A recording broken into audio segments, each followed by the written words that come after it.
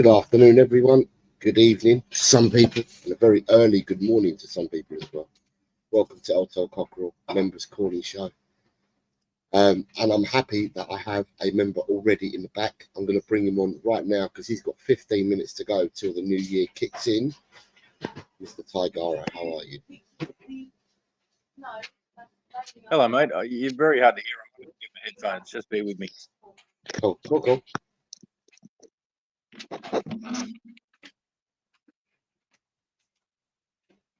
As I said, anyone that's a member, either can get your memberships, or if you're a member already, you're more than welcome to come on. I did put out the link nice and early. I think I did it 24 hours ago. So just to let people know that I was going to do one to wrap up the year. So you've got your headphones on there. How are you? You've got 15 minutes left, haven't you?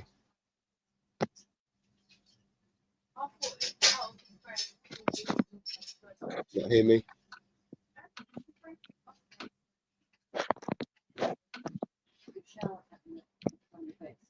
He will let me know when he's ready. I don't think he can hear me. Oh, sorry, mate. I'm having some technical difficulties. I'll have to come back to you. Hopefully before New Year. Yeah. Right. So he's got. I did this at quarter to one on purpose because we have got quite a few people that are members that are in Australia, and in 15 minutes they kick in the new year. The first lot of them kick it in 15 minutes time. Obviously David Shear won't kick it in till 4 o'clock this afternoon because he's in a different part of Australia. But Tigara, Peter Kay, people like that will kick in 15 minutes, or just under that in 13 minutes. Who we got? We got Ellie's here. It's his first one to wish you a very happy new year, Jose, to call in the chat. Who've joined this wonderful fella. Big up. Can you hear me now? Mate, I can, loud and clear. Fantastic. Finally. Fantastic. Good to see you, mate. And you 13 minutes you've got left. I'm just saying, I did the show on purpose, started it at this time to capture, if I could, you, Peter Kay, and people that kick in 13 minutes time, where I know that Mr. Shear doesn't kick in until 3 hours after. So I thought to myself, start it here, see how we go on, get people on, the members, and all have a chat about whatever you guys want to talk about. I just want to say hello to a few people, and then we'll start with you first of all. It says Jose the GOAT. Drula's on loan to Liverpool.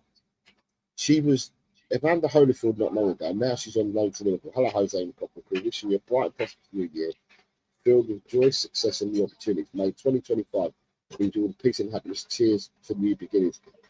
Likewise, straight back at you, Drula. Lee Wiz says, big up Jose in the chat. Just popped in to say hi and wish you all the best. Anthony Herbert, big up Jose and a happy new year. And a happy new year to you, Anthony, as well. The sheriff is here. He says, Jose, big up, sir, and a happy new year, and to you as well, Mark. Paul G, happy new year, Jose, in chat. Hope 2025 is healthy and prosperous one. Tigaro, how are you, sir? Oh, mate, if I was any happier, I'd need a twin just to contain it. I'm absolutely pumped. So, yeah, like I said, there's 10 minutes to go till 2025. So, well, for me anyway. So I know you guys are going to wait a little bit longer, but, you know, very exciting prospect and hopefully a new peaceful year ahead. Yeah. I mean, it's quite weird because when I was younger, today was a big day for me when I was younger. But now I just look at it, to me, it's just any other day. It's just a normal day now. Today for me, okay, people are going to say it's New Year's Eve. Today's Tuesday. Tomorrow's Wednesday. That's the way that I look at it now. But I never used to look at it when I was younger like that. When I was younger, I used to look for that what party or what club to go to and stuff like that. But that was many moons ago. Now I don't care. Mate, I understand, and I don't want to shame you on this one, but the other day I did say that I would jump on the 8 p.m. stream our time.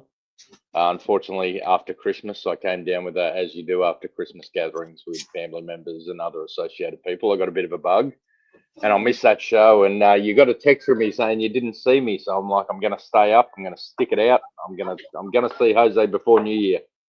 So here I am, mate. Here I am, mate. This is all for you. Oh, fantastic. Thank you very much. I've been ill myself all throughout Christmas.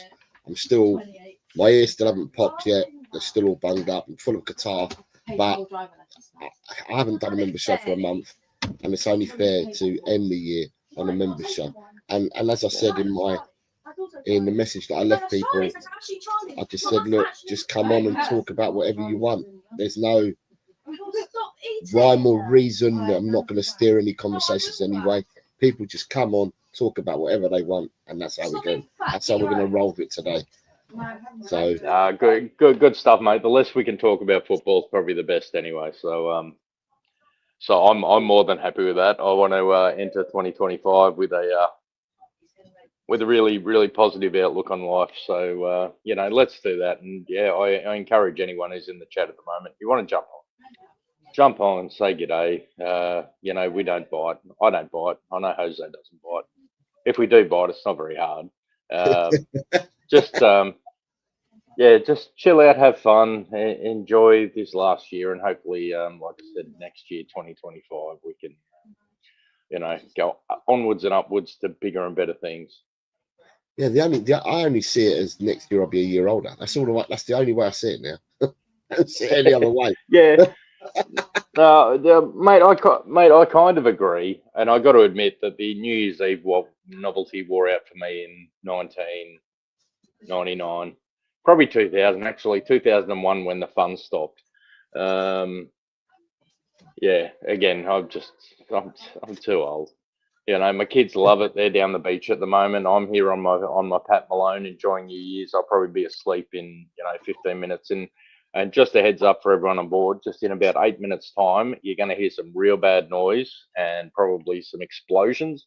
We're not under attack here in Australia. It's probably just going to be a whole lot of illegal fireworks going off. So don't be alarmed. It's okay. We're all okay. That'd be brilliant to hear live. Yeah, well, mate, we'll see what happens. I'm probably pointing in the wrong direction. If it does start going off, I'll walk into the backyard and I'll see if we can get some fireworks for you. Fantastic.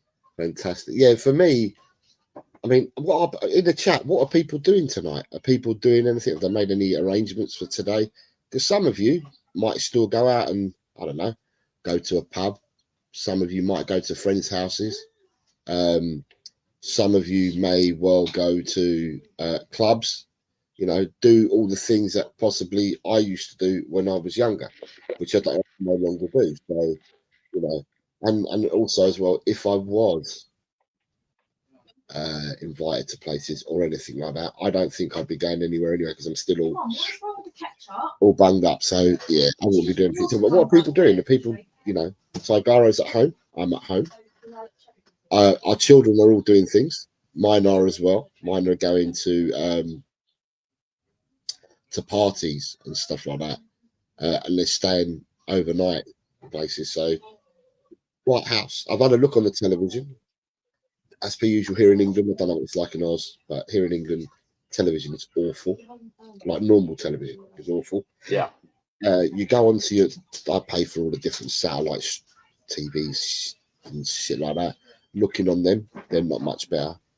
There isn't any, what do they call them, boxes or whatever it is, programs or anything that I'd want to watch, any box sets or anything like that. There's nothing that's jumping out at me. We finished, my wife, my daughter and I last night finished watching Squid Games 2. I kind of got lost in it. Didn't really know what was going on. I just thought it was absolutely mad, the second series, but we watched it and I'm thinking, so what do we watch next? I mean, I've got on Paramount, I've got I think we've got about 3 episodes of Silo to watch that we haven't seen, but I can only watch them with my son, who's not well at the moment either. And once he's fit and ready, then we'll end up watching them. Dekaru is on loan to Ipswich. What are all these people here on loan? Dekaru, you're more than welcome to go. Come on, I've got Taigaro on. Why don't you come on as well if you've got 5 minutes left of before you kick in? Mate, I think he's in Queensland, so he's probably been 55 minutes of New Year's. He says, I'll tell you now, says, seeing the new year home, too old for clubbing now. It takes me 3 weeks to recover if I went out, says Drula, who's on loan to Liverpool. And on loan to Ipswich, you've got Dekaro says, "Hey Jose, you're early. We've got 5 minutes of 2024 left." The whole idea, Dekaro, of me coming on and doing a member show at this time was to try and capture the Australians going into their new year. That was the whole idea. He says he's in Wollongong.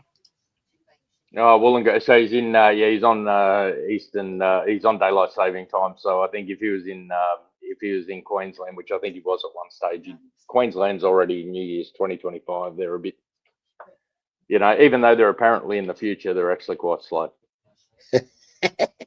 Sorry, any Queenslanders watching, I apologise. I'm actually a Queenslander as well, so I'm self-deprecating right now.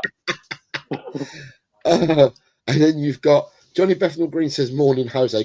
Good afternoon, Johnny. I suppose you're still here in England, and if you are, we're in the afternoon, pal. But I get what you're saying."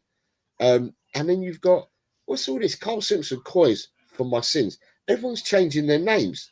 Hello, everyone. Hope you're well. Hope you're well, Carl. And Dakaru's come back in. We did spend Christmas in Brisbane, back in New South Wales now. Well, you're more than welcome to come on, Dakaru. All members, you're more than welcome to come on. That's the whole idea of doing it today. Yeah, I will send it, Perchy. I'll send it across to you in a minute. I ain't got my phone in front of me. I'll do it in a minute. I just need my phone. Hold on. Let me see if my wife can get it.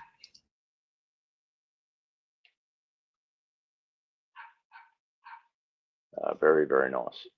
Yeah, jump on, guys. Dakaru, the link is on. The link's on the. I put it on the community page. I sent it out yesterday on the community page. Sorry, Tigaro. No, mate, don't be sorry. I was just saying, everyone jump on board. I'm not going to be here I'm here for a good time, not a long time. Like I said, despite the fact that it's very exciting and it's New Year's, probably 10 minutes after that, I'm going to be dropping Z's like nothing else. So, please jump on, fill the gap. Let's see if we can make it an 8-hour show. Let's make Jose work. Let's see if we can do it a 12-hour. Let's see if we can do a 9-hour shift to get him through to the real New Year's over there in the. I don't know about that. Across the pond. Nah, come on, mate. Give it a go. Come on. You'll be a YouTube legend.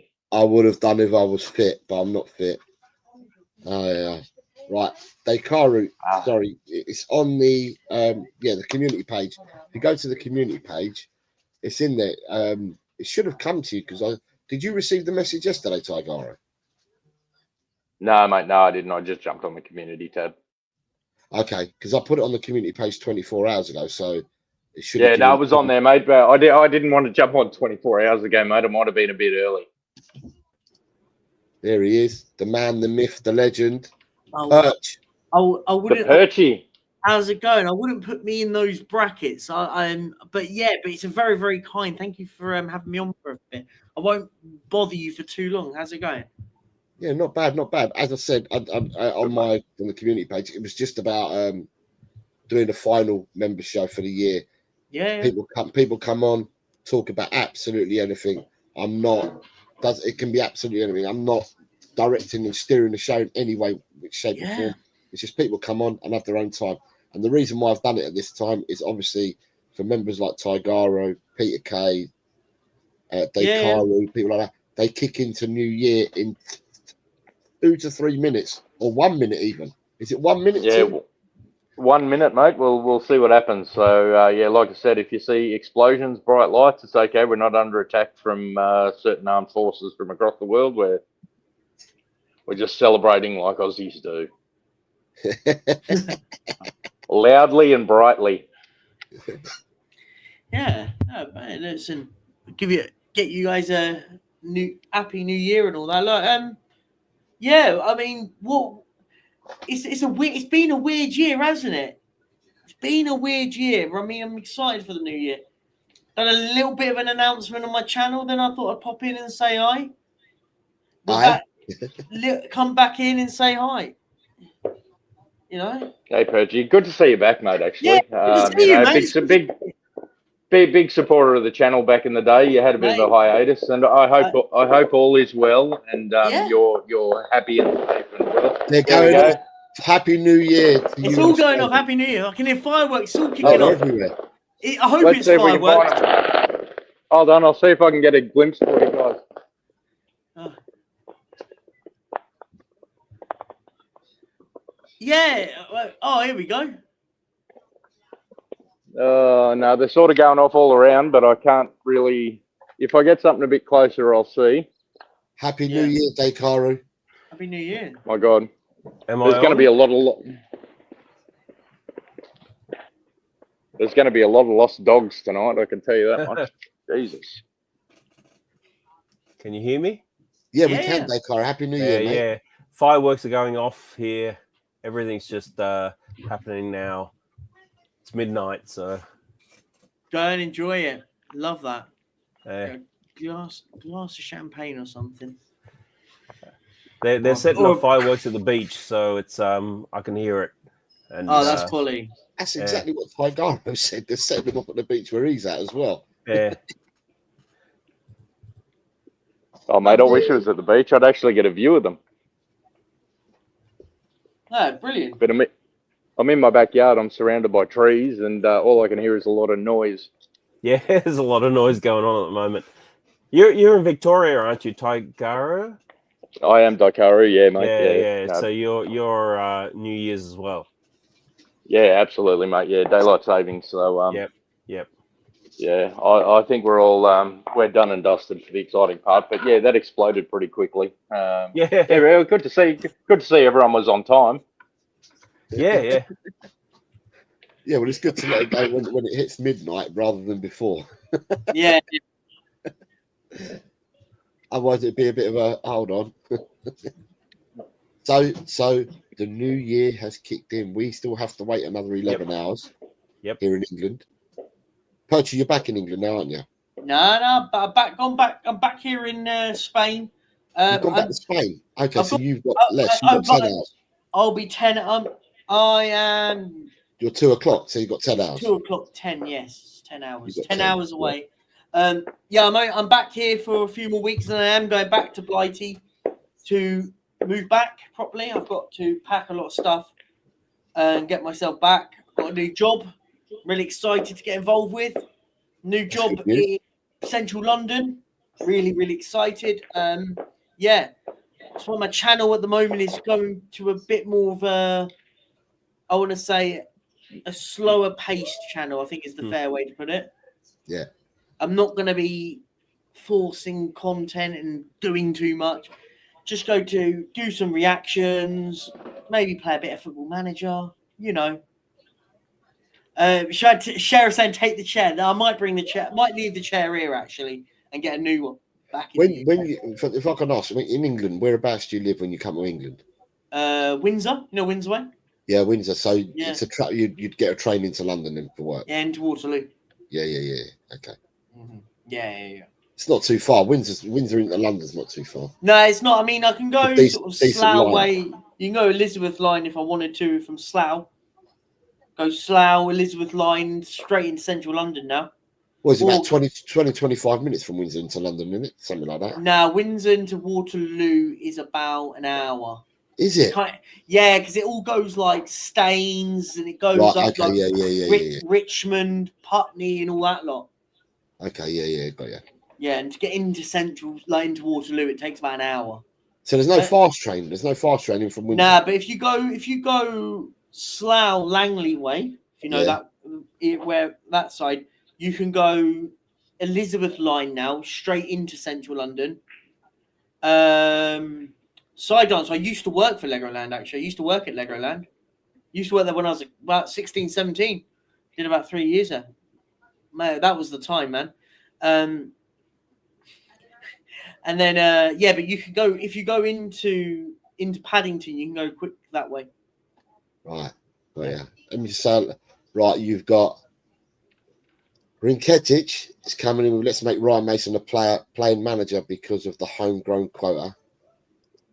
Edem says he's pregnant, and I'm not sure who's talking about there. Happy New Year for you, Tigaro comes from Drula. Edem is saying Happy New Year to Australia. Happy New Year to Dekaru again from Drula. The sheriff is saying Happy New Year to all down under. Quezali has come in and says good morning all because they are behind us in America. I think Quez is in America. Yeah, America's last, aren't they? Yeah.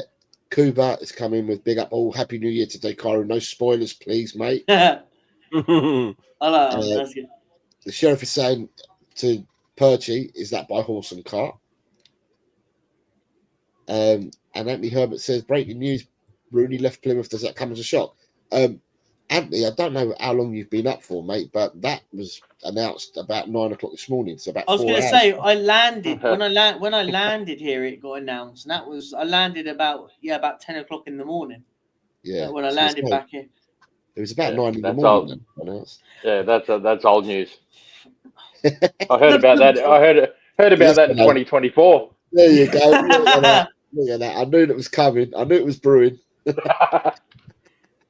Here's a question. The problem is it's bad though in the sense that Wayne Rooney will still get another job though. He's not a very good manager, but will get another job because of his name. Do you know what I mean? Not now. It's Frank Lampard's gone to Coventry, and you know that ain't gonna last. He's gone to Coventry. That ain't gonna last. So I think there's this collection of English managers who are great players that aren't very good managers. And the problem is I almost think that they kind of done it themselves. It's a random talking point. I didn't think we were going to be talking about English players that have become rubbish managers. But the problem is they don't do it the hard graft. Their name seems to get them bigger jobs than they should do. Let's be fair, right? Most managers should be going in. Wayne Rooney should be going into somewhere like Walsall. Random, literally the first club that came to mind. Going into a Walsall, doing well with them, getting them maybe promoted, then getting another job. Now, managers that haven't managed are getting big time jobs. It's mad. Yeah. Lampard went straight in after Derby, went to Derby, then went to Chelsea. Like, really? Is that the step up? I don't know. Random. I think. Yeah. So I was listening to the radio earlier on this morning, and they were saying that Rooney and Lampard, great players that they were, they've not had the best of managerial careers. Is it possible? Is it because they've been thrust in the limelight too early because of their names, and that maybe they do well by going to be number twos somewhere, learning, and then the trade, on. Innit? Yeah, learning and then move on. Proper managers go and learn the trade. Like you think about all the good managers right now. You look at them at the moment who are doing well. Pep Guardiola learned his trade. He had to do every single step in La Masia before he got the Barcelona job.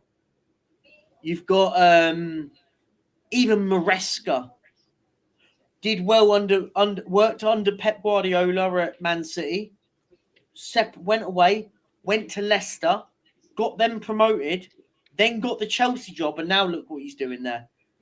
Graham Potter's a good one, and someone's put that in the chat.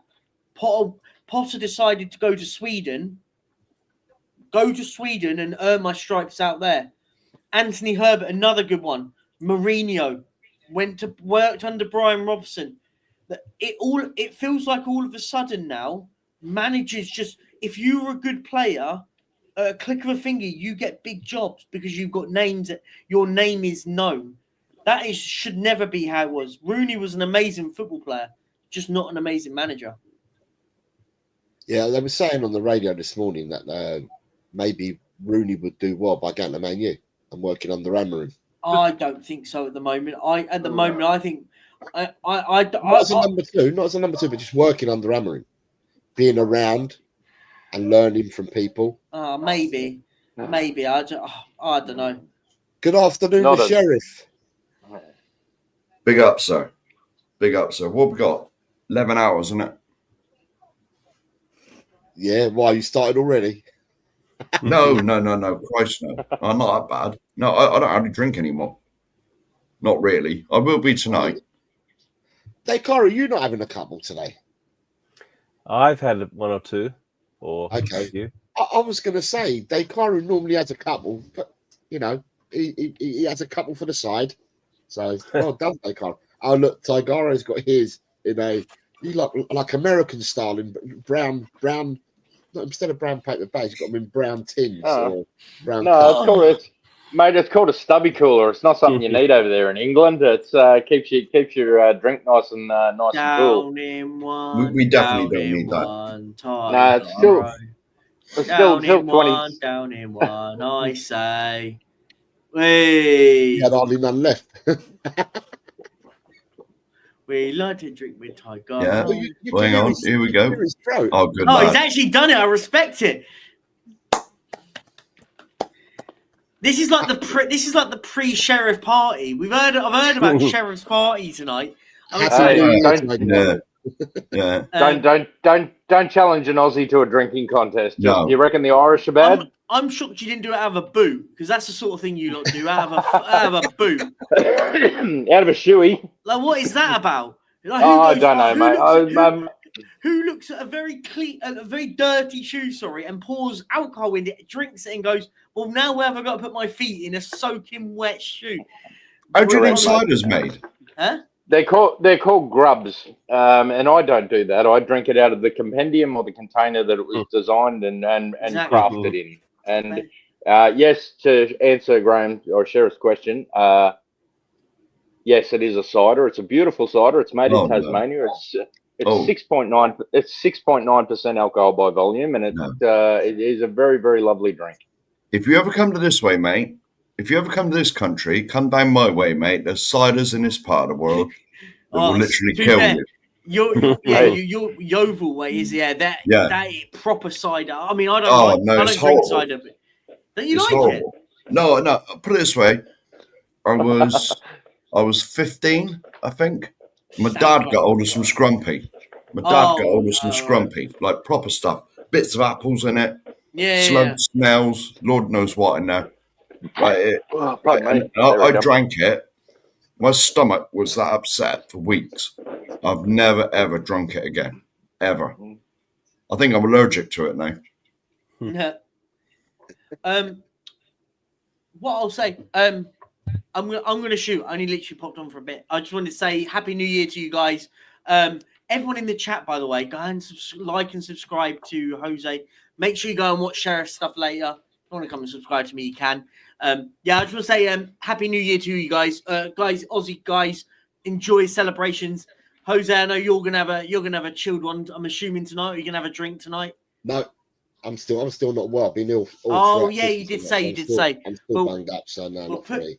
Put your feet up. Watch the fireworks, Sheriff. I know you're gonna have a drink tonight. Oh, without a shadow of a doubt. Good man. I need one. I might have a little couple tonight. I might go and see what's going on. But I'm an Australia perch. Whether you understand me or not, I'm going to say to you, Perchy, because you're in my country. Feliz próspero año nuevo, amigo. See, this is why I need to start learning a bit more. My Spanish is crap, but I worked it out. I worked out what you said. Much love, guys, in the chat. As always, go and share the love. You know the drill, man. Make sure every single one of you in there. And if I don't hear from any of you guys, Happy New Year. Peace. Yeah, and likewise. Take care, Perchy. Bye. See you later, mate. Bye. Take care. See you, Perch. See you, brother.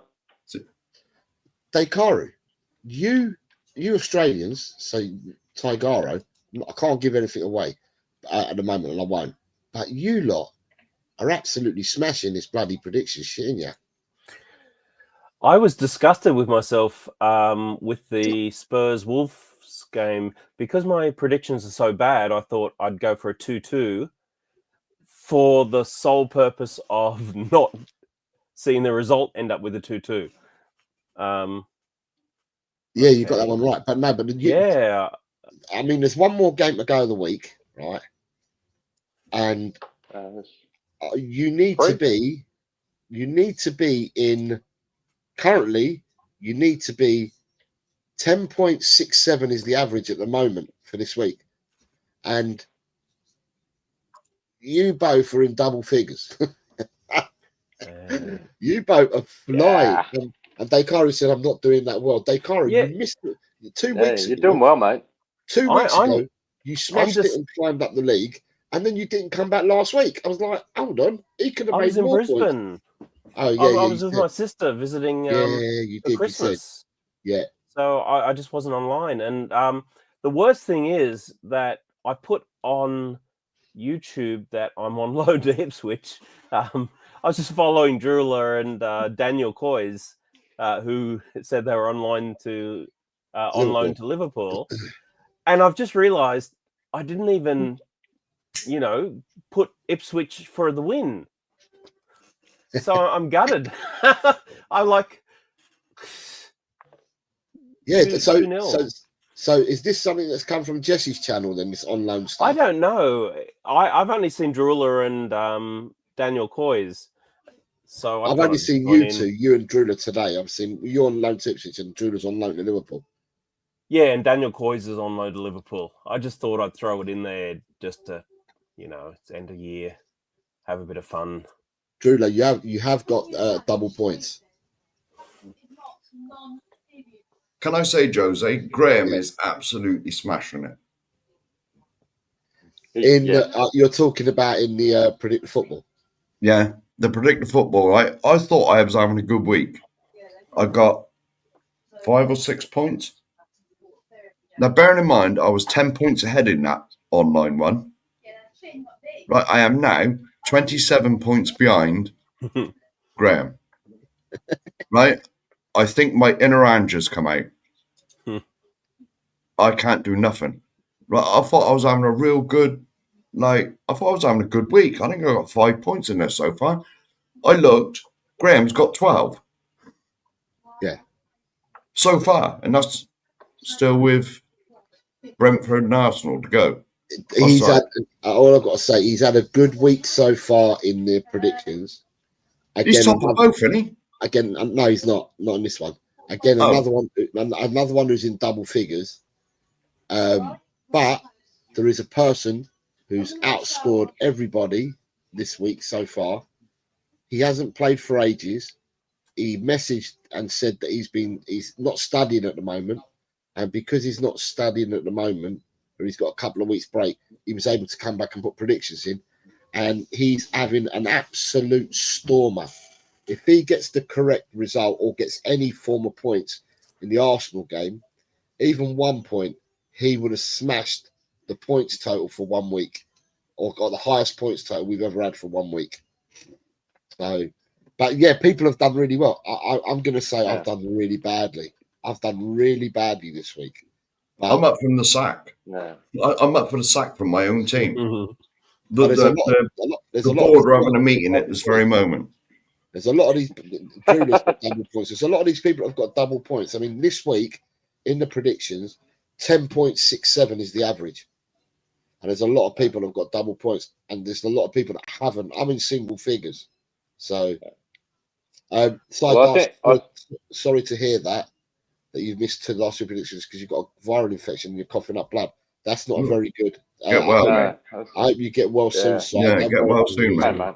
Don't worry about predictions. You go and get yourself fit, and then when you're fit and ready, you come back fire then.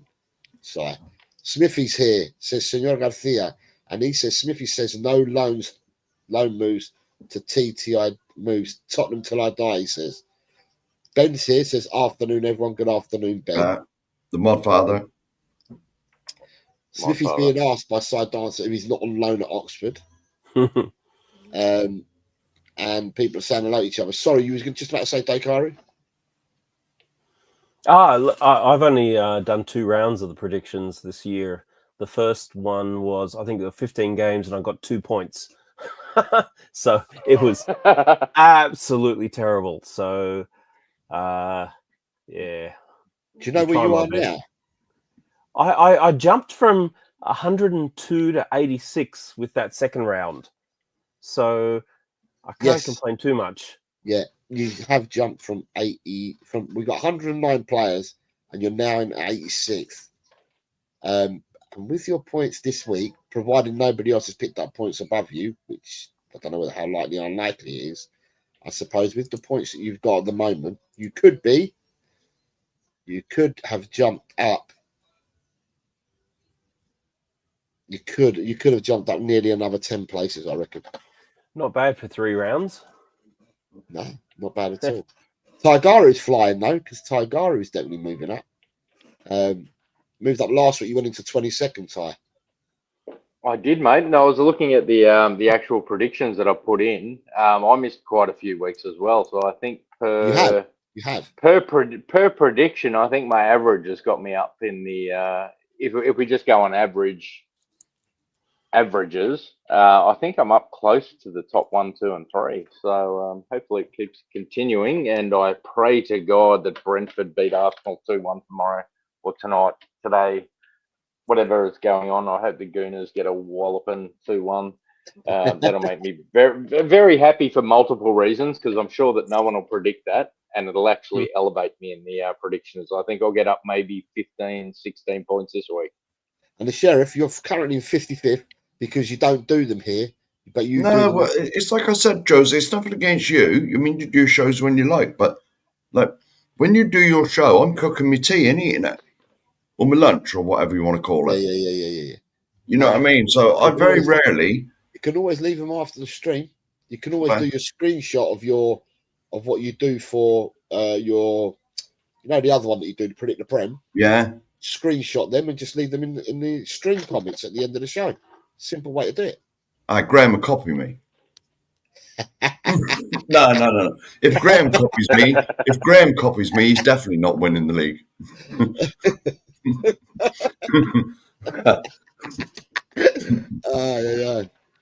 No, because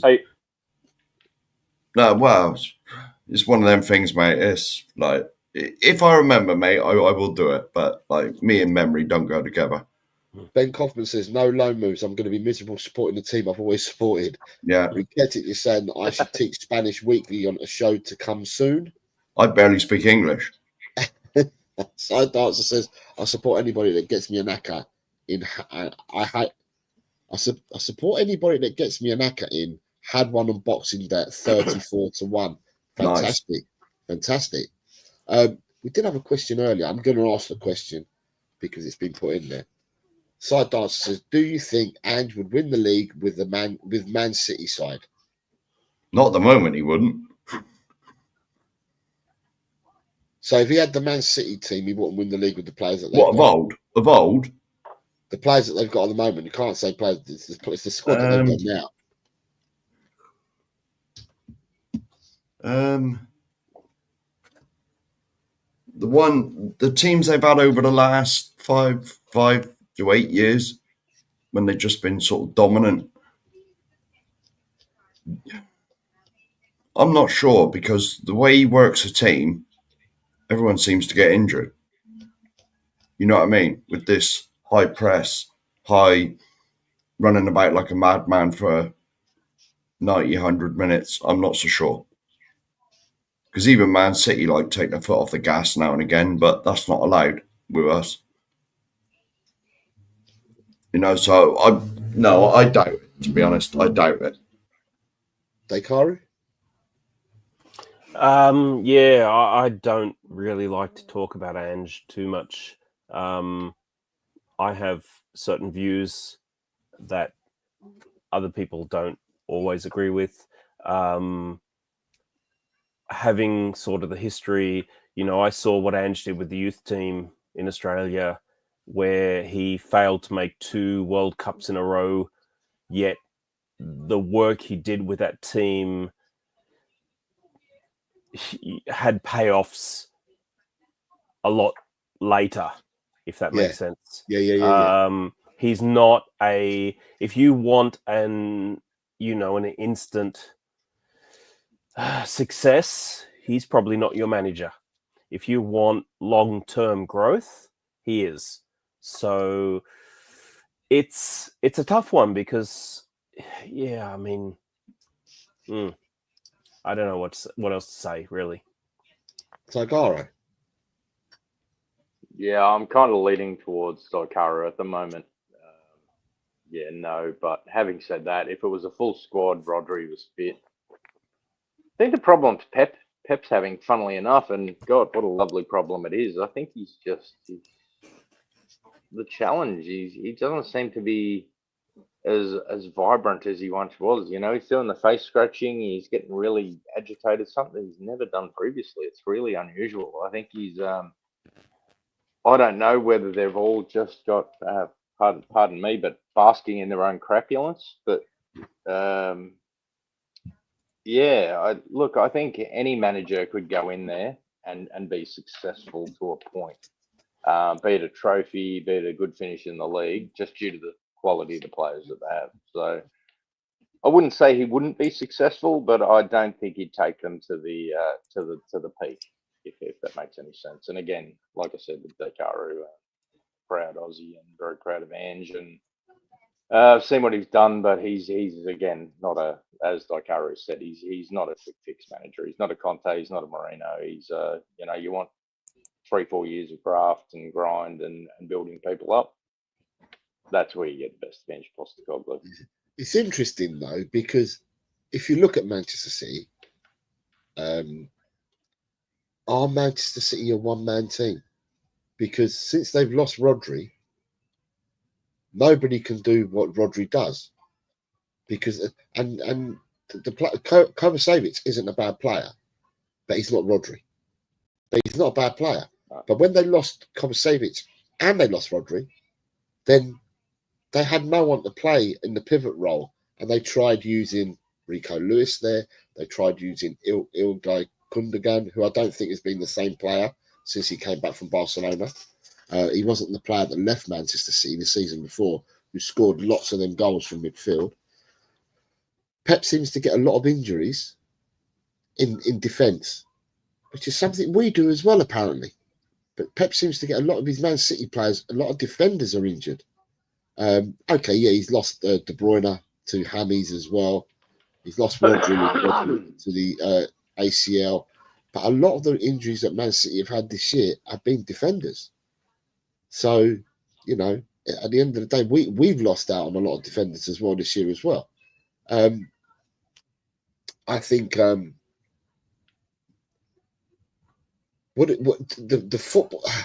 football. If Andrew's manager at Man City, and they played the way that Tottenham play, he plays that way, I think you can't take away from it. It'd probably still have defensive injuries, probably, because we get them. Man City have got them, So I don't think he'd have the same thing.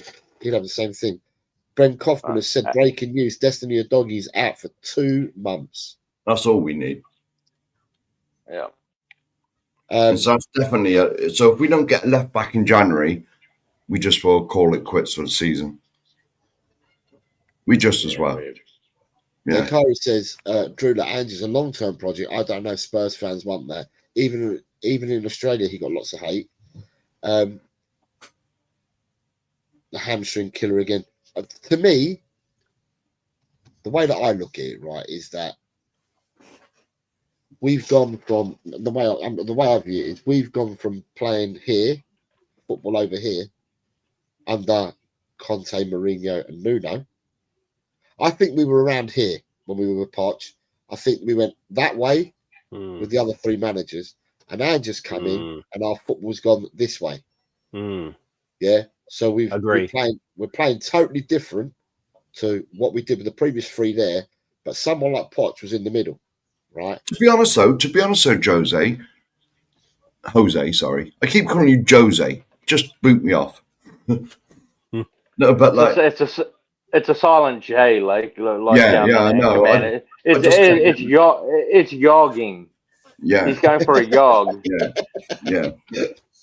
No, but like with Poch had just as much attacking idea as Ange has. Trouble is with Poch, well, I wouldn't say the trouble. The good thing with Poch, though, is he recognised that you need a solid defence. But I'm not saying we've not got a solid defence, but we had Dembele and Wanyama.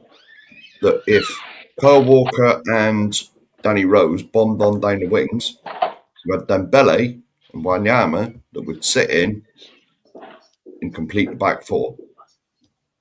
There was hardly, I can't think of any games under Pochettino where we were left with 2 at the back, like we regularly are with Ange.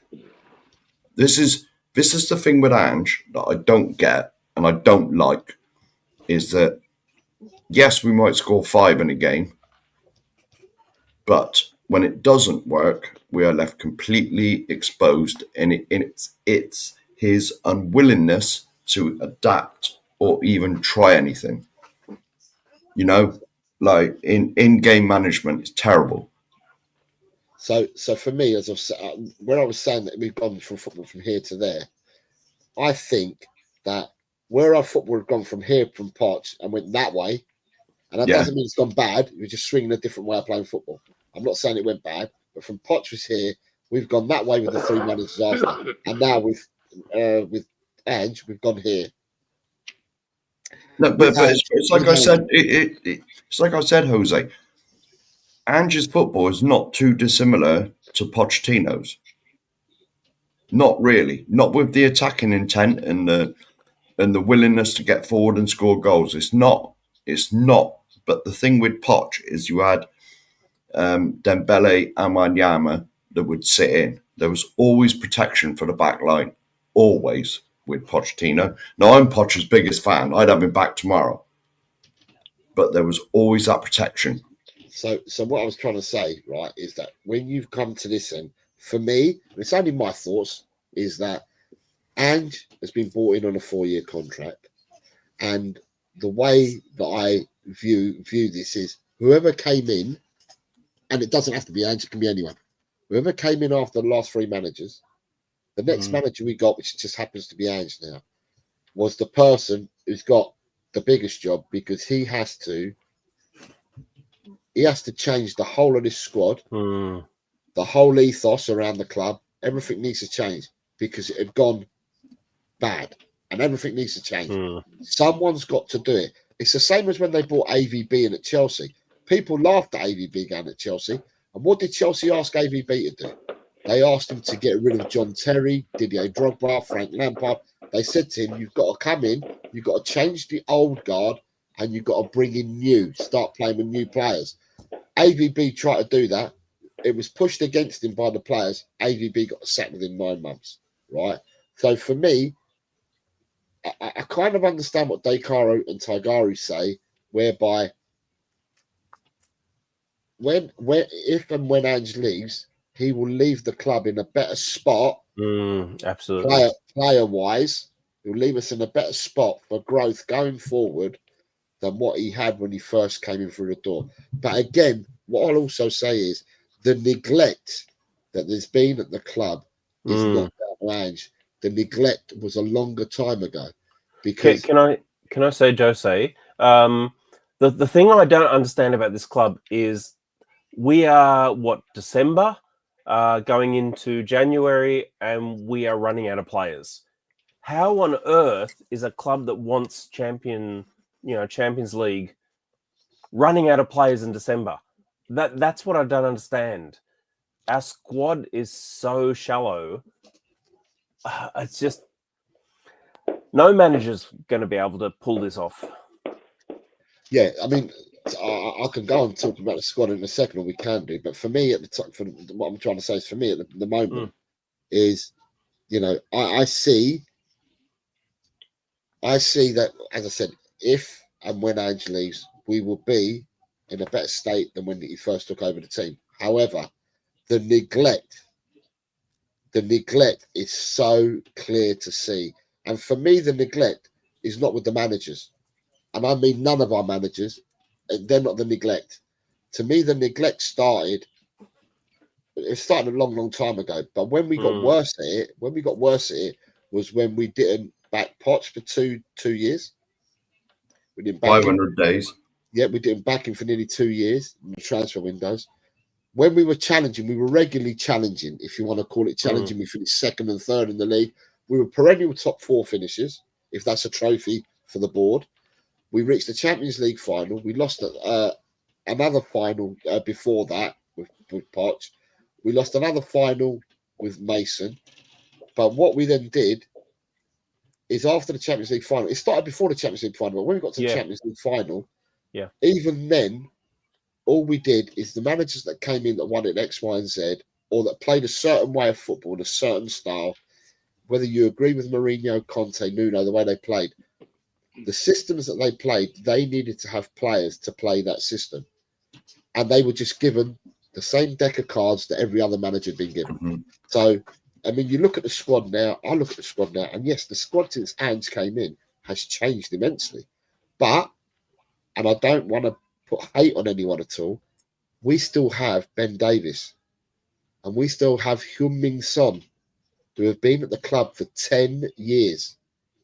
And if you're reserved, and listen, no hatred against Ben Davies at all, but if your rotational centre-back on the left side is Ben Davies, then how have we seriously moved on as a club?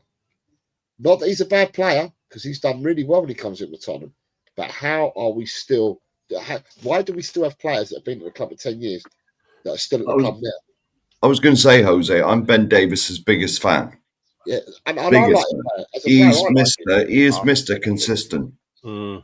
He is Mr. Consistent. All right, he's never a 9 out of 10 or a 10 out of 10. He's never a 9 or 10, but he's never a 4 or a 2. Yeah. He's Mr. Consistent. And whenever he's come in, bearing in mind, sometimes he don't play for 2-3 months. Whenever he's come in. Or longer sometimes. Yeah. Well, yeah. I just said that because I don't want to look a fool.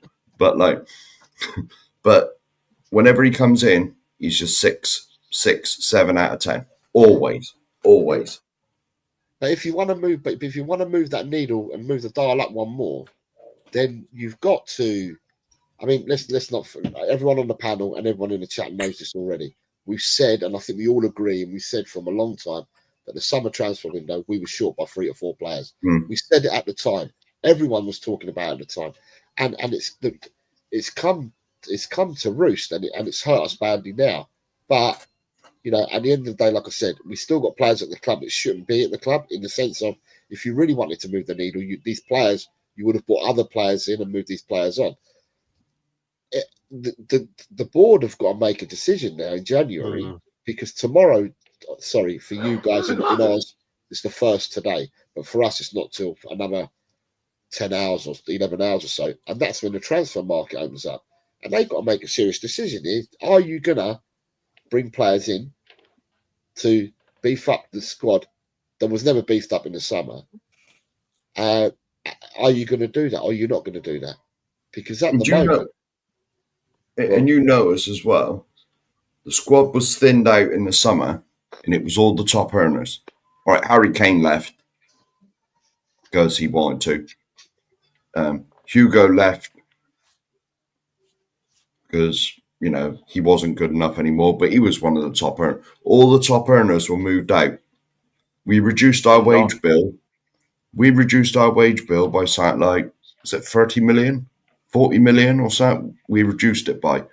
That was to make the club less valuable for anybody coming in with this investment that they want, that they wouldn't get. Say they were going to get 15%, they only get 12 or something now. That is the only reason that was done, right? Daniel Levy, and I don't want to make this about Levy, Daniel Levy does not care about the football. He's interested in the money. Interested in the money. I'm going to throw something out there to you guys. Do you think, because Daniel Levy is part of a board, isn't he?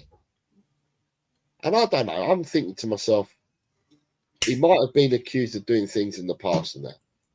But do you think there's some infighting at Tottenham? Do you think that Levy wants Tottenham to do well, but the other board members don't? The other board members look at him as the financials all the way through?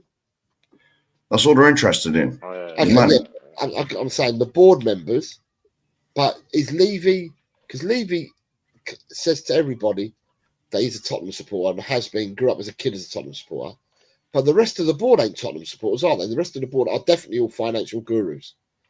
And I'm just wondering to myself, is there any sort of in-house fighting where, you know, where Levy might want to do something on the football side, but the other 4 on the board are like, no, we just want to look at the bottom line all the way through it. I don't know. Something to me is amiss at Tottenham. You've only got to look at, Jose, when, now, who was our manager? Mourinho, I think, when he wanted to rest players because we had Southampton in the league game before the Carabao Cup final, whatever it was called back then, and Levy poked his nose in and said no. full strength in the league. Top 4 is more important than a Carabao Cup. But he didn't get to do the final anyway because they sacked him. You know, so this tells you a lot about the club, right? Now, for instance, if we do get past Liverpool by a miracle and get to the final of the Carabao Cup and miraculously win it, you get less than £1 million for that. For winning the FA Cup, which is twice what the Carabao Cup is, you get £2 million.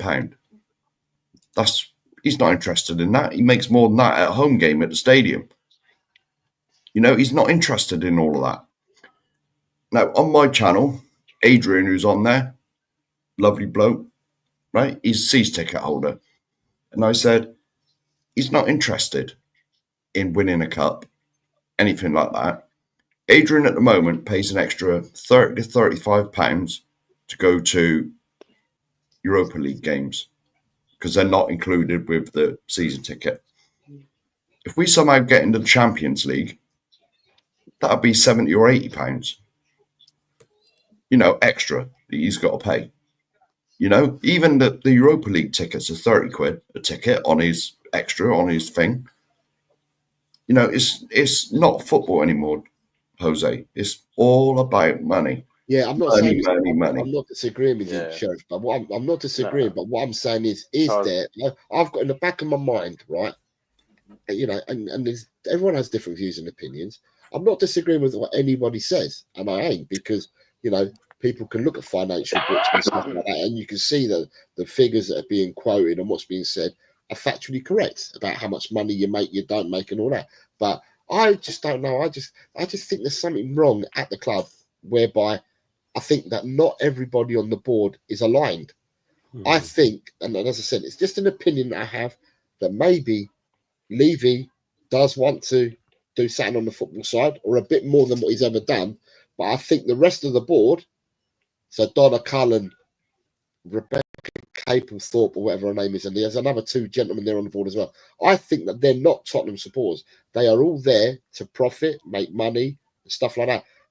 But I think you have to have an agreement on that board level on which way you're going to go forward. And if you're outvoted, then you've got to go with the numbers. So if there's 5 people and people who are voting you continuously 4-1 or 3-2, you're going to have to go with the 4-1 or 3-2. And I just think that Levy, although he is the face of the club, so to speak, I think that, you know, if the board decide to do X, Y, and Z, then he has to go with it. That's just a thought that I've got. Put it this way, right? No. Okay, if I can jump in, guys. If I can jump in for a sec. Yeah. Jose, I think your comments have absolute validity, because the last few press conferences I've seen, Ange has mentioned in the January window that he and Johan Lang, specifically, he's named it, he and Johan Lang have been making preparations, and the club's been making preparations, but he's specifically stated he and Johan Lang. Now, in the last sort of 24 to 36 hours, there's a rather large name looming over the club, and that's Paratici, who is our former managing director of football. Now, is the powers that be undermining Johan Lang in relation to player availability, etc., etc.? So I think your point has great validity. Yeah, there's something's not right, and hopefully I'm wrong. But yeah, things just don't seem right. And the other thing, just to skip back a few points, because I was here sitting in my hand, I've had a few jars, so apologies to everyone out there. No, it's cool. It's cool. You carry on, mate. It's the first thing, but I just want to say in relation to our style of football, something that I'd really want people to look at. We've got, at the moment, from our existing squad, we've got 2 players from last year who can play Ange's system. We've brought in 1 player who can play it and 2 players who can potentially play it, and they're very young. So we've got from last year, Pat Matissar and Decky, who have the physiology to actually play Ange's style of football, meaning run. We've got Dom Solankian, who's proven himself to be, while he might not be scoring goals, his pressing and his running ability is astounding. And now we've got Archie Gray and Lucas Bergvall, who are proving themselves to be very good athletically. And I think Bergvall's been taken under the wing of Decky, so he's very, very fit. The rest of them can't play the style. They just can't. Even Van der Ven, who's an absolute jet, but he's built like a thoroughbred. He's a racehorse. He's built for something different, not for sustained aerobic capacity. Christian Romero is a great player, great on the ball, great on passing out, but he can't run. He's not a runner. He's not aerobically fit. So we've literally, on our squad, we've got 5 players out of 25 who can play that system. That's a massive red flag to me. So I think that needs to be fixed as well. But back to your point, Jose, I'm sorry I went off topic. That's right. But yeah, so I do think there is. I think the Paratici Johan Lang thing needs to be looked in a bit deeper because something's not right. So we've got Dan, who's joined us. Finished work now, Dan? Yeah, big up. You can hear me, yeah? Yeah, you finished work? Yeah, I'm just waiting for a bus now. Cool. How long does it take you to get home, mate? Well, I got let home early because it's New Year's Eve, so I'm just waiting for the bus. The bus will be another 15 minutes. Yeah, but how long does it take you to get home, I said, from when you're on the bus? Oh, I only about 20 minutes, 25 minutes. That's all right. It's not too bad then. How are you, mate? How are you? Yeah, I'm all good, mate. All good. Happy New Year to everyone as well. Yeah. Happy New Year, Dan. Yeah, you got Taigara and Daikaru, whose New Year kicked in 3/4 of an hour ago. Yeah, the car is on loan. Happy New Year, mate. Full respect to Dan. Happy New Year. Yeah, Fantastic guy. Happy New Year, mate. Sorry, I could hardly hear. Yeah, sorry, mate. I couldn't. Yeah, it's a bit funny. My connection ain't great. You can hear me, yeah? Yeah. Yep. Yeah, cool. What were we talking about anyway, Joe? Because I've only just caught up to like really the show. Okay, so it was about all I said, like I said in the community page, it's like everyone can come on and have a chat about anything they want to. And I'm not steering the chat. I don't want to make it a rant, mate. So I don't want to come rant about the Pacific. Well, I'll tell you what. I'll start with this one for you, Dan. Right, what I was going to say, Taigara said the name earlier, and I went by that to Taigara. Right. So for me, I always knew that when Langer got brought in, there would be a problem because Langer was coming in as a full-time employee, and Paratici was a consultant. And when you've got two people that are doing the same thing, one's a consultant and one's a full-time employee, as a company, you tend to stick with the full-time employee and not the consultant. Yeah. And for me, I've said in the past, I'm going to repeat myself. I've said in the past, when we got Langer in, I did not see Aston Villa stand in his way at all and make jumps and moves to keep him. Right. And I heard a lot of stories from the Villa people saying that they didn't rate what he did at Villa. He is a stats man. It's all stats driven. He does everything through spreadsheets and that, and not so much on the eye. And that he's really difficult trying to get people out of clubs. It was hard for him to move people on at Villa. People said that he didn't have the connections and stuff like that. And I thought at the time, you're going to side with the full-time employee than the consultant. However, the other day, was it the Wolves game or the game before? Paratici was seen. It must have been the Wolves game. Who did we play before Wolves? I don't even know. I can't remember. Not the Forest. That's right. Okay, so that was away from home. So it must have been the Wolves game.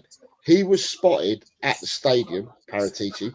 The first time that I've ever heard anyone talk about Paratici in so many months that he was at the stadium. For me, I'm looking at it in hope more than anything that it's a sign that they're going to let Paratici do some bits and pieces in this January transfer window, because Langer for me just hasn't got it. I agree. Well, actually, back to your point, Josie, you said about Aston Villa. I was literally about to bring that up. When a club doesn't really show any fight to want to keep this guy, to keep the bloke and let him go to another potentially Premier League rival. Because at the beginning of the season, Aston Villa were one of our top 4 rivals. They're not our top 4 rival anymore because we're not getting nowhere near the top 4 this season. But they showed no fight to want to keep this, to keep that guy. That's a big sign to start off with, that he's not as good as what people thought. To be honest, mate, yeah, Paratici has to do business, has to be the one who does some business in this January transfer window, yeah, because the only way I can see us making this window any good, this season any good, yeah, is him using his contacts in Italy. It's the only way I can see us staying in this transfer. There's the only way I can see us getting some potential good deals in this transfer window as well. If people are talking about us signing players, yeah, the January transfer window is a dead it's quite a dead transfer window to pick up players. And if you're picking up players in January, you're picking up players who've been frozen out from their club, or players who are not really wanted by their players who just not wanted by their club here. You're not getting top players from their teams in January, yeah, especially when that team's fighting for potentially top 4. But I mean, people talking about Gasperini at Atlanta. Yeah? Gasperini ain't going to leave Atalanta to come to Tottenham, to become our manager when Atlanta have been one of their best seasons in their history for a start. Like people have to be realistic about like the aims of like the sort of players we're going to go for in January as well. January transfer will be generally a tough market to find what you want. Because we got lucky with Bentancur and Kulusevski a couple of years ago. That was mainly because of Paratici. That's the only reason why we got lucky with them 2 signings. Then my eyes, Paratici. If there's a sign that Paratici is going to come and help us in January, massively smaller than this. Because I can't see any. Just going through a bit of a rant now, yeah. I can't see any positives going into 2025 at the moment, yeah. As a Spurs fan, gives me any hope for the rest of the season because right now I'm not seeing. Well, where's Van de Ven and Romero? He's gone missing. I know they're both injured. Is any of them coming back soon? Like, I'm not even hearing, like, is Romero coming back or is we could do even one of them coming back, not just 2, just one of them at the moment. So, like, when at the beginning of the season, when we signed, I'm getting a bit of a rant here, sorry, mate. When we signed Archie in the beginning in the summer, we did not sign him to be our centre back. So, the way he's been playing the last 3 or 4 games, yeah, any Spurs fan who was criticising him, saying that they're helping to defend better than him, I'm sorry, yeah. They look stupid because Archie showed them these last 3 or 4 games. He's gonna have a great future, that kid, man. He's just right, Jose, can I just jump in? Sorry, man. Have a great new year. I got to run. Have a great new year. Happy New Year, Tigaro. Happy New Year, man. Caro, Danny. Happy New Year. Same to you, Big up mate. all of you. I'll see you in the new year. Thanks And a you'll lot, see me drunk Take tonight. care, And you'll God see me bless drunk you. on stream tonight. You got some bless you, catching mate. up to do. Take care. he's got Happy New Year. another 11 hours catching up to do with you two. Yeah, so for me, Dan, I'm going to ask the 3 of you, right? People are saying that January is going to be a loan market, right? Or you can loan to buy or loan players for the rest of the season. Now, do you know how many loans a Premiership club can make in a season? It changed them like so many times, man. I don't know how many it is anymore. So Tigara says 2 or 3. Dekaru, what say you? How many loans can you make for a Premiership team? No idea. Okay, 2, 3, no idea. What do you reckon, Dan? It's definitely more than 2. I remember it used to be 2. I think it's definitely not 4 or 5. Okay. The actual number of loans that you can make is 6. Wow. 2 can be domestic, and you can have 4 foreign. How many we got now then? 1. Werner. Timo Werner. And if you send Timo Werner up, if you send Timo Werner back, it opens up your 6 again. But what I was trying to get to is that we're seeing Paratici now at the stadium against Wolves, or I heard about it. I'll be honest, I'm going to tell people now, I did not watch Tottenham versus Wolves. It's the first game that I've missed for Tottenham in I don't know how many years. But I was so ill, I didn't bother looking for a stream or anything at all. I just laid down and watched the Leicester Man City game. Didn't bother watching Tottenham at all. So I'm reading comments from people to say that Paratici was there. Now, if Paratici's there, you're right, Dan, what you said. Unless you're going to put money down, big money, you're going to get players that are falling out of love with their clubs, players that may not be informed, players that are coming back from injury, whatever the case may be. They're the kind of players that you can pick up on loan. But he did the masterstroke with Kulusevski and with Bentancur a couple of years ago. The only shining light that I can see at the moment is that with him being at the stadium, if they allow him to do some peddling and fronting some of it up, not that he's allowed to, He's not allowed to get involved in transfers because he's still banned. But on a consultancy basis, if he taps into his links and stuff like that, we could find another 2 or 3 gems coming out of Italy if they let him do it. If they let Langer do it, I think we don't do nothing. Well, I agree, mate. Realistically, when you look at it, the players he's brought from Italy as well, every one of them has been a gem. Vicario, Adoji, Bentancur, Kuleveski. I think he played a part in getting Romero to the club as well. But every single player he's brought from Italy has made a real impact on our team as well. Obviously, I don't know about Kalini. He played a part in bringing him as well. Obviously, he's a loan keeper. But other than that, that's what I mean, man. We can take a ball. Sorry, can you hear me? Yeah, carry on. Yeah. Oh, sorry, yeah. If we can take advantage of this, obviously, Parati's connections in Italy, that's what you're saying. I think it's the only way we can save the season as well, maybe potentially save the transfer window. Like you said, we're only going to potentially find maybe loan to buy deals in January to begin with. And Parati's connections in Italy, we'll sort of be able to find a couple of them sort of deals as well. Yeah, so Lee was just saying, is that loans in or out? That's loans in, Lee. No, 6 loans in.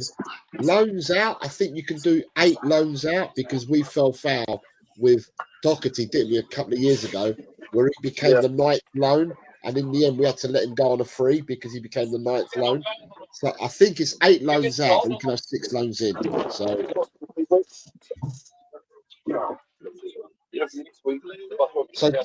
Tigaro,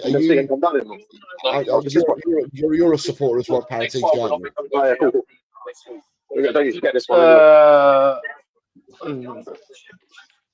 you? I appreciate his knowledge. I don't appreciate his underhanded dealings that have been proven. Yes, his football knowledge. Yes, he's bought us, as Dan says, some great players. But let's not forget one name that he also bought us that cursed us for a long time is Tanguy Ndombele. He didn't bring Ndombele in. He wasn't there. Paratici wasn't at the club. I wasn't he at the club then? Oh, my mistake. Sorry, I'll put my hand up and I'll plead ignorance then. Paratici's the players that Dan mentioned were the players where Paratici bought in. Before that, it was pre-Paratici. Oh, okay. Yeah, my apologies. I'm sorry. I thought I got that on the crossover that he was one of the first. No, Vicario, Romero was probably one of the first that he bought in. Then it was the Kulu and Rodrigo. Then your Vicarios, your Adogis. Yep. He bought players in like that. Before that was one. So Bentancur Decky came in the same summer window. Again, in spot winter. Sorry, summer here. Yeah. Because we're different. Summer for me. I'm not gonna apologise for that, mate. It's nice and warm over here, so I know it's summer. Fair enough. Yeah. All right. So yeah, look, I do the whole Paratici Johan Lang thing. I think for me, there's a deeper underlying problem that I've got. Regardless, I'm sure Johan Lang hasn't been brought in because he's an absolute nonce. I'm sure he knows what's going on. I'm sure he knows a lot about football. As we know, Paratici knows a lot about football, but just there's something not right. It just doesn't sit very comfortably with me. But yeah, look, Paratici having an input, I've got no problem with it whatsoever. If it makes our club better, why would I have a problem with it? Because we need players. You could fuse Carlo Ancelotti, Pep Guardiola, Mikel Arteta, Jurgen Klopp. You could Alex Ferguson, Arsene Wenger. You merge them all together into a super manager. And with the squad that we've got at the moment, they're still not doing anything because we don't have a squad. And they're running out of legs. Smithy, Drula, Lee Whiskey, there's a few of you on here that are members. Why don't you just jump on? It's the last one of the year. Yeah. So jump on if you want. Yeah, come on, Drew Lala. Want to see Drew Lala. And Smithy. He's a legend. I ain't seen Smithy in a while either. And Smithy as well. Whiskid, so Colin Blackfield, you're still here. You're all members. You're all welcome to come on and speak about whatever you want. I'm sorry, Drew Lala's been very nice to me. So, Trula, jump on. It's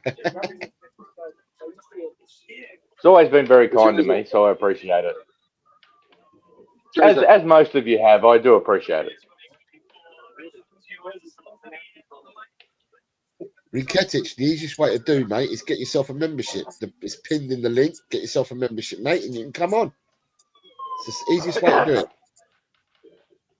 He's just about to go. Well, I was going to jump off the stream 45 minutes ago, and I was going to actually donate 5 memberships. So, Smithy, but I can't Smithy. see the stream. I can't see the stream at the moment, so I can't do it. Okay, Smithy says to you, Smithy, you and Leah can come on. Bring Leah on as well, mate. She's not shy. She's come on streams before. She's more than welcome to come on with you, mate. Dan, what I was talking about earlier. You've had a good week again in predictions, mate. I know I've got some decent points on the Premier League one, but I don't think I've got any correct scores on the bonus games. I've got correct results. Put it this way, but there's one more game to go, right? And the average this week with one game to go is 10.67 points. Well, yeah, everyone's had a good week then. A lot of people seem I'm in single figures. I've had a really poor week. I've done that during my work break as well on the fly. Maybe I should do that every week. Can I say something? Can I say something, Jose? I just want to say, full respect to Dan.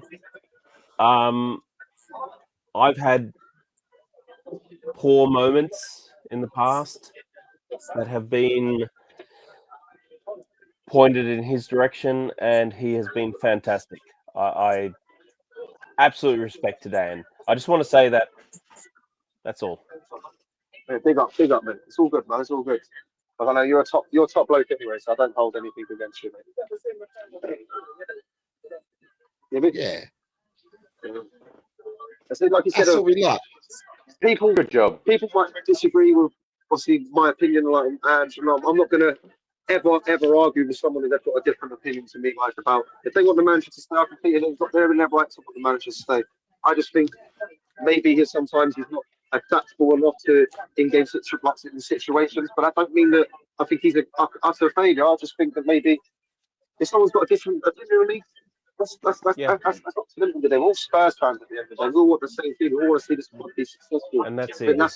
That's the message. I think that's the message. I think gets lost a bit sometimes when people like have their debates. Sometimes when people like have disagreements. Sometimes in chats, like we're all Spurs fans, and you'll just want to see this club be successful. And it's been too long. I just want to say, like, Dan is like full quality. You know, he's been amazing. Absolutely respect. Yeah. I know you might get too big headed now, man. You're gonna make my ego. You're gonna make the ego get even bigger now. all this confidence now. Big up the Caro, man. Big up. Hey, and hey guys, if I can jump in as well, just to say, hey, one of the only reasons why Jose is now my only membership for the Spurs community is because it's nice to be on a channel where you can have a difference of opinion without the vitriol, without the belittling. I just think it's very refreshing, and I'd like to actually compliment Jose and Jess. Jose and Jess as the leaders for not allowing such shenanigans to go on. And it's great that, you know, Dan, yourself, me, whoever it may be, can have different opinions in relation to anything Tottenham, yet we're all on the same page. As Dan said, we're all Tottenham supporters. We want us to be successful. And I think Jose provides a platform for us to do that. So, you know, it's just fantastic. It's great. I was just saying, oh, sorry, mate. Well, I just want to give you a little bit of a compliment as well. Like last year as well, like all these times you do for this prediction shows, all the effort you put in, like when you literally you was ill last week and you made sure to still do the shows as well. Like I don't think you realise like how much people. Obviously, I do think you realise how much people enjoy these shows. I think it's people look forward to these shows every week, yeah. And like you're a top bloke off screen as well, like not just on screen, man. Obviously, I speak to you like off screen as well. I talk to you about stuff in my personal life as well. Like, and you sent me message like you're generally one of the most general persons on YouTube, Josie. That's coming from like generally coming from me as well. I just want a little shout out to Jess as well. Like I found that channel in February, yeah, and it's definitely one of the best things that's happened to me in 2024. Like coming across that channel, it's such a great community, man. Vibing that channel, man. And like it's one of the best things in 2024 is like finding that channel, man. I'm all happy I found that channel. Yeah, I think we found. I think you and Ryan have found her channel before I did, and she came in. I don't know who told her about our channel, but she came in, and then I remember she had something like 230 subs or something, and she came in. We promoted her channel, and loads of people from our channel went over to hers. And a lot of people have remained there, which I'm really happy for her. I'm happy that people have found a nice home that you can go on to. I'm certainly not on as much as what Jess is. I find it very difficult. There's a lot more shows I'd like to do, but I find it very difficult because of work commitments and that. So therefore, at the moment, I can only turn around and say that I will do the predictions with any clear clarity. My promise was to you guys, I'll do the predictions, and I'll continue to do the predictions. And I love doing shows and doing the predictions. I love the banter that you've got between all yourselves. You're all happy to have a go at each other in your own ways. You'll laugh it off. You'll see the right side of your banter and stuff like that. And I think it's absolutely brilliant. It's great to have a community like that. And yeah, again, you're quite right. We all have different opinions, but even if you don't agree with someone else's opinion, there might be some things that they say that you pick up on and you think, hold on, let me think about that. There's a lot to be said about what you just said or she said, and it makes you think. And at the end of the day, none of us are right, none of us are wrong. At the end of the day, we've got our own opinions, we've got our own feelings about, what we should and shouldn't do. And the one common theme, regardless of who you support, because we've got people in the chat that support other teams as well, is all you want to do is you want to see your team do well, regardless of who you're supporting. Simple as. And can I say, Tigara will probably agree with me here. Being in Australia, we don't get to experience, the supporting football like you guys do, because you're over there and you can actually go to games. So these channels are awesome for us. It's like I'm in Wollongong. I'm in like Shitsville, Australia. So to be able to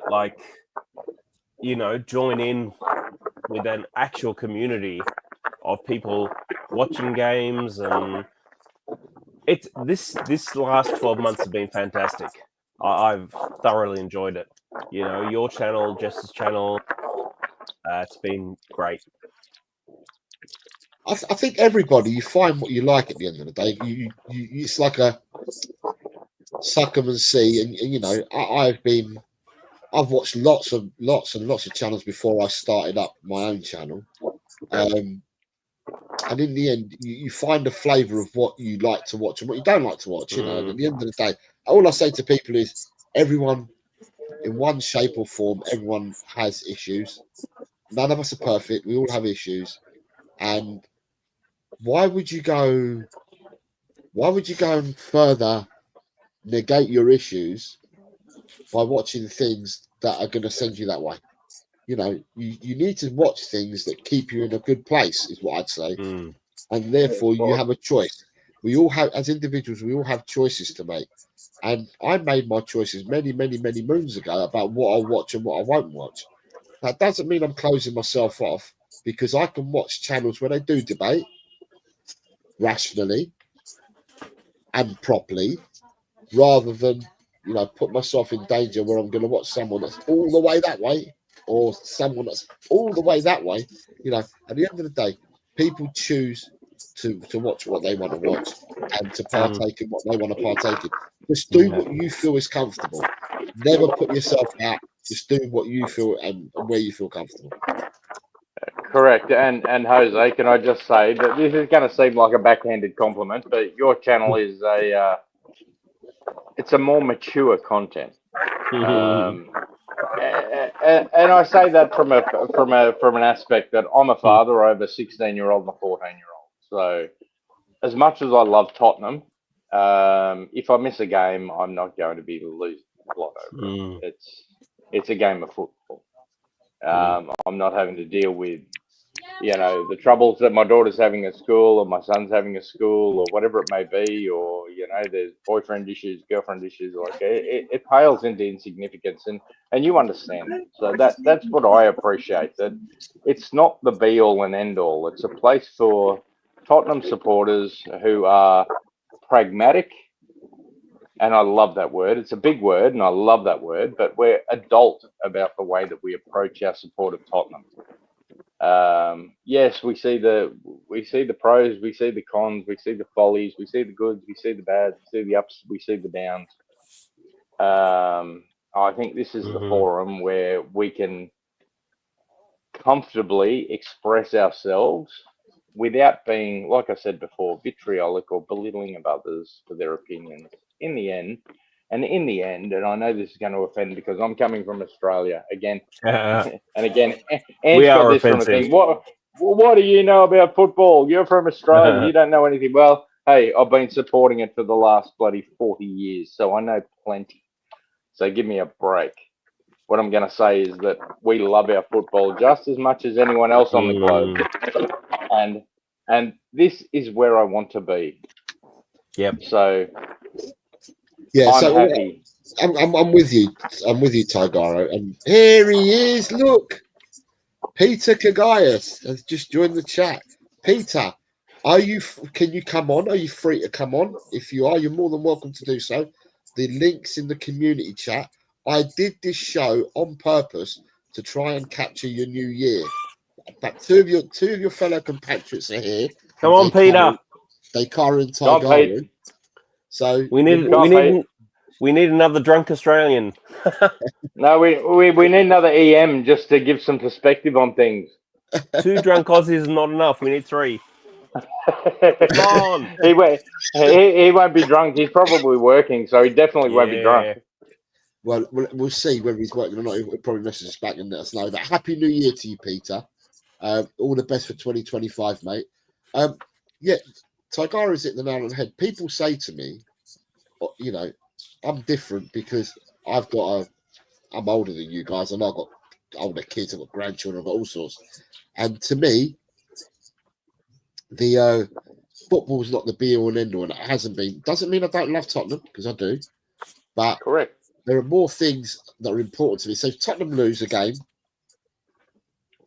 I'm gutted that they've lost. I am. I'm gutted that they lost naturally, But there's something else that's going on in my life that I can look at, and that's my children. I've got my dogs, got my wife, At the end of the day, it doesn't stop with just being Tottenham. I've got a life outside of Tottenham, and I recognise that many moons ago. That doesn't mean I don't suffer like everybody else, because I do.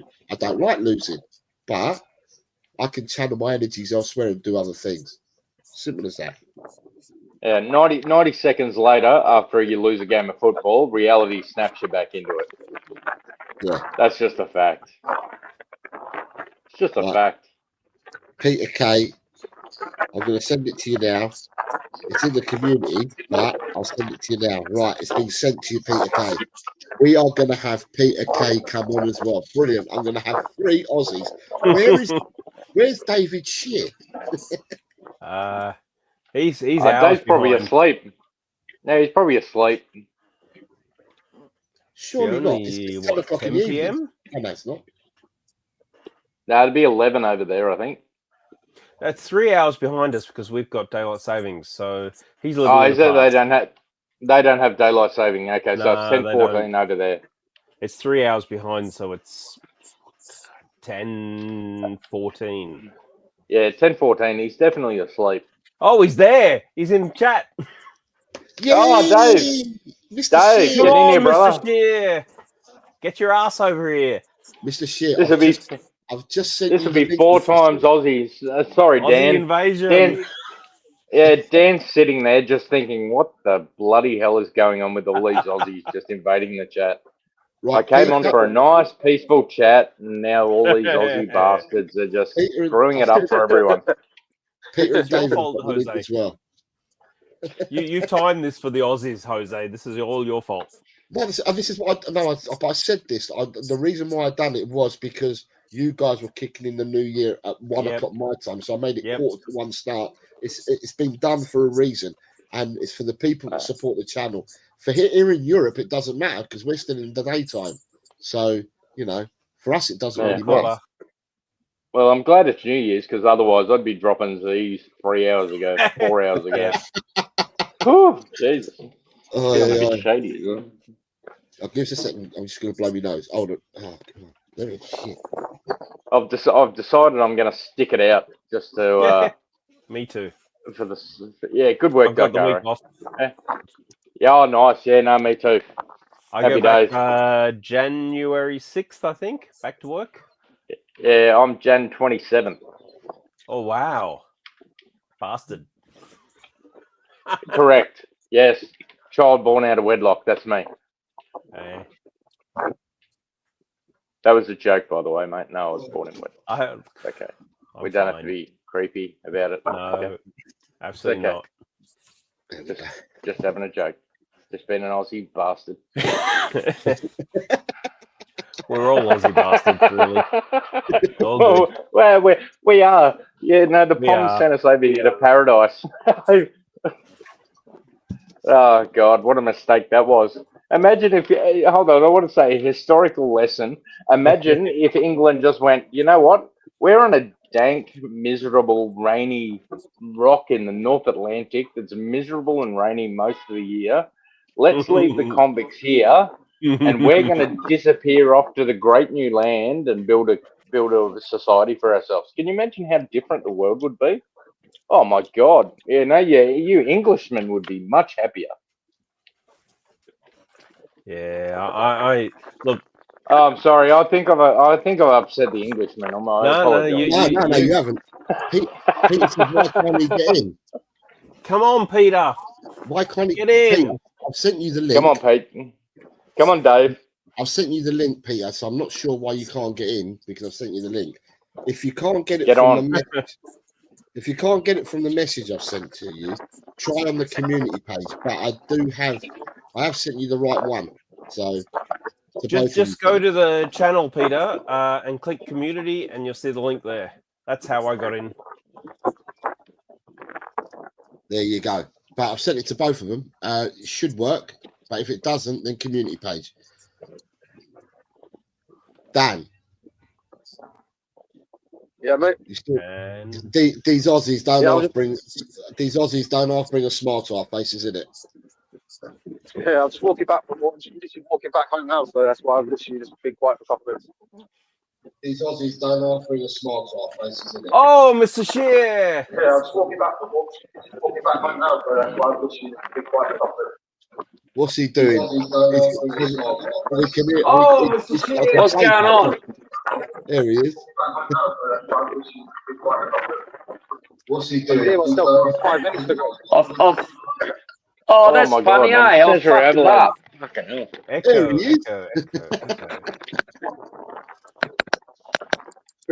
No sound. Oh, that's better. Sorry, sensory overload.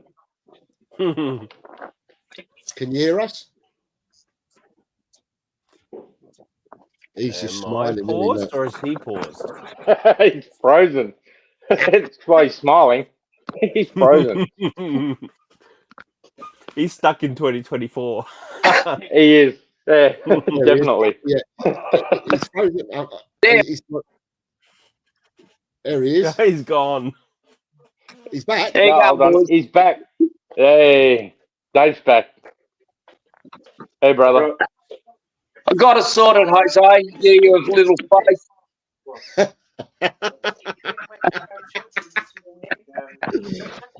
How are you, Mr. Shear?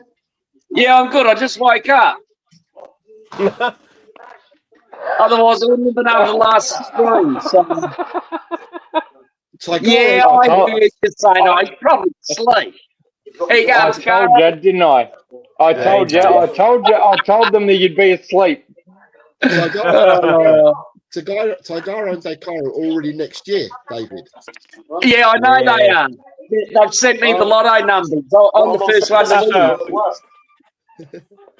Sent in the lotto numbers. Hey, how's the cricket, Jose? Fuck the football. How's the cricket? I know we're not playing, David. Oh, you know what I'm talking about? That. Oh, okay. Only a lazy 350,000 people at the Mighty Three. Come on! You played an undercooked India team, that's all. That's all you're doing. You're playing an undercooked India team. We've got one batsman. How you been, Jose, anyway? You got rid of the sniffles? Nah, I'm still all bunged up, mate. Fuck. You've had that a while? Yeah, I've still got a Qatar, and I still can't hear out of my ears. They still need to pop. So I'm hoping a week this week, some stage. I'm hoping. So, but it doesn't matter how I'm feeling. To get you guys on screen is all I wanted to do, and I'm happy with that. Sorry. G'day, Dan. How you going, Cobber? And Dakaru and the brother from another mother.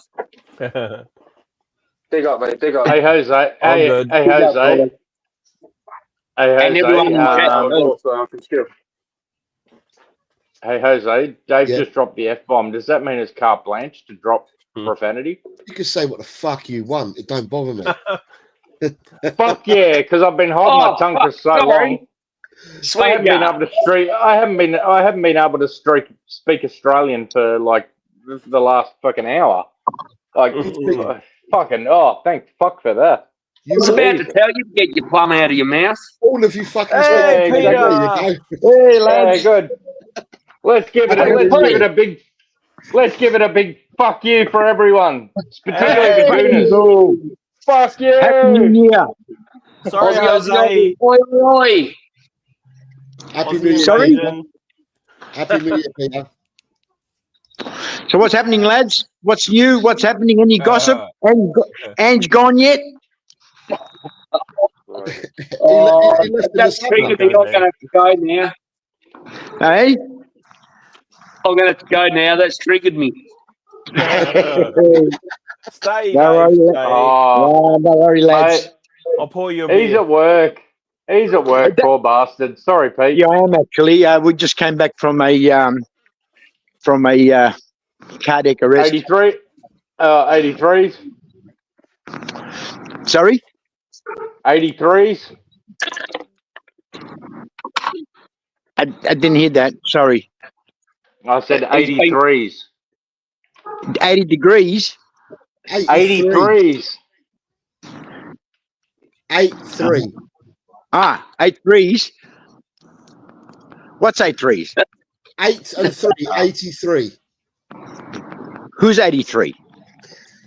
Oh God, mate, come on! You don't really converse with your fellow emergency services very well, do you, mate? If he passed away, it's 83s. I was going to say, well, mate, next time you see a copper, just say good luck with the 83s. 83s.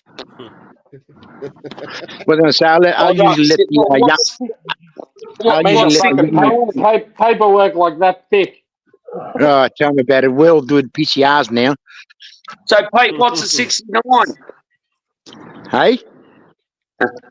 No. Dave, you haven't got New Year yet? Nah.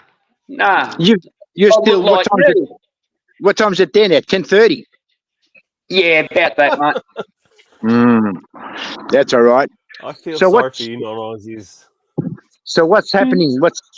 I feel like I've been a bit out of the loop. I'm Kiwis. That's why, Dakaru.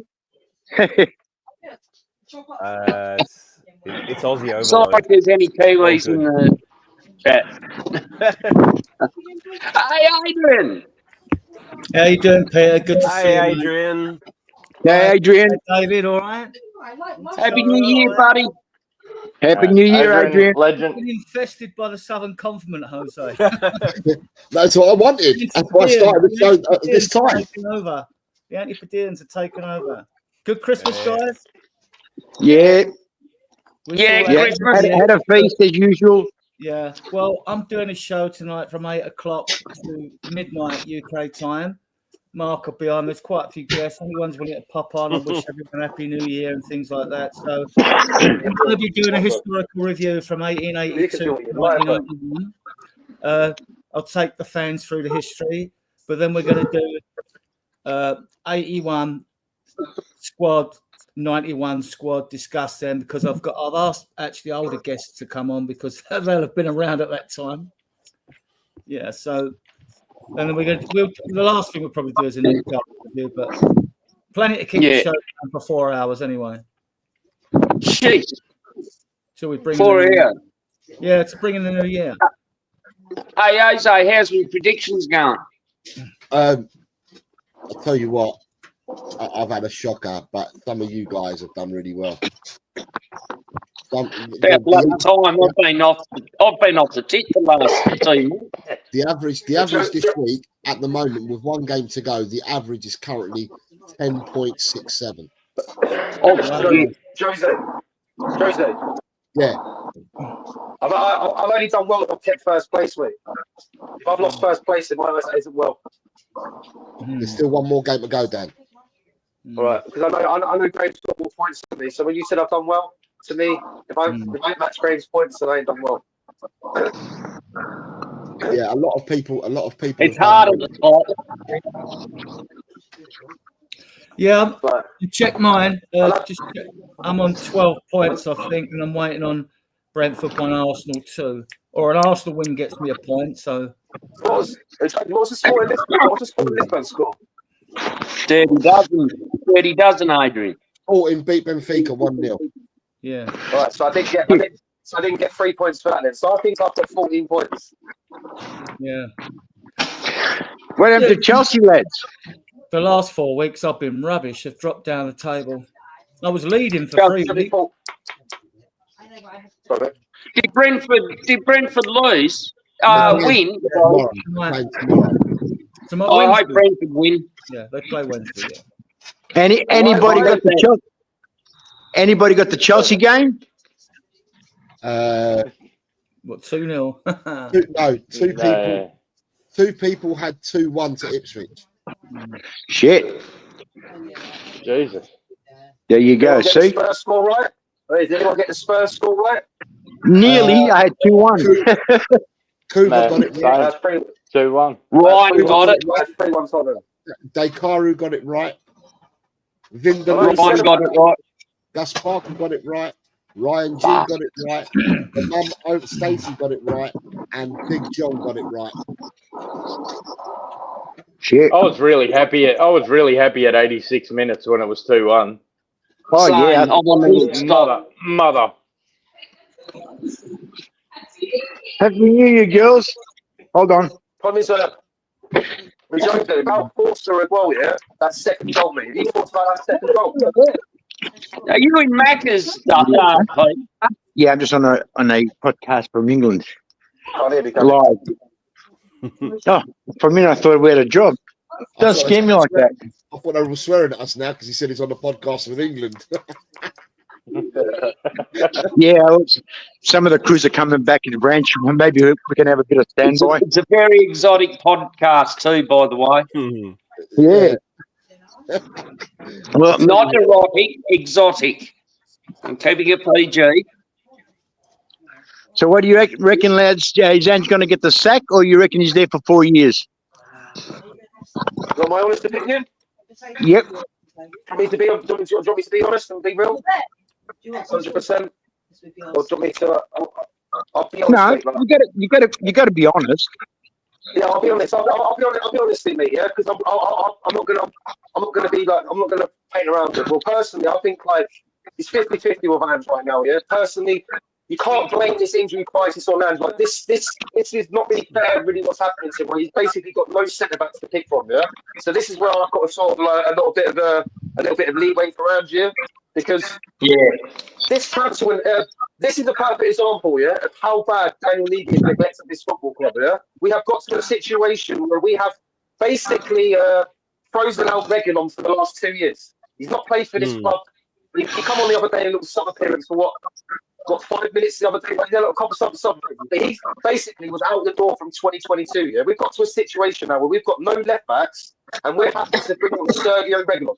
Basically, if Ndombele was still at this football club, yeah, he would probably even be getting the game right now, because that's how short the numbers are. Yeah, this is a situation where you have to look at Daniel Levy. You have to look at Daniel Levy. That's not Andrew.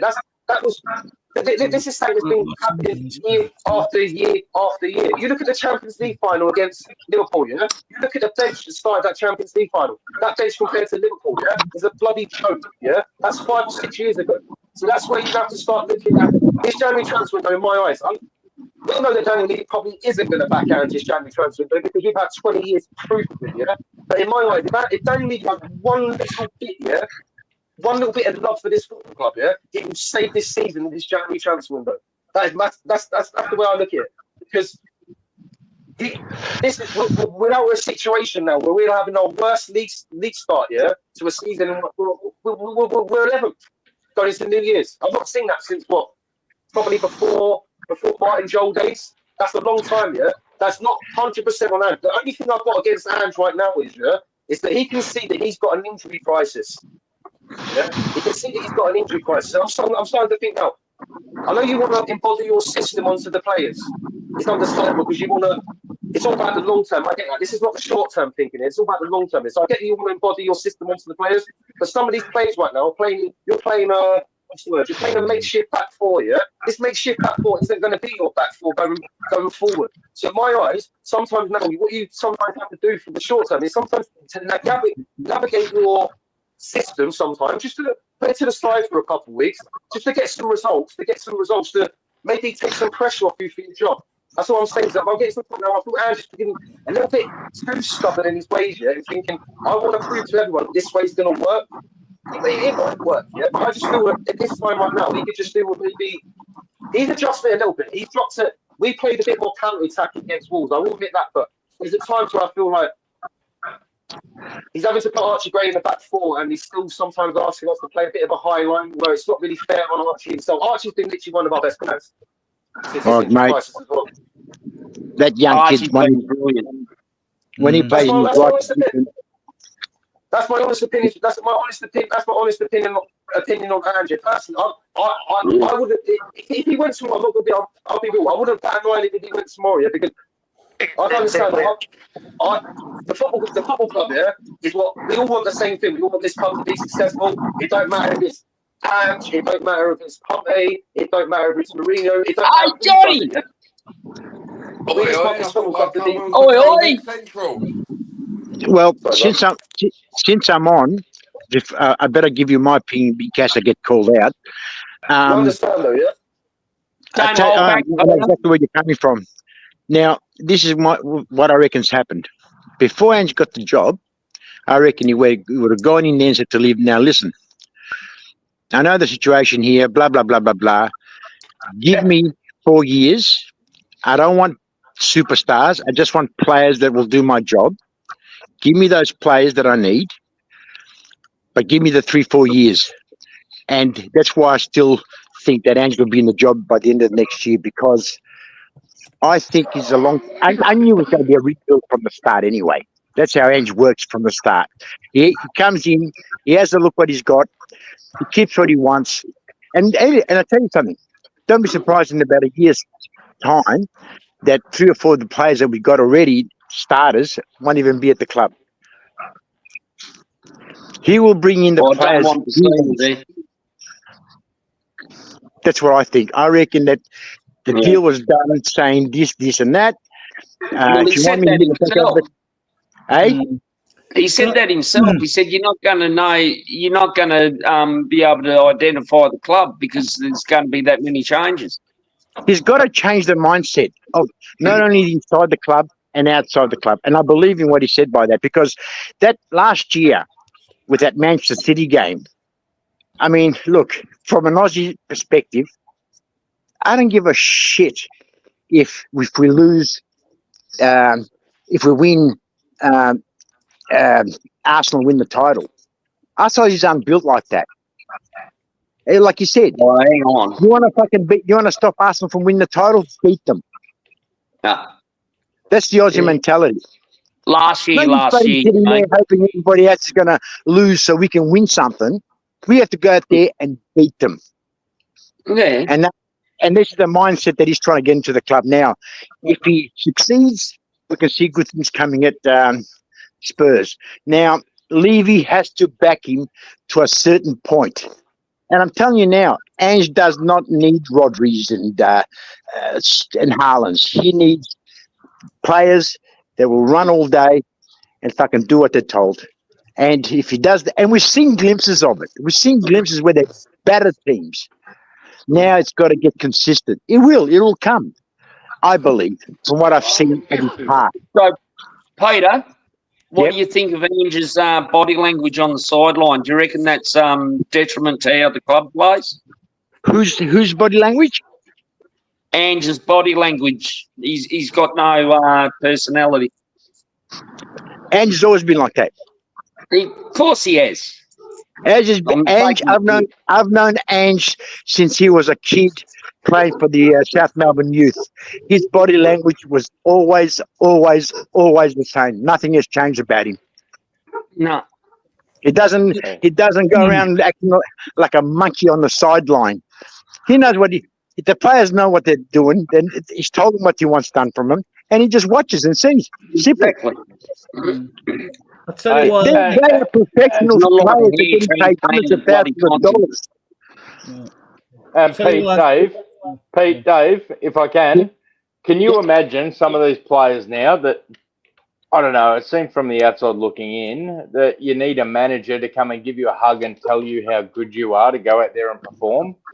Like, mate, you're the best, go on, mate. If I ever got into that mentality, I've already lost. We've lost already. Exactly right. I mean, look, that's not being a professional footballer, is it? I want to go. I want to go out there and kill someone. It's me or them. Ferguson never did that. No one should do that. It's us or them. It's like having it in yourself. You go, I am going to beat you. I'm going shopping. Happy New Year. Love you all. See you later. See you, mate. See you, Johnny. Beckham wanted a helicopter to be. Beckham wanted a whole helicopter apparently to get taken to training and back to home again, and Ferguson showed him the door. Gave him the hairdryer, didn't he? Yeah. Just my personal opinion is put your seatbelts on and ride the bloody wave. I tell you. Exactly that. I'll tell you why I believe Angie's going absolutely nowhere. I mean, the word from the club is they were going to give him the 2 legs against Liverpool. Well, the second leg's on the Thursday, the 6th of February, and that means the transfer window's over. If they backed him, I expect him to be back with maybe 1 or 2 buyers and loans, because I think you'll see a lot of loans from clubs in this transfer window. And now you've got to look at it from Levy's point of view, right? If he sacks Ange, all the pressure's on him. Yeah. If the cunning fox waits, if he was going to do it, if things didn't improve and he left it to the summer, then he can do it when there's no protests at the station, all that, and there's no pressure on him. And another thing I'd like to bring up is when they talk about system, he has made tweaks. People keep arguing me, he hasn't adapted. He has adapted. Of course he has. Right? But then it's like, what they mean by adaptation is changing the system.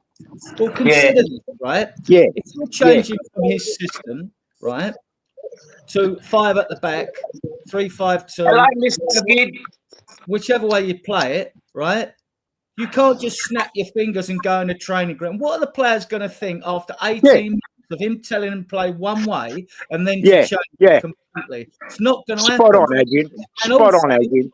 Another thing you got to take into consideration, you just go in a training ground and change the system like that. If you're playing 2 wing backs, they've got to get used where one's running back to put the ball in, the other wing back's coming into the far post and all that. That doesn't happen overnight either. And in your midfield shape's going to change. You're not going to have 3 in midfield. You're going to have 2. I mean, so you need a bit more. It's not happening. I think there's too many people out there there's a section of fan base out there that should be ashamed of themselves because what they're doing, they're using any stick to bash hands with because their ultimate goal is to get a Levy. That's their ultimate goal. I'm no fan of Daniel Levy. I've expressed it on loads of videos, right? But that's what they're doing. So to them, it'll be hands out. Some generally might not the way he plays. Fair enough. I don't like a back five, but that's just I prefer a 4-3-3, 4-2-3. I've always preferred a 4-3-3, you know, but more than anything. But like, so that's really much not going to happen. Not going to be, even if these results go bad. We're in 3 cup competitions. We'll be getting past Tamworth. We'll be qualifying for the knockout round of the Europa League, and winning that gets you Champions League football as well. So exactly, every excuse to keep him, even if the results go bad. But but if you look at the squad with players coming back, results should naturally be better for the second half of the season with more players added to the squad. They just should, because it's not a bad squad. It's a guys, we've got to remember that people say that Ange can't play a different system. Remember the Luton game last year where we should have been 6-0 after 5 minutes. Like we were. God, my God, Richie, like we were killing them.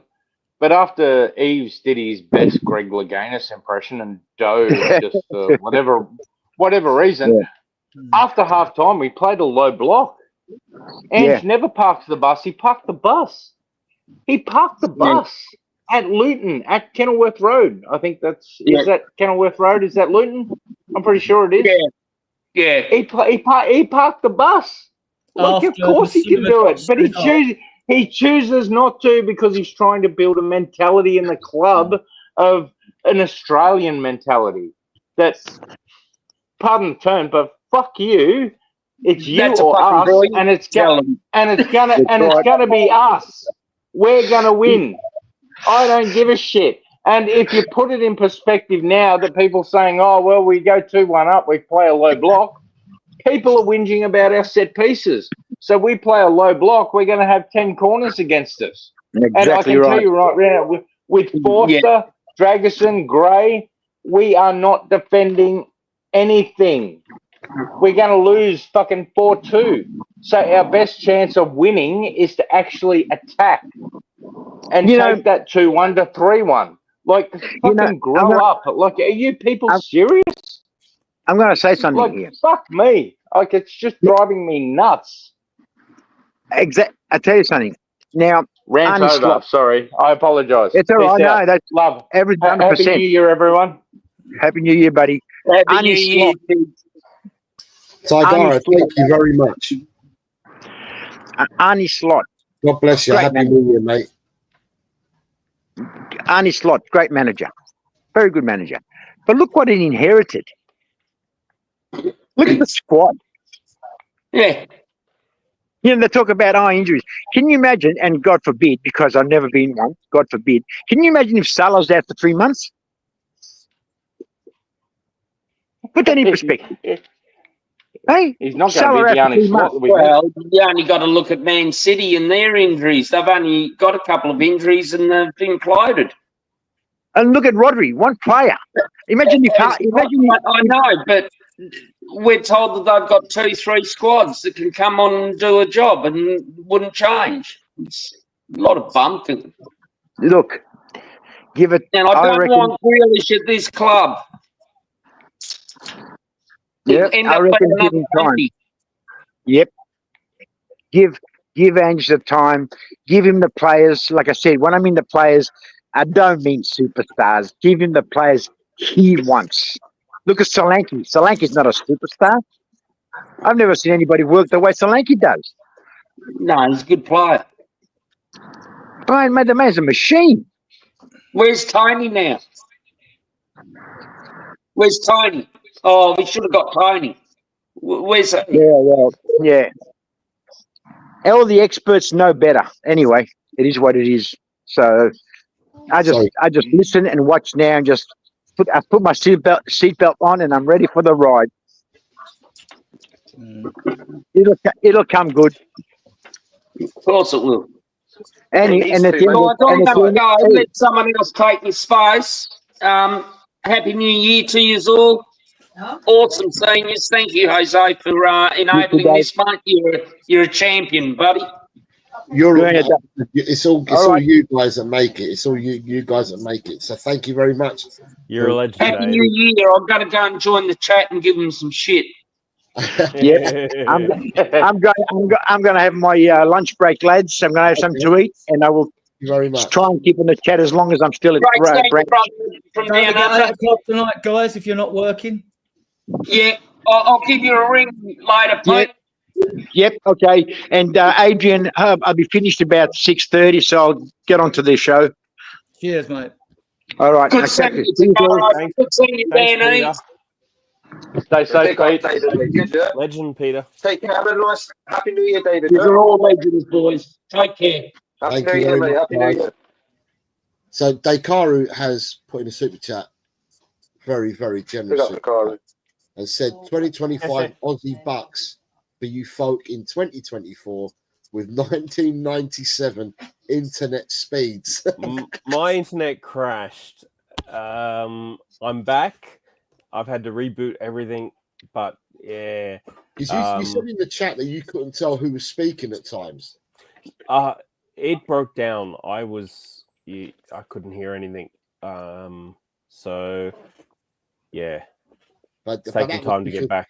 That's because the Aussies took over. We had this whole thing where they had we had this whole thing where there was like supposed to be fiber to the premises, and then a new government came in and they just cancelled everything. And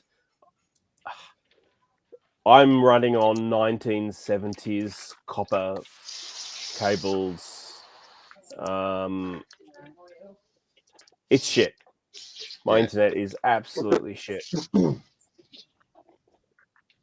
So we might get more members on because look, Peter's just gifted 5 channel memberships, and they've gone to Mason Aldridge, Anthony Herbert, who was on earlier, Perchy, who was on earlier, Rinketic, who's in and around the chat now, and Ben Kaufman, who's in and around the chat now. Come on, Ben.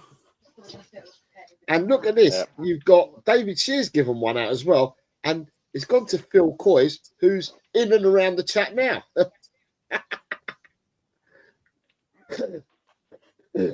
If you've just been given a membership, you need to thank Peter and David. The link for the show is in the community page. Wait, can I just go back on something that Adrian said about 5 minutes ago, Joey? Yeah, you can talk. Yeah, it's up to you. Go. About how he thinks that Andrew, you think Andrew's job would be safe no matter what. But the problem is about that is we're currently sliding down the league table at an alarming rate. To the point is where we've got Newcastle and Arsenal as our next 2 league games. If we don't pick up no points in the next 2 league games and the teams below us start picking up some points here, we're going to find ourselves 14th or 15th for the next couple of weeks. This is not me saying it's going to happen. This is what might happen. The scenario is if we don't start picking up points ASAP here, and then the teams around below us start picking up some points, we might find ourselves dragged into some crazy. We're not getting relegated, obviously, because even the amount of points we've already picked up now, we've probably got to pick up 3 more wins between now and the rest of the season to stay up, But is it a situation now? Can you honestly see? Say we get past the semi-final, or say we get past the semi-final, get past Liverpool. When's the final? Is the final end of February? What, the final of the League Cup final? Carabao Cup final. Yeah, I think it is. End of February, beginning of March. Yeah, it's normally the end of February. Right, so let's say it gets us to a cup final, but the league form continues at the rate it's at the moment. Can you see them giving him till February, till March to continue like this, how this league form's going, if the league form does not improve, even if he does have the cup final to fall back on? Because I can't. I'll be real, mate, I can't.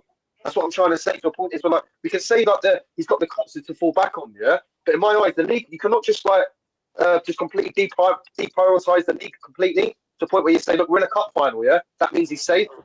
The point is, we are literally 11th in the league. We're only 2 points above Manchester United. Man United are an absolute joke this season. The point is, if Man United win a relegation battle, what people are starting to say they might be, well, maybe we are in a way then as well. That's what I'm not trying to put a proper Debbie down on this. I'm just trying to say, to the point where anyone's saying his job is completely safe. I cannot see how at this rate at the moment, this league form and how it's going at the moment, how his job would be safe, 100% guaranteed. I can't.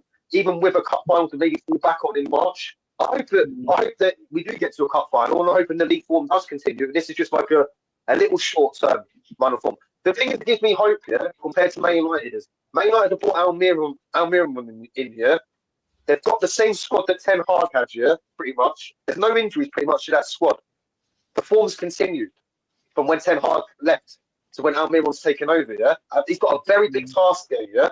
With Ange, we saw before the injuries as well, yeah, that we were scoring goals.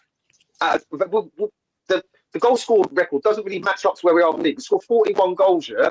Nottingham Forest has scored 26. Nottingham Forest are 13 points above us in second, yeah? And we scored 15 more goals than them, yeah? So the sort of doesn't mirror the stats in the league table don't sort of mirror up to where we should be in the league. Really, we should be higher.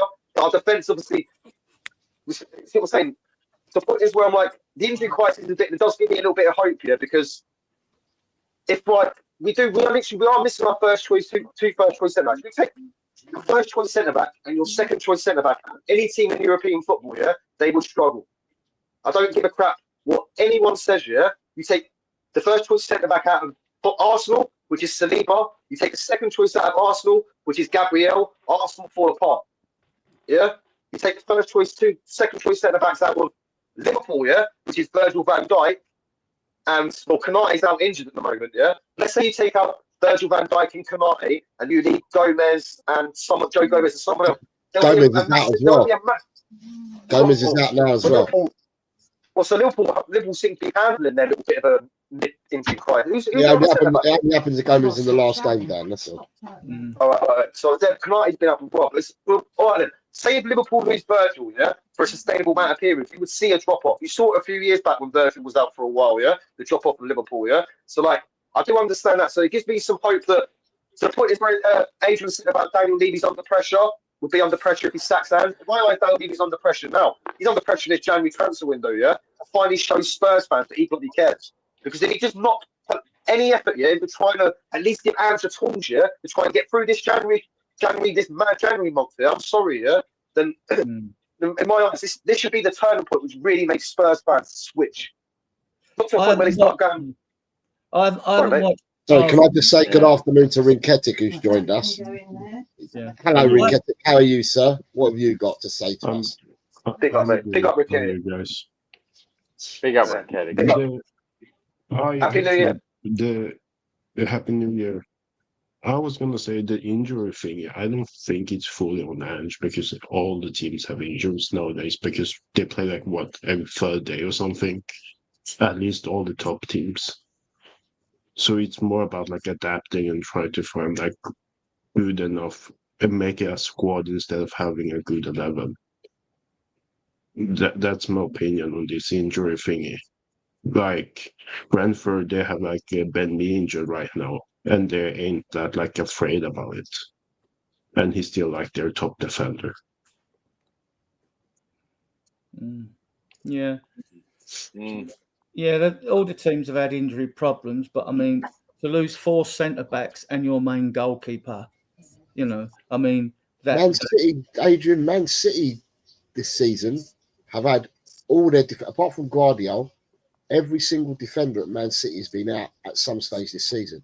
Yeah, and it's shown in their results. Yeah, so they don't do their results. So I mean, there are lots of variables to Ange's situation, and people want to bash him for his shit. If you don't like the way he plays, fair enough. I get that. Fans don't like that. But then you've got the fact that we didn't bring in enough experienced players in January. One, Solanke, right? Then we've had the injuries as well. And we've had, I mean, Bentancur was coming back to his best and he was suspended. Now he's suspended again. But Shah's out for Newcastle this weekend as well. Fabian Shah's out for them. And actually, just on to Newcastle. They were good, if you watch the game, guys, and I mean, they were good in the first half, but Man United really got at them in the second. And we're lucky not to get a goal or two. With Arsenal, we know they're a very good, possessive-based attacking football inside. But it's a North London derby. You never know what you're going to get. They'll be red-hot favourites because of our form, obviously. But last year, we should have won there. We got 2 goals. They couldn't even score an open play. They relied on a penalty and a deflection. So I'm hopeful against Newcastle. We beat them 4-1 last season. There's a pretty even record between Spurs and Newcastle over the years. I think I don't know, Adrian. Haven't we? I thought we right. Me, my mind's eye said to me, excuse me. We played, and we're not playing again till Saturday now.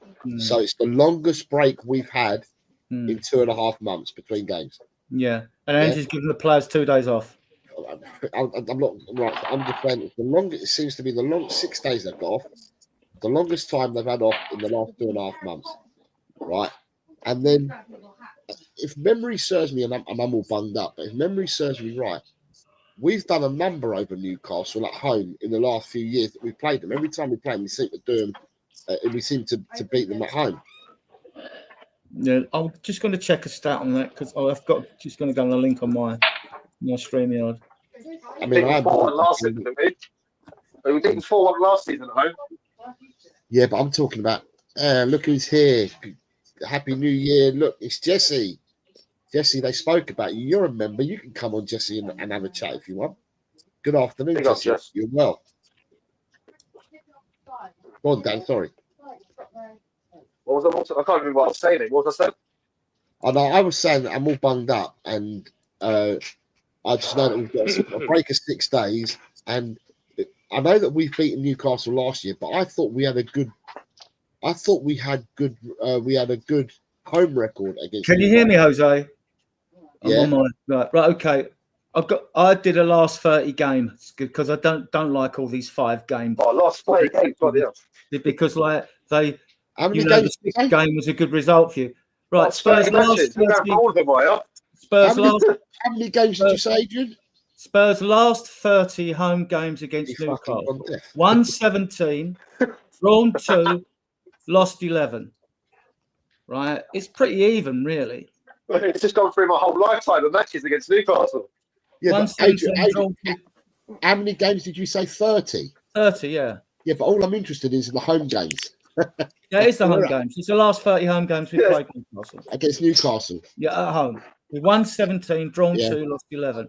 That gives you a bit of balance. All these pundits, they come on and go, oh, last 5 games, you know, you lost 1, drawn 3, you know, and won 1. When you know the 6th game, you must have won because that's why they've chose 5 games, you know. Ben's right here, though. Look, last 30 games, I wasn't even probably born. Not my fault. I was barely. Not my fault. I was born in 1990, so I think it might have just been. And you see that record as well, Adrian just said about 11 losses against Newcastle. I bet you about 6 or 7 of them were in the 90s. Well, 30 home games is 30 years. No, I'm not saying. I'm saying 11 of them defeats, 11 of them home defeats against Newcastle. Yeah, out of the 30 matches. Yeah, I bet you 6 of them were probably in the 90s when we were trash and Newcastle were really good. Yeah, when Keegan was there. Yeah, when they used to smash us home and away, mate. Literally to put us since the 2000s, yeah, since about 2004, 2005, we've had a really good record against Newcastle. We generally have a decent record against Newcastle St James's Park until recent years as well. I remember us beating them like 3-2, 4-0 there a few times. It just started turning since that 5-1 game. Since we got beat 5-1, when that game when we sort of gave up on the last day of the season when we knew we couldn't win the Premier League. It's all sort of started turning. We had a couple of hammerings there, 5-1, 6-1. Did we lose 4-0 last season? At their gap, yeah. Yes, we lost 6-1, 4-0, and we lost 2-1 this season. It's been the last like 4 or 5 years at their gap. It's been, but at our ground, we have generally over the years, the last like recent years, we had a decent record against Newcastle at home. Which is why I can't remember us losing. Was it Joel Linton who scored the last? I think Joel Linton scored the winner against us last time we lost against Newcastle at home. We lost 1-0. He did. Was that like 2019? 2020? Mikey Romero says, hope all is well with everyone. Happy New Year to you all. Mikey Romero, I know it's early for you in the morning out in America, but you're more than welcome as a member to come on. Nita has come in, just dropped in to say Happy New Year to you all. Enjoy, keep safe. 2025, it's on its way. I am frozen and numb because our beloved Spurs ain't dropping like we're hot. Come on, you Spurs. Nita, God bless you, and a Happy New Year to you and your family. Happy New Year, Nita. So what I was saying, people asked the question earlier, right? Or people were when we were talking earlier. No one's hearing about Mickey van der Ven and Romero. They said They said it would be January, at some stage in January. However, what I don't want is I don't want to rush the players back. When we played Chelsea, how many people on the panel was as shocked as I was to see Romero and Van der Ven named in the starting lineup? Yeah, I was shocked. Yeah, it was a pleasant surprise. But Ange has been coy in a lot of his press conferences when they've asked him about injuries. He's either left the name out or whatever, and then suddenly you see him in the starting lineup. It's not the first time he's done this. And look, all right, you could then bash Ange for that, right? Oh, he got injured, they weren't ready, he shouldn't play. Hang on, he's not the I'm science. bashing the medical team for that, mate. Yeah, I'm bashing the medical team for that, yeah. Sorry, mate, this is another thing that has to be looked at as well, yeah? Is that in the summer, this medical team, yeah, this would be an investigation into this medical team about how maybe we get back, potentially getting a better medical team, yeah? But too many times, yeah, that they misdiagnose a time frame when a player's going to return, yeah? They also now as well, making players come back too early as well. I'm hearing that, I'm not too impressed by what Anne said the other day about Ferguson was carrying still a bit of a knock here, but he had no choice but to play him because he had no other centre-backs because he was worried about playing another 18-year-old. But that sort of doesn't really give Dortmund any confidence, yeah, because he's a natural centre-back. Yeah, and you're not willing to play a 40%, 50% Dragusin, yeah, over Dortmund, who's fit and ready to play and is a natural centre-back. So that's a little bit telling there, the Dortmund's future under Ange. But to a point, it's where like the medical staff are even okay in a big six Premier League club, yeah, playing a centre back who's 40%, 50% fit. No fucking football club should, sorry mate, no football club should be doing that. Let alone a football club, yeah, who has the intentions, yeah, of trying to get into the Champions League or trying to win, potentially trying to be with the big boys, yeah. Playing a centre back, that's amateur style sort of stuff, yeah. A centre back who's what 40%, 50% fit. That's what I'm saying. Medical team. How the medical team? How the medical team even let that happen? Yeah. I don't think many players are 100% fit throughout a season, are they? They're all like flagging a bit. It's a long, grueling season. I know you're not fit. I know you're not fit, but as said in the conference, to a point where he was still carrying that injury. Yeah. But you can't. Like he basically sort of asked. It's like basically the medical team asked Dragusin if he was okay to play. A lot of players, yeah, are naturally going to say they're okay to play. That's what professionals do, as well. Yeah, they're going to say I'm okay to play. Well, if that was the case, they're in the wrong game because they shouldn't ask Dragusin if he's fit to play. They should know. So can I just say afternoon to Jules? Yeah. He's here in the chat. So afternoon, Jules. Ryan G, come on, Jules. Ryan G, come on, mate. You're more than welcome to do so. You're a member. It says good afternoon to Jose and Co. And big Lord Rodney's here, telling Jess to get on the show. Can I just say, going into the game, Josie, Ryan won't be able to come on, mate, because he won't be able to work out his Wi-Fi because he's still. Dakari's worked it all out, so I'm sure that Ryan can. Can we talk about? Mark Sheriff's brought up the Adrian, let me just say, right, Newcastle for this weekend, the Premier League injury table says they've got no Callum Wilson. Potential return date is the 15th of February. Jamal Lascelles, potential return date 1st of February. Nick Poe, potential return 19th of January.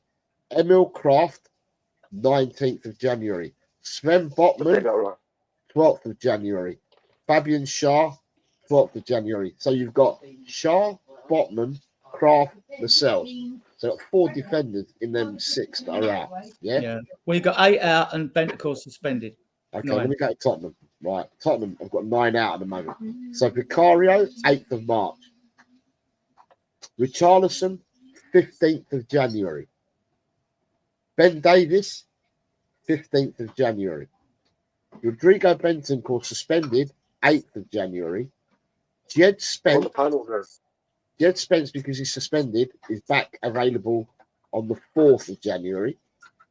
Destiny Udogie has no return date, although today it's been announced that he's out for 2 months, but it's not been updated on the Premier League tables yet, or injury table.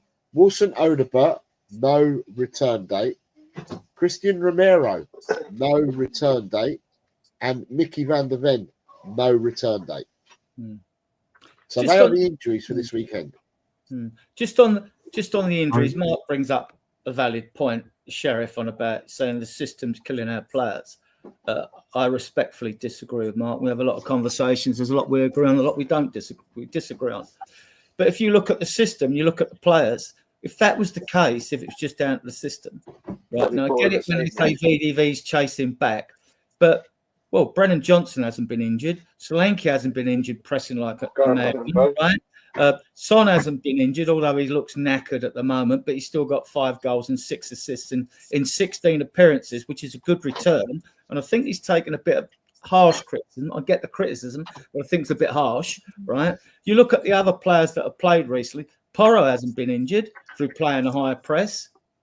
Udogi did get the hamstring and VDV, and Ramirez, I believe, was a muscle injury. Vicaro did his ankle. It wasn't to the press. There's a bit of a myth about it's the press that's killing our players. If you look at the midfielders, we're not picking them up in midfield either, right? So this higher press is killing our. I don't get it. I don't agree with it. If someone could prove me different, then you know that's a different story. But if you look at our other players that are fast, Porro, you know, Johnson, Solanke's probably our 4th fastest forward at the club. Son, they ain't picking up hamstring injuries. Neither are the midfielders. Are they, guys, or am I wrong? Do you see it differently? Let me know. I'm interested. What's that? I didn't hear what you said last bit. I said, well, do you think the hamstring injuries are due to? No, they might be to constantly playing. The ones that we've got might be to constantly not having enough rest and things like that. But I don't think they're anything to. I don't think they're anything to do with the system at all. We haven't picked them up. We just go through the other. The only thing that'll play into that a little bit is that we had this same sort of like mad injury crisis around this time last season. So I can see why people are jumping into why they sort of say it might be the system, because it's happened 2 years in a row now. Around this time last year, players started falling down like flies, and this time this year, players starting to fall down like flies again. So I get why people are coming up to that scenario, but you can't just blame the injuries completely on Ange. It's not really fair, you know what I mean? I'm not going to completely blame the injuries on Ange. The system might be playing a factor in it a little bit, but players don't just drop down that all because of Ange's system. You know what I mean? But it is 2 years in a row, so I can see why people are bringing it up though, because it's like the same thing. The same thing happened last season to the point where, and I'm a bit worried. Like people saying that Van der Ven, when people say that Van der Ven is like coming back soon, I'm not seeing like massive updates about Van der Ven. I'm worried that Spurs have done the same thing that like Arsenal done with Bukayo Saka, held it back for like a week or so, and then a couple of weeks down the line, we're going to find out this going to be surgery, his hamstring or so. Would not surprise me. Yeah. It would not surprise me if this is what's already happened, and they're keeping it on the down low, because they know if this news breaks out, they know Spurs fans are going to flip the roof, because they know how important we Van der Ven is to this system. And it's quite coincidental, that apparently we're after an Azerbaijan centre back from RC Norms, who played from the left side, played on the left side as well. He literally matches Van der Ven for pace. And it's very coincidental that he might be the defender we're going for in January as well. It's not. I find that a bit coincidental. I'm seeing just be probably conspiracy theorist in my head, but I just find it a bit like I'm hearing more updates about Romero coming back than I'm hearing about Van der Ven coming back at the moment. So that's what I'm trying to. This is me getting worried, thinking Tottenham. I hope for sake that we don't need an operation, because if he does, we're screwed. Yeah, well, do you know what? Firstly, the rest of the season, we're screwed. Firstly, right, I am more worried about a player's health than what I am about us winning the next game. Of course, Sam Jones. I'm worried about his health there. It's not me coming across as like, I don't give a crap about his health. If he wants his health to get, obviously, I'm worried about his hamstring. His health is the first thing that's most important than a bloody football game. Of course it is, mate. But I'm just worried that Spurs have not given any updates about Van der Ven yet, because this is stuff that's happening behind the pipeline yet. They're just worried about the complete split of the roof it's going to cause at this sort of time as well in the season as well, where we're quite a fractured fan base at the moment. You know what I mean? For me, Van der Ven had one hamstring injury, big one, in Germany, but he's now had 3 at Tottenham. So a player like him, if he keeps getting them, then it could be, I don't know, because I'm not a medic here, but it could be that the only cure that he's got left for him 4 hamstrings later is maybe an operation. And if that is what he needs, then so be it. Go and have your operation, go and rehabilitate. If it takes you out for the rest of the season, it takes you out for the rest of the season. But then as long as you know that, then you then know what you need to do. If you need to buy someone to replace him or you need to do something else, you go ahead and do it.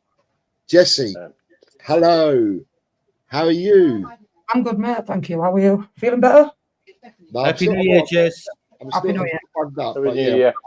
Yes. I want to ask just a couple of questions. One, the championship's very physical. We've been talking about injuries.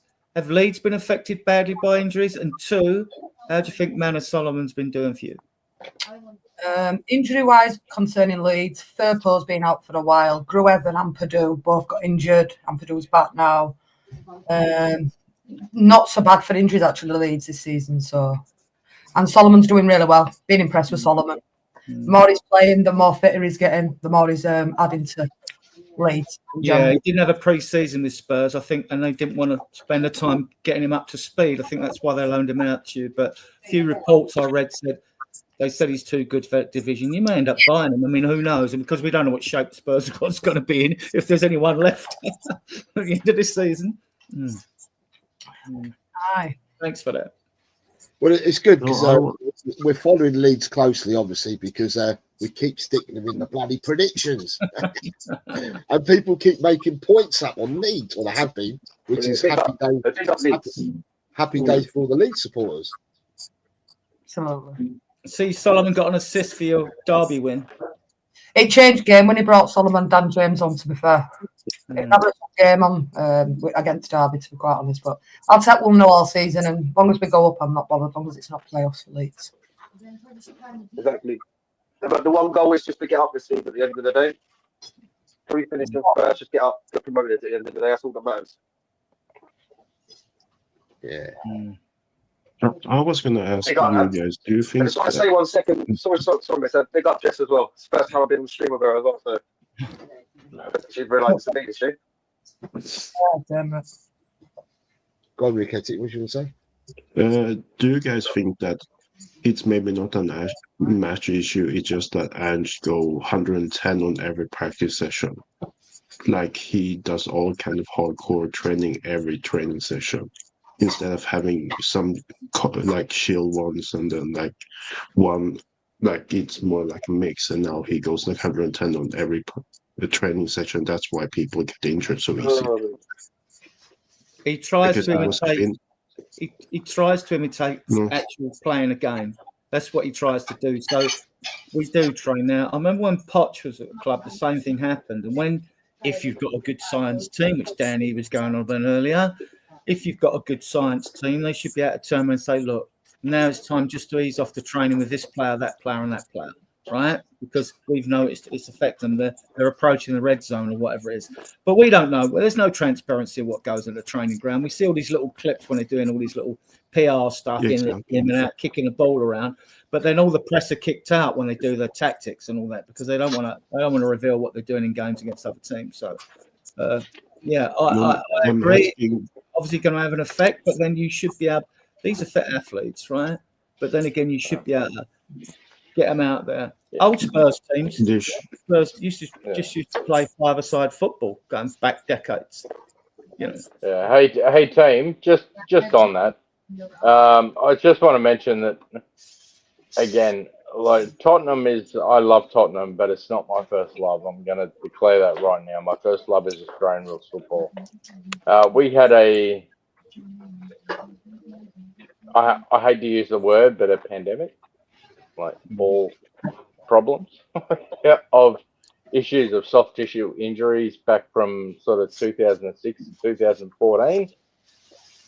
With hamstring calves, osteitis pubis, which is groin injuries, hamstring squads, etc., etc. But they did the research into it and sent people off to Germany to get blood injections, a lot of other things. But we did the research into it, and subsequently, there's been a very ACLs are now our issue.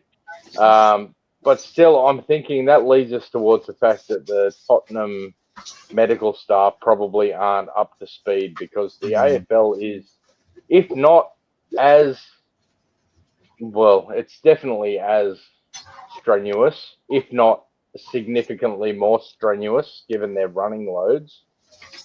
You know, AFL players can run up to 18 kilometers a game, like at speed. Like if you're gonna do a soft tissue injury, you're gonna do it in the Australian Football League. You're just going to. I think we really need to change and I think that Ange, coming from that culture where he is a Carlton supporter, an AFL team, he's grown up in a culture where AFL is the predominant sport, and I'm not one of them, but many Australian young players can run and run and run and run and run because their objective is to get to the AFL. How many games do they play a week out there? Sorry? How many games do they play a week out there then? They play one game a week. Oh, one. But it's at an intensity, and I sincerely hope you all get to watch a live AFL game and see how much they run. Because it doesn't do it justice on TV. Because on TV, it just follows the ball. You don't see all the other guys running around. It is a brutal, brutal aerobic sport. It's crazy. But our soft tissue injuries are down to very, very limited. It tends to be more joint, etc., etc. But I think that's where Tottenham need to lead into. I think we're behind. I think, like Danny said earlier, I think our sports science is below par. I think we really need to lift that. We really need to lift that. We need to be open to other sports who have overcome these issues. I also believe a contributing factor to our results, it might have nothing to do with it, is the fact that the way the fixtures have turned out for us, most teams we're playing have had an extra day's rest to us between each games. Do you think any of you think that's a contributing factor, Jose? Do you think sorry, Adrian, an extra day means nothing. It really doesn't. Extra day's rest for another team, no? Yeah, well, we have games where teams will play on a 4-day break and other teams will play on a 7-day break. Yeah, but we're constantly playing every 3 days virtually. I mean, whereas some of the teams who played have had an extra day's rest before they played us. I'm not using it as an excuse. I just want to know if it's no, Adrian. Mix as a contributing factor. Adrian, I respect your opinion. As you've mentioned that you have a legal background. I respect your opinion on a lot of the things that you've said in many chats across the board. But when it comes to aerobic capacity, I think we're below par. Yeah. We really are. Apart from, like I said earlier, I think we've got 2 players who can play Ange's system, 3 now with Dom Solanke, and Bergvall and Gray are getting up there. But I think we need to really look at our sports science. As Danny said, our sports science is just not right. It's just not right. It may surprise some listeners to realise now that although we've had all these problems, when one door shuts and one opens, Gray has actually made 21 appearances for Spurs this season, Archie Gray, and he looks a superb player, Jess. He looks a superb footballer. He's going to be a superstar, I think. I think he's joined a good club, if we hang on to him. I wanted to say, like, I know it's a different sport, but for example, in ice hockey, like, at least in the NHL, for example, if they play tonight, they have a morning skate this morning and play a game tonight, and then they might play another game tomorrow, and then they have another morning skate tomorrow as well. So, like, and I know the intensity is, I would say it's kind of like insane. But sometimes they give them like off days as well, but it's not the same. they play way more games than football players. I kind of wonder why football players get more injuries. Yeah, it's hard to conflate other sports with football because there's so many variables, aren't there, involved? Like, Right. The one constant is running. I just want to say, Jesse, you've only just come on now, but if you were to watch this back, we had Dekaru, Taigaro, Peter Kagayas, David Cheer, Dan, all on the panel, and all saying how happy they were to have found your channel and to have found a home at your channel, and people in the comments were saying it as well. And that was Julie's comment. But other people were saying it. And we spoke about you earlier very fondly and how happy we are that we have met you, and how a lot of these people have said that they find an absolute place of chill and a place of fun and a place of energy and a place of realism where people are not victorial, someone said. Victorial in the chat and stuff like that. So thank you very much for everything you've done for everybody in 2024, Jesse. Look, Jose, to be real, they wouldn't have been in if we wouldn't have met you. So everybody has to take a big thank you to you as well, Jose, because what we've grown in here, we've done fantastically well. But I won't be sat here now and have the community that I've got if I wouldn't have met you and your Spurs community. I'm more accepted by you guys than I am in my own community, real talk. I make no bones on that. But I'm very grateful and humbled, and you know that. Big up to yourself, because if I wouldn't have met you, I wouldn't have met half of the community that comes in for myself. So Dan knows because he's been with me since we're about 200 subs. But no, bless up to you, Jose, because you brought me across. So we've grown something really nice between both channels. And yeah, Dan actually said that February. His comment earlier was February 24 is what you said, Dan, didn't you? February 24 is when you found Jesse's channel, and it's the best thing you've done all year. No, I appreciate that. I don't know if he's still there, but that's I'm trying to paraphrase them with the words he said earlier. But yeah, my connection's a bit off this one today. Do you hear me?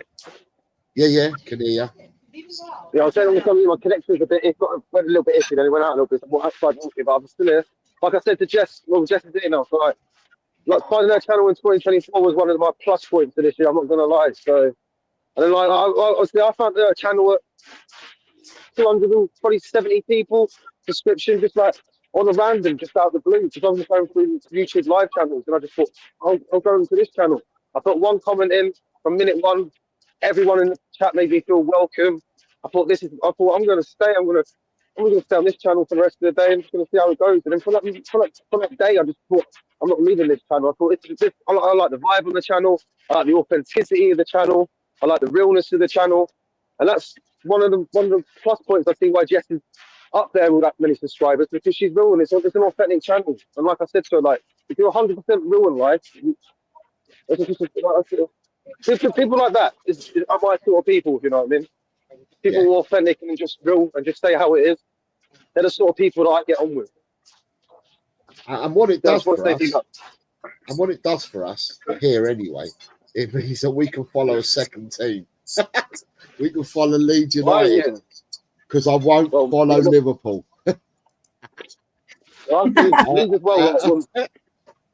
Wait, I'm sorry, Josie, man. I'm on loan to Liverpool now, mate. Just to let you know. Yeah, I was going to say, has this all come from your channel, Jesse? All these people putting on loan? This come from because I had Smithy in here earlier, and he says, I'm not going on loan to anyone, TTID. I've got Dekaru on loan to Ipswich, and then I've got Danny and Drew on loan to Liverpool. Yeah, Drew's part of my cult as well. So I thought to myself, it's got to come from Jesse's channel, surely. Anything I want to see. Got to look at it this way, Elsa. The only team that want to see in red win it is Liverpool. Yeah, Arsenal. But you got Stacey who's on our. I didn't know till the other day that Stacey's Arsenal. I didn't know that. Yeah, Stacey's Arsenal. I had to put. That's why I put in your chat. Did I hear that right? She's Arsenal. I never knew. All this time I've known you guys, never knew Stacey until the other day, and I had to put in the chat. Did I hear that right? So, look at David shit, and you can swear like every time I see Stacey celebrate, every time I see Stacey celebrate an Arsenal goal, I have to remind myself that I like Stacey. No, she's quality, man.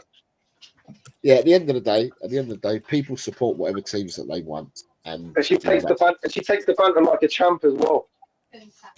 Yeah, but there's not much bantering you can do to her because they're doing better than most clubs. So well actually, yeah, I just realised we can't have Arsenal for nothing, can we? There's not much bantering that people can do against Arsenal at the moment, to be honest. You know. Yeah. But yeah, so anything? What else do you want to talk about, guys?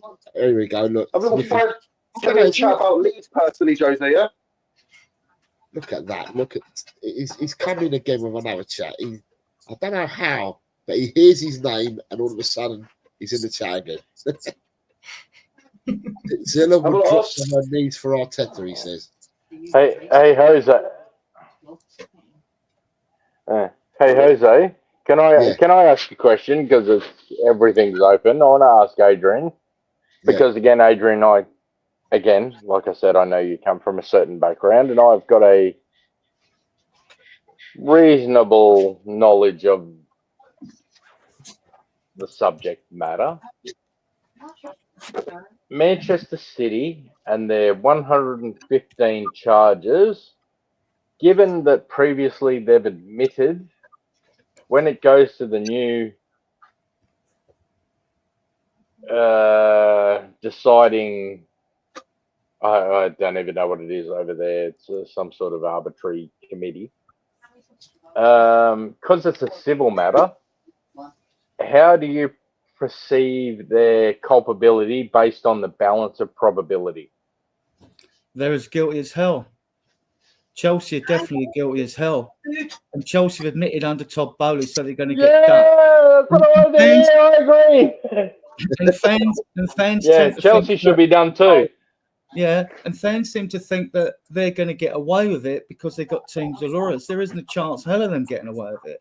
On one charge of them 152, Man City, one of their charges, I think, is 57 charges. They've been charged with obstruction. They've been charged with obstruction again. So many, this is just one charge on these, right? There's so many that make up the 151 of two charges, right? And you go down. They've been charged with the sponsors have sponsored them to obscene amounts of money, which is not realistic in today's world, right? They've been charged with players receiving money through third parties, and Chelsea have got all these to come as well, right? And they haven't charged Chelsea yet because he's opened up the right can of worms selling the hotel. And for those that think, oh, you know, you're a bit disheartened, they're going to get away with it because they got money, or Chelsea have got money, they're going to get away with it. They're not, right? For minor offences, look what happened to Everton and Nottingham Forest. Look at the points deductions they got for like just. Is that why you said Leipzig are digging and Tottenham? Just exactly one or two minor offences. If they get away with this, there'll be an absolute uproar. There will be. They're not going to get away with it, and this could well affect the final standings in the Premier League. I can actually see people say, "Oh, you're deluded." I could actually see them, Chelsea and Man United, Man City, being, you know, deducted at least 40 points or even relegated. I think it's that serious. Chelsea was. When you look at Chelsea, let's look at Chelsea now, right? When Abramovich first come in, normally you get an oligarch coming to London, pumps millions into the economy, he ends up with a knighthood in the House of Lords, right? Well, with Abramovich, before this even hit the fan, right, he was refused British citizenship. Why is that? Read between the lines. The British government, whoever's in power, they sit on dodgy characters. They only move against them when it's necessary to do so. Right?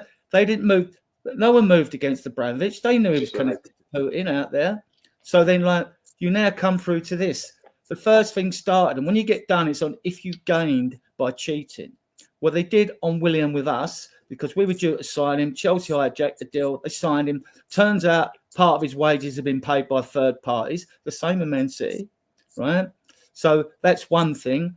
They've admitted incorrect payments, so they're going to get done points, whatever happens to Chelsea. It's just a question how deep, you know, the investigators have dug.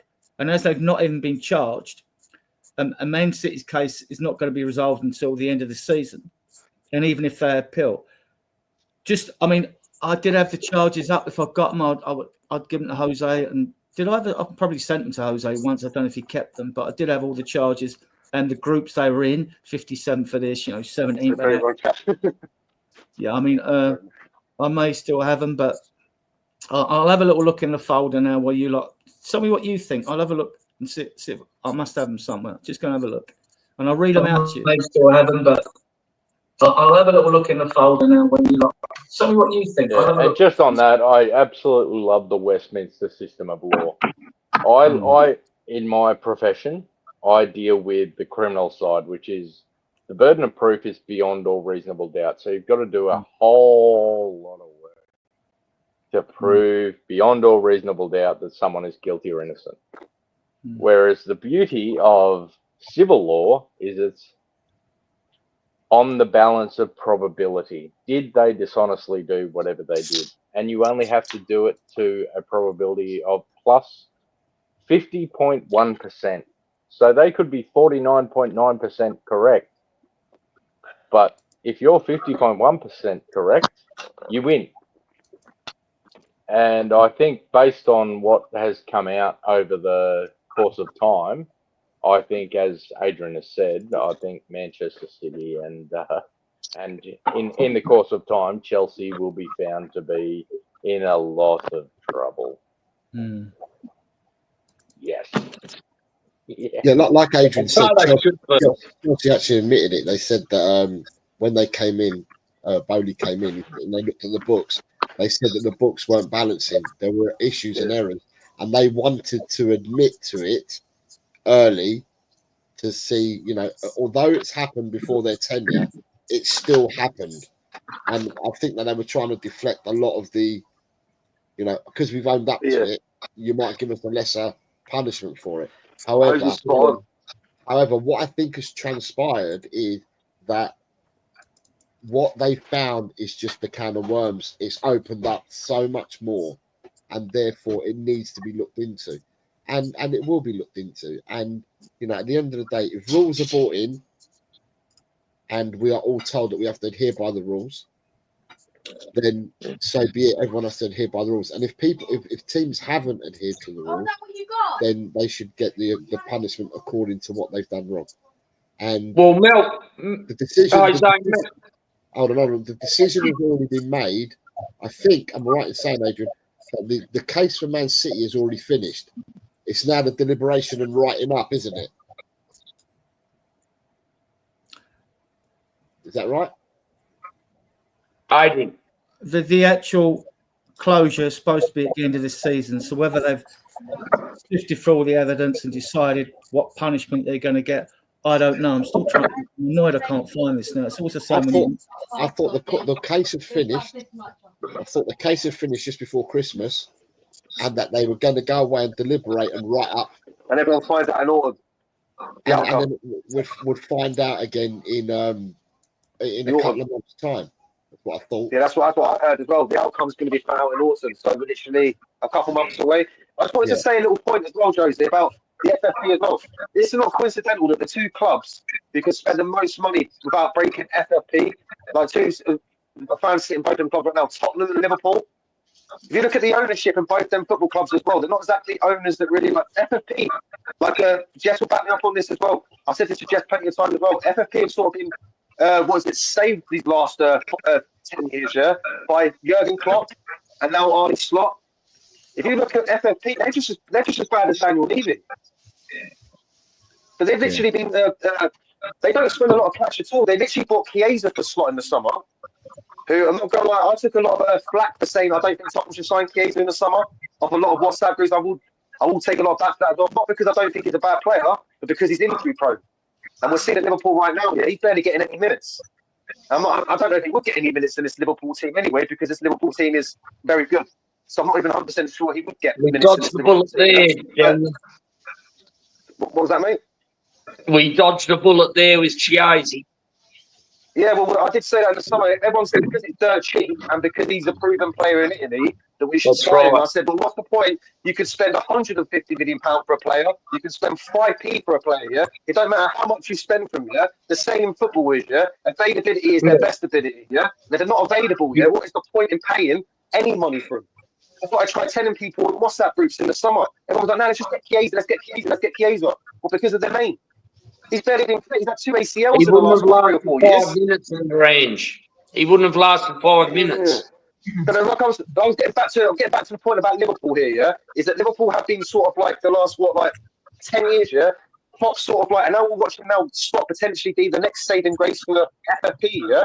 Is that you can sometimes have an owner where they're not great and still be successful. Liverpool have shown that you just got to get the right managers, yeah, have the right. So is Ange the right manager? I don't know, but Klopp is what gives me sometimes a bit of like, obviously I'm not going to say Ange's Klopp's level, yeah, but Klopp didn't go into Liverpool straight away, yeah, and hit the ground running straight away.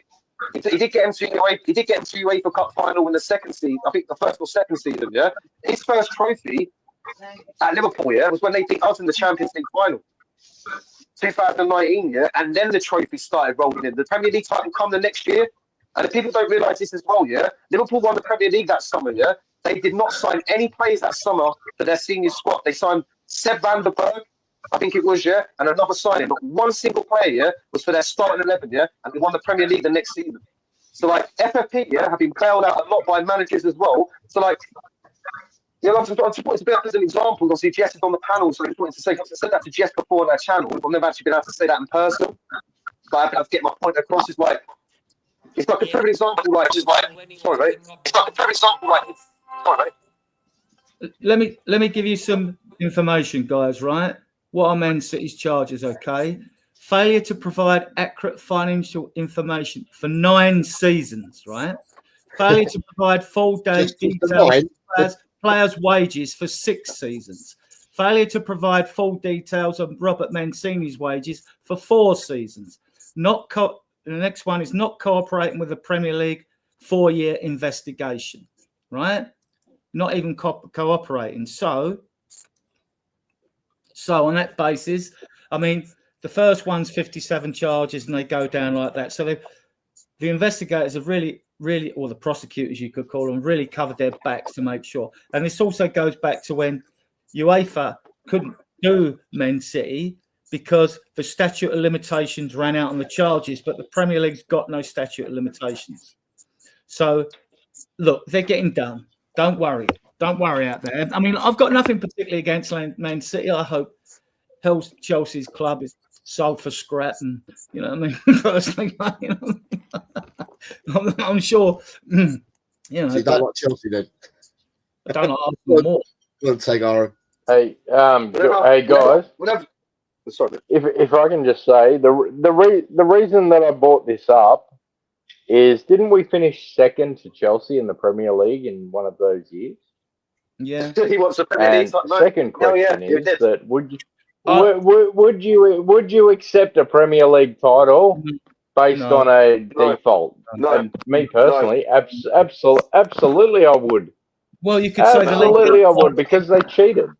Well, we also lost the League Cup final. They cheated. Yeah, like we lost 1-0. We lost to a fraud. I want to win it. I want to win it the natural way, man. I want to win it the natural way. Again, just devil's advocate, just throwing it out there. Yeah, I understand that. Behind the sky, but I understand that. Man. My concern is this will look bad on the Premier League under their watch. They're the ones that allow all these buyers to come in. So I don't think they'll even want to take the trophies away. 100%. What do you do? Put an asterisk there. They'll look so bad. So they'll be concerned as well, because this looks bad on their watch. I'm glad we've got a football regulator in Parliament, and I really am. We'll see if they've got any teeth, what they do, right? Because like the Premier League, this is embarrassing to the Premier League. The old Premier League has been like a Wild West out there with money, Arab money, oligarch money, and all that, and it's all been as corrupt as hell, right? And like Levy, I mean, I mean, there's rumours about going to Man City players. Well, Levy was one of the instigators to this. I don't think Man City are going to want to do business with us. but I mean, like, back to the thing. I just think that the Premier League, this is going to reflect on them. They would possibly hope that Chelsea and Man City aren't relegated, maybe. Just face the points. I can't see relegating Chelsea and Man City, both of them. Well, what do you do after? Look, at first, what was it? What did Forest and Everton get? 6 points for something? I'll come from this from the commercial side of it 1 second as well. The Premier League, have based a lot of their brand the last 10 years around the Big Six, and TV money, is based around the Big Six. A lot of it. They will not relegate Man City and Chelsea. I guarantee you that. For money, all I would say to that, for money purposes, if shake a leg is in Punish wait to piss. Man City. It's not fair. No, if shake a leg who owns Man City, right, decides to pack his bags and leave, who cares? There's more than enough money in the Premier League to I understand. I understand. I think they should be up. I understand. I think they should be any team. Most of their money's been spent abroad anyway, not in this country, not invested in this country. Most of it's been on foreign players. So, like, I would miss it if Chelsea or Man City went off and threatened to go off and join the silly Unity League with Real Madrid, Barcelona, and Juventus. Go and go. But we saw the reason why I say this is we saw the Premier League how panicky they got when them Big Six clubs threatened to go to the Super League. Yeah, they've branded a lot of their Premier League the last 10 or 15 years, around Man City, Liverpool, Tottenham, Chelsea, Man United and Arsenal, the so-called Big Six. That is what is they branded a lot of their Premier League around the TV money. I'm not defending the Premier League around this year, but people know the Premier League are corrupt as hell, and they will do their hardest to make sure them 6 teams stay in the Premier League.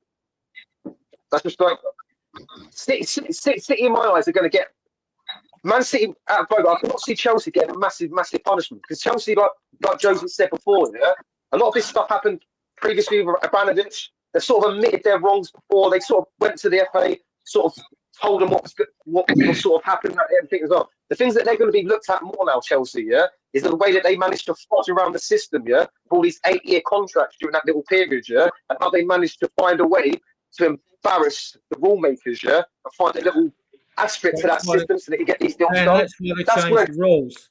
We changed the rules. That's where you can't. I feel like if you buy a player, you've now got to pay the transfer fee. It has to be amortized over 5 years. You can't do it over 8 years anymore. They changed the rules after. Chelsea didn't break that rule, though. I mean, like, Chelsea put an asterisk around it to manage to find a way to stay in the system and manage to get the place. So, Man City are the ones who really, if they're going to set an example of a football club, Man City is the one that they have to set an example for because of the amount of things that they have done. Like you said, like Jesse said earlier, all clubs deserve the same punishment.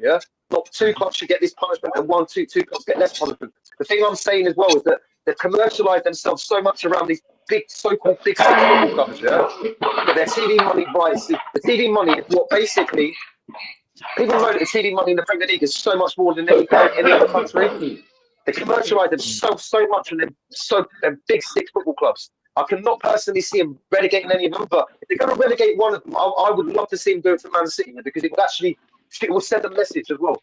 Because like you said, the amount of things that they've done, and the amount of years they've done it for as well, that's the one team they should really, obviously all clubs should get punished if they've broken the rule. If they're going to go for one club specifically, obviously they are, Man City's the one they've got to set an example for.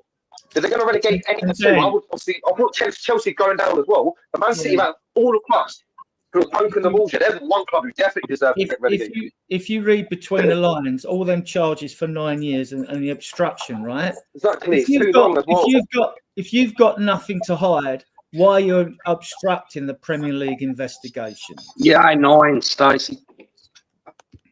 Yeah, that's what I'm saying as well. Chelsea were more obliged to be honest about it when they first come in here because a lot of it happened under the previous ownership. Like you just said, Adrian, they've stopped them from doing the investigation. Like they'll fight clubs anyway before the sugar daddies come in.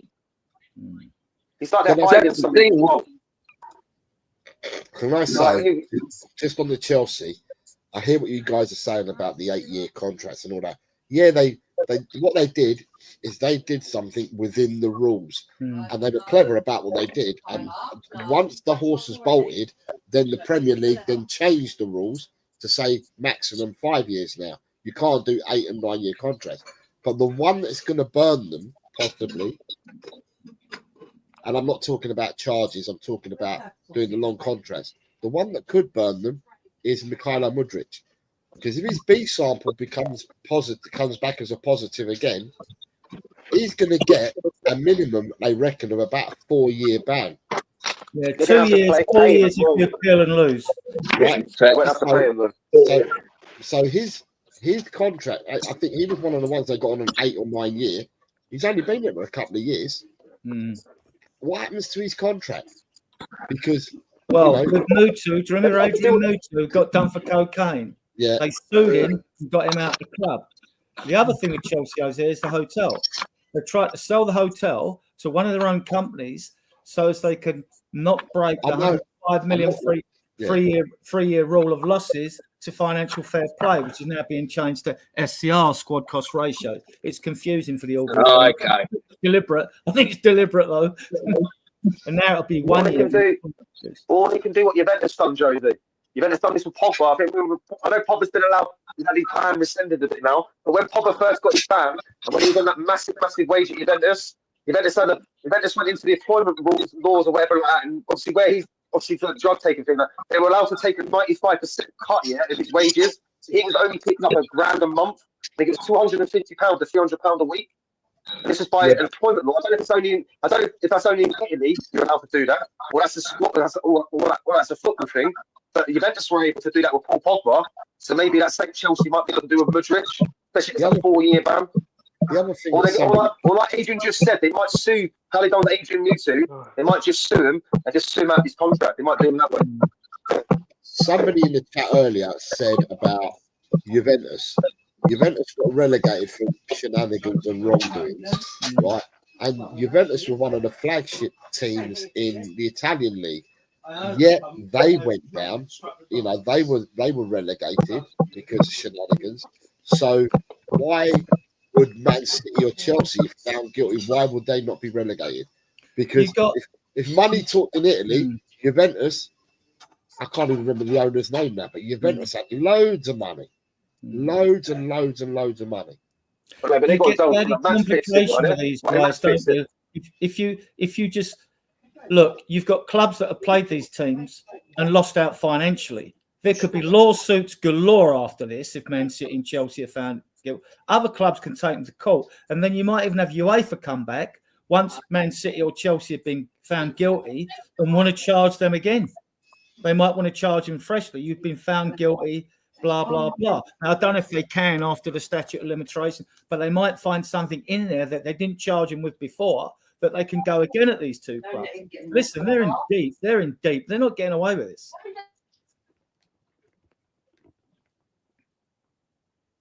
What do you think? What are your thoughts, Jess, from afar about the Man City and Chelsea? You probably don't get much on your channel about Chelsea and Man City, do you, about these charges, or do you? We do have conversations about it. Look, for me, Ozzy, if it's proven to be, and I've read the charges, then they should get the same treatment as Nottingham Forest and Everton. You can't have a diverse thing on it. You've got to treat everybody the same, whether Man City are a bigger club or dialectable. Rangers have been there where they've been relegated. Juventus have been there. There's got to be clarity. So if they have proven it, then they should be dealt with accordingly. And if that's the case that they have to be relegated, then so be it. You can't cheat your way through the system. For example, Chelsea put in 9-year contracts out there. I had this debate with Hanno about it when he said they've got a better squad than Liverpool and blah, blah, blah, blah. Yeah, but Liverpool do sign players on 9-year contracts and manipulate the thing. You know, Liverpool's owners are very, very, and I don't really dig into Liverpool's owners. I don't like their owners, but how they play the game, we've won trophies. But we haven't cheated us way to winning trophies. If it's proven, then whether you can treat Nottingham Forest like that, Everton like that, then Manchester City and Chelsea should be dealt with accordingly. And whether that's relegated and stripped of titles, then so be it, because it's a level playing field. If you go there and say, actually, no, because it's Man City and Chelsea, we won't do anything to them, we'll fine them, then that's not fair. You have to have clarity across the board and treat them accordingly, which is, if you have done what you've done, you deserve to be stripped of titles and relegated, in my opinion. Just 1 second, Josie. And I just wanted to say what Jess just said there as well. When people, when he said Chelsea have a better team than Liverpool, yeah, what is he smoking, mate? Besides like a couple central midfielders in Chelsea's team, yeah, what Chelsea's players are better than Liverpool's players? Liverpool's forward line, yeah, pisses on Chelsea's forward line for a start. Liverpool got about 4 or 5 forward line players, the options to pick from, yeah. Chelsea got barely 1 or 2, yeah. Chelsea's defenders, yeah, don't touch Liverpool's defenders. Chelsea's goalkeeper, yeah, Robert Sanchez, yeah, don't even touch bloody Alisson's right foot. Seriously, bro, that's what I'm saying, man. People just come out with some wild stuff every now and then, yeah, and don't even look at the actual team, yeah, and they can judge it on like team-to-team basis. Liverpool starting 11, yeah, to Chelsea starting 11, yeah. Liverpool miles clear of Chelsea. That's just me, and I'm a neutral. I might be on loan to Liverpool now, so I might have a little bit more bias to Liverpool. But as a neutral before that, yeah, that's just me being complete. That's just realistic. Chelsea might have spent loads and loads of money on players. Yeah, it doesn't mean they have a better squad than Liverpool. Yeah, Liverpool have literally Diaz, Nunes. Yeah, people forget about Jota as well. Jota, what is it? Salah. Salah's the best player in Europe right now. Yeah, by a country mile. There's not even a debate about it. I'm seeing people debate. Yeah, who's better out of Eden Hazard and Mo Salah. This is what's wrong with the new age fans of football. Yeah, so we're even having a debate who's better out of Hazard and Mo Salah. I'm sorry, it is proper. Like, Mo Salah has been one of the consistently best players in the Premier League for the last 8 years, yes? Since, 2015, 2016? Hazard, yeah? We've done all right for Chelsea for a little bit carrying you, but come on, man. Mo Salah is clutch. Yeah? Mo Salah was literally balling at FC Basel against Tottenham in 2010, 2011, yeah? His whole career's gone around mad thing, yeah? Eden Hazard, there's a little joke like Mo Salah's scoring hat-tricks and, like, going on a Ballon d'Or season, yeah? Eden Hazard's at home scrolling through Uber Eats. No disrespect to the guy, but the guy's retired already. Salah's smashing it. Everybody forgets that Mo Salah were at Chelsea and they didn't rate him and sold him. Exactly. Yeah. That's what I'm saying. Look. I find the debate between players like you, Dan, I find it absurd when you're comparing players that are like as different as apples and oranges are. When we went, I could give a silly example back in the day when they were. Just before you do, Adrian, sorry, just before you do, just going to say, Leo, good morning to you, Leo. Happy New Year to all the homies flexing his member chat. And Peter Kagayas has gifted out 5 channel memberships. Thank you very much, Peter. They've gone to Kuva, Richard Rory's War, who's come into the chat and said thank you, Carol, Destiny 5, and SDFC Benny. And as I said, Richard's already come in and said, sorry, he said thank you. Where's his message? One second before Adrian just went into his point, I just want to say one little thing before we goes into that before we change the subject.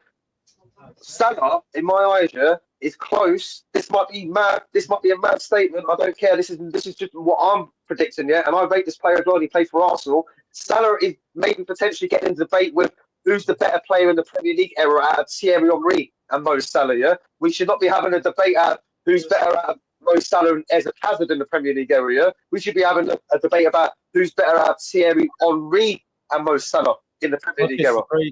I disagree. I don't get Thierry Henry was class, mate. Yeah, Thierry Henry was class, yeah. But Thierry Henry was class for 4 or 5 seasons. 4 or 5 seasons at Arsenal, yeah. Yeah, but he moved through the centre. He started playing through the centre. And the issue I have, Tigaro.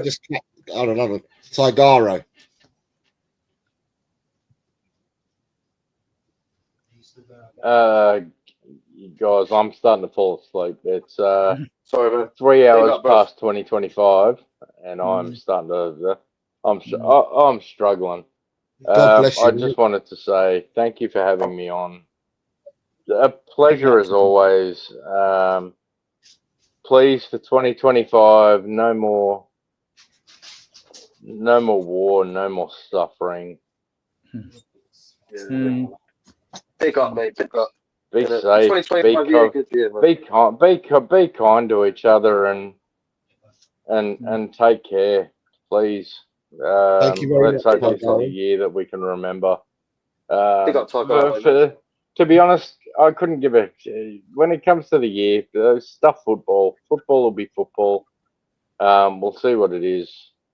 But thank you. I've appreciated it. It's given me great entertainment. It's helped me a lot. Thank you, Jose. Thank you to the community. Thank you to everyone in chat for being such an amazing, such amazing contributors to the show each and every week, each and every couple of days, to be honest, with Ellie, Ash, etc., etc. The list goes on, but you know, I really appreciate it. You're all awesome, and I am out. So I'll Happy see New Year. you. I won't see you next year. Oh, well, I'll see. Oh, well, I'll see. Oh, well, I'll see you all on the other side of the. Yeah, I'll we'll see you see all you. in the past next year, but We'll see you. you know, the future looks bright so far. So let's see how it goes. All right, take care, mate. All God right, bless. take care, all. Cheers. Okay, see you later, Tigara.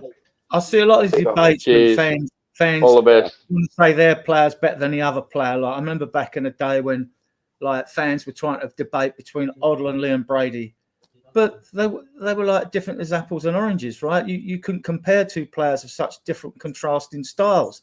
And when people try and throw that at me like two players, oh, he's better than your player, I just say they're both great in their own way. It's the easiest answer. They're both great in their own way. Unless you get two people that are cloned exactly alike, how can you compare them? You can't compare them fairly. All you can say, I say that, you know, both great. No, mate, they're both great in their own way, you know. Yeah, I agree. I agree with that. I knew what I was said would probably get a lot of mad reactions because obviously Henry was a baller. Yeah? Obviously, I'm not saying that naturally Henry was a quality player, but I'm going on longevity. Yeah, longevity. Mo Salah has literally been clutching this league for the last 5 or 6, maybe 6 or 7 years now. Yeah, I don't even remember Henry doing it for that amount of time. Henry was in this country well, maybe for 5 or 6 years. We're getting to a point now where Mo Salah is 32, 33. And he's already equaled his goals and assists total, yeah? From the entire last season, right in December. He's still got another 5 months left of the season. And he's already got his goals and assists total, yeah? For the entire of last season. And this is supposed to be a player dropping off, apparently, by age. I'm not seeing that. I'm seeing Mo Salah, like, if I was Liverpool, yeah, like Jess Moses as well, I'd be getting him tied down for another contract ASAP, which I think Liverpool's trying to do it well. Because I'm not seeing any signs, yeah, Mo Salah dropping off. I want to see at least... If I was Liverpool, I want to see at least another 2 years potentially at Mo Salah at that football club. The way he's playing right now. So I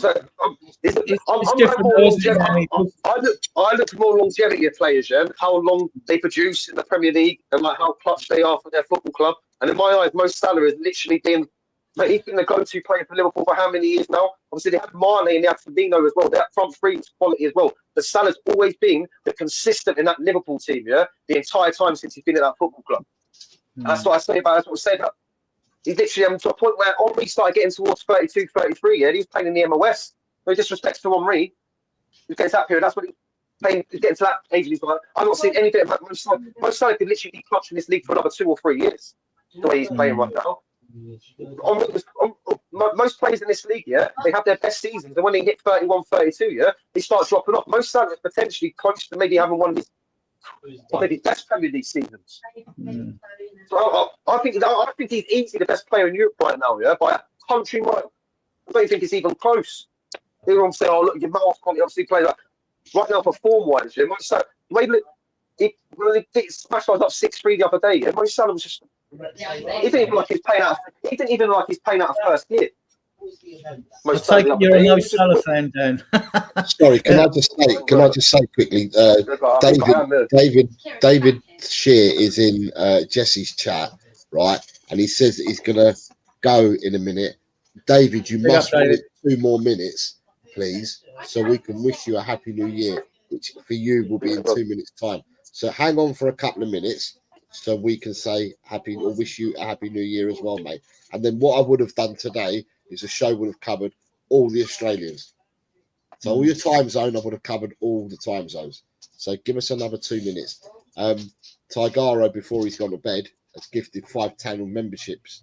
And they have gone to, so thank you very much, Tigaro. They've gone to Kiwi Spurs TV, Brian Daigle, Nicholas Collison, Tom81, and the Spurs Danalyst. And you've also got Carol that's come in and thanked someone for, or thank you for her membership. Carol, your membership was gifted to you by Peter Kagais. So it's Peter that you need to thank. Sorry, carry on. I just wanted to make sure I got that in there. I don't want this to come across as like me bashing Thierry Henry or anything, yeah, before anyone in the chat thinks, bloody hell, man, Daniel thinks Thierry Henry's not even that good. Don't even dare in the chat, yeah, even trying to And I know my stuff about football, yeah, so don't even try and twist it. Like Elstop said, Henry isn't that good. Just Henry is a baller. I'm just going by longevity of a player, yeah. And I saw a comment about what Robbie said about Henry, his injury problems, and about how Henry was like world class level. Henry was one of the best players in the world for a little period. I do understand that, yeah. But I'm just going on like longevity in the Premier League, like. But like me, Mo Salah's like right up there, mate. Right up there. And like easily the top 3 best longevity players ever played in this Premier League, man. Like he's what except for Henry only played his early career on the wing, and he played through the centre for Arsenal. Henry did play left wing for like Juventus, obviously Juventus and everything as well. He was a flop at Juventus, and he went to Arsenal. And like, but I'm just saying about like Mo Salah has the most goals against all the top 6 teams as well. I'm just saying about his clutchness as well. He's got the record. Like Henry only ever scored. Obviously, Henry was a very, very clutch player. Sorry, happy New Year, David Shear. Happy New Year. It's just kicked midnight. Happy New Year to David Shear. It's just kicked in. Happy New Year. Can we have the lottery numbers as well? Because they're in Wednesday, aren't they? So they can give us the lottery numbers for today's lottery. The lottery numbers should have been given to us by Tigara and Dakara because they're 3 years into their new year. Oh, so I mean, we need the lottery numbers for us have a couple million, mate. I was saying about Henry's only ever split. Salah's obviously got that record against obviously the big clubs as well. That's what I'm just saying. That just shows that he can do it against the big clubs, the small clubs. Obviously, I'm not obviously for 1 second saying Henry's not a baller. Henry weren't a baller because Henry was a baller. He was literally one of the best players the Premier League ever seen. But I'm not obviously not saying that though as well. I've got some questions that have been put in here, and I'm going to ask them because there's a couple of questions. Right, one is for you, Jess. So I'm going to ask you directly because it's not us. It's Jess. Do you have any football Funko Pops? I do. I've got a couple of Liverpool ones. I've got Belisa, and Harry's got a few as well. Yeah, quite a few. We're an avid collector of pop figures, me and my son. So yeah, got a few. There you go, Rinketis. That's the question and answer for you. And then and we can all answer this, but we'll take it in turns. And I'm going to go to you again, just because you're non-Tottenham, so your opinion would be different to what the other guys, or maybe, I don't know, might be different. It says, big up panel, and it says, what positions should be our 2 signings in January? And that's coming from Fads Radswar. I think personally you need a central midfielder and a centre-back. In my opinion. Maybe a goalkeeper as well, Ozzy. Maybe so Fads is only saying 2, but you reckon we need more than 2. And I'm not going to disagree with you, to be honest. I think we need more than 2. But 5. We're talking about it. I said 5, I think. Yeah, I'm not disputing it. But he said 2. So Fads probably reckons we only need 2. I think we need more. But he says we need 2. What's your opinion, Adrian? What do you think? We need a left back and we need a midfielder. They should be our priorities. If we get more than 2 players in, like I said earlier, I think most teams, it's a 30-day window. Most teams will be looking for loan deals. They'll all be looking. Loans to buy are great because it's try before you buy. If you don't like, get rid. And they also struggle teams have is like with us in Europe is we're already 2 down on the European quota because we didn't have 4 academy grown players in the squad that have been with the club over 3 years, right? B-list players only have to be with the academy 2 years, but make the B-list squad and have as many of those as you like. You are only in Premier League rules. Premier League teams are only allowed to bring in 6 loans. The max of 4 foreign, and I think 2 home. Correct. Championship teams can bring as many as they want. And we can only bring in 2 from any one particular club if it's homegrown, right? But yeah, I see with our transfer window, I see us. Right, our recruitment team should have already been working on deals, made them listed players to go early in this transfer window and get in who we want. That's why when you hear late, it's the same for all clubs. When you hear late rumours connected to your club, unless they're an opportunistic sign, most of them are just media BS, basically. Because if it's a late one, think about it, you've only got 30 days to do the deal anyway in January. It's not long, you're going to be struggling. All clubs, whether it's Leeds or Spurs, should have a list of their players now. And like I say, unless it's an opportunity signing, what you're being linked with now, Leeds or us, most of the BS. Might be opportunities with us because we've been linked with Skriniar and Moania to PSG, if you're going to get players like that in, or even Grealish, if they would deal with us, the rumours in the press, like, look, the only way we're getting them in is on loan and offering to pay off their wages. We're not going to be paying $300,000 a week for Grealish, who's nearly 30, right? Or even buying him because he doesn't fit the age profile of this club anyway, right? So you're not going to spend that much money on a 30-year-old player, right? But Skriniar's what, 20? I don't know, I think he's 28. 29. I think He's 28, 29 Skriniar now, isn't he? Nine, His yeah. stock's dropped a little. His stock's dropped a little bit the last year. Yeah, and Moani didn't get the game time he needed at PSG. So, yeah, so unless it's them sort of players we've been linked lately, I'm looking, are you a possible loan deal? Don't think Grealish is. Don't think Ange would go for Skriniar. Beast of a player when we wanted him back in here, but we want faster. We've been let with Kuzanov, he's fast, but he's 20. You know, and I don't think we're going to go for a centre back. We've got Phillips and Dorrington, right? And then we've got Vaskovits. I mean, I watched all them under 21 games last season. I haven't watched one this year, just here and there. And Vaskovits, 17, but he's not 18 to the 24th of February, right? And he looks better than those two huge talents. And Poch did say previously, I don't want to block the path of Dorrington and Phillips when he wants to go and have a look at Vaskovits with Westerly with Alfie Devine. Because I tell you what, this kid is the best centre-back at his age group that I've ever seen. Don't you want, like potentially to bring another centre back in January so then we can free up Archery, yeah, so then actually go and play in the position where he's used to playing as well. Well, it's like self-inflicting a future problem, isn't it? We got 4 centre backs out. Ray's coming and doing a job at 5, right? When our centre backs are fit and you've brought the other centre back in, suddenly people complain again, oh, the squad's bloated, it's unbalanced, in the wrong position. We don't need a centre back in January. We could do the change in football in fortunes, right? But we don't need a centre back in January, right? What we need, I mean, because we can bring Phillips back from loan, right? I think I read that. Don't know how true it is, unless we signed him to the year, right? We could bring him back. You've got Dorrington there. We'll play them. This is the reason, because of her injuries, it's the reason that Archie Grace made 21 appearances in all competitions. Played them. I don't want a centre-back, and us bloated with centre-backs. Now you're now blocking the path of Gray, Vaskovits, Dorrington, right? They're in England internationals, right? They're good footballers. 1'6'4", built like a brick outhouse. 1'6'3", plays on the Dorrington, plays on the left, Gray plays on the right. They're not slow, but obviously it's development, isn't it? So, yeah, I mean, my problem with this is though is that he's like stopping the path to like Dorrington. Like he can have a chance to play Dorrington already these last few games. Like no disrespect, like this is not a disrespect from Archie anyway. Because Archie's been literally our best player during this injury crisis. Yeah, we were asking Archie to play out of position when he signed in the summer. He did not. I bet you when he signed his contract, did not think I've been playing centre back for like 2 or 3 months for Tottenham because they're in a mad injury crisis. That shows you the sort of resilience Archie's got for a start here. One position he's not played since he's been at this football club here is his natural position.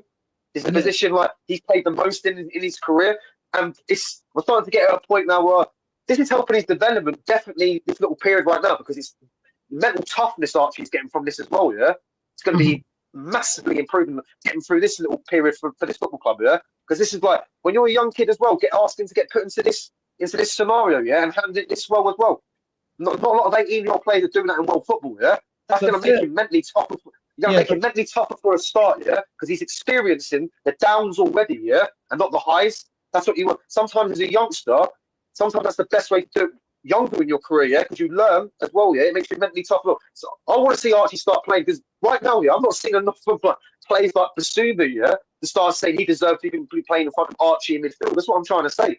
I would rather start seeing maybe get another centre back in, yeah. Give Archie a game in midfield and see him playing naturally in a position, yeah. Because his IQ with the football pitch, yeah, is very good as well. How he can literally get out of he can get out of tight situations, yeah, because he's very good with the ball at his feet as well. Very good with the ball at his feet. Very good. He's one of the. I'm starting to look at his team right now. I'm starting to think he's one of the best players in our team. Yeah, and sometimes getting out of tight positions with the ball at his feet. And I'm starting to think, well, that suits more playing in central midfield. Yeah. exactly. But with Ange, fair play to him because he has drip fed these youngsters in. And we said, like, throw him in. Look, it's got to be the right time. Normally, you blood players in a home game if they're young kids. You blood them when you're winning, like 3-goal leads, and you bring them on or something like that, just so as like you don't destroy them, right? You can have all the talent, but if you're a developing youngster, right, then you need to be blooded at the right time. I mean, you look at Bergvall recently starting to get a bit good time. He was poor about 3 games ago because he's had 2 games in there since, and now he's starting to look good and showing what he's got, a skill set. Totally different player to Gray, right? And he has given Mikey Moore a chance, and he has given Will Lancashire a chance, although he got sent off away in Galatasaray, but he scored a goal. So he's blooded these players, right? And bear in mind, we're a very young side. When we lost away at Nottingham Forest, we had 7 players in that team that were 24 years old and younger, and we're throwing younger players in on top of them, and those players are developing. I mean, you got Udogi, you got Sarr, you got VDV, you got Brennan Johnson, right? You've got Kulu, who's only 24. He plays like a mature 34-year-old, right? And you've got Mikey Moore, you've got Will Lancashire. There's 7 of them. But we're probably, I think only Chelsea, possibly Arsenal, might be out of field a younger side than us.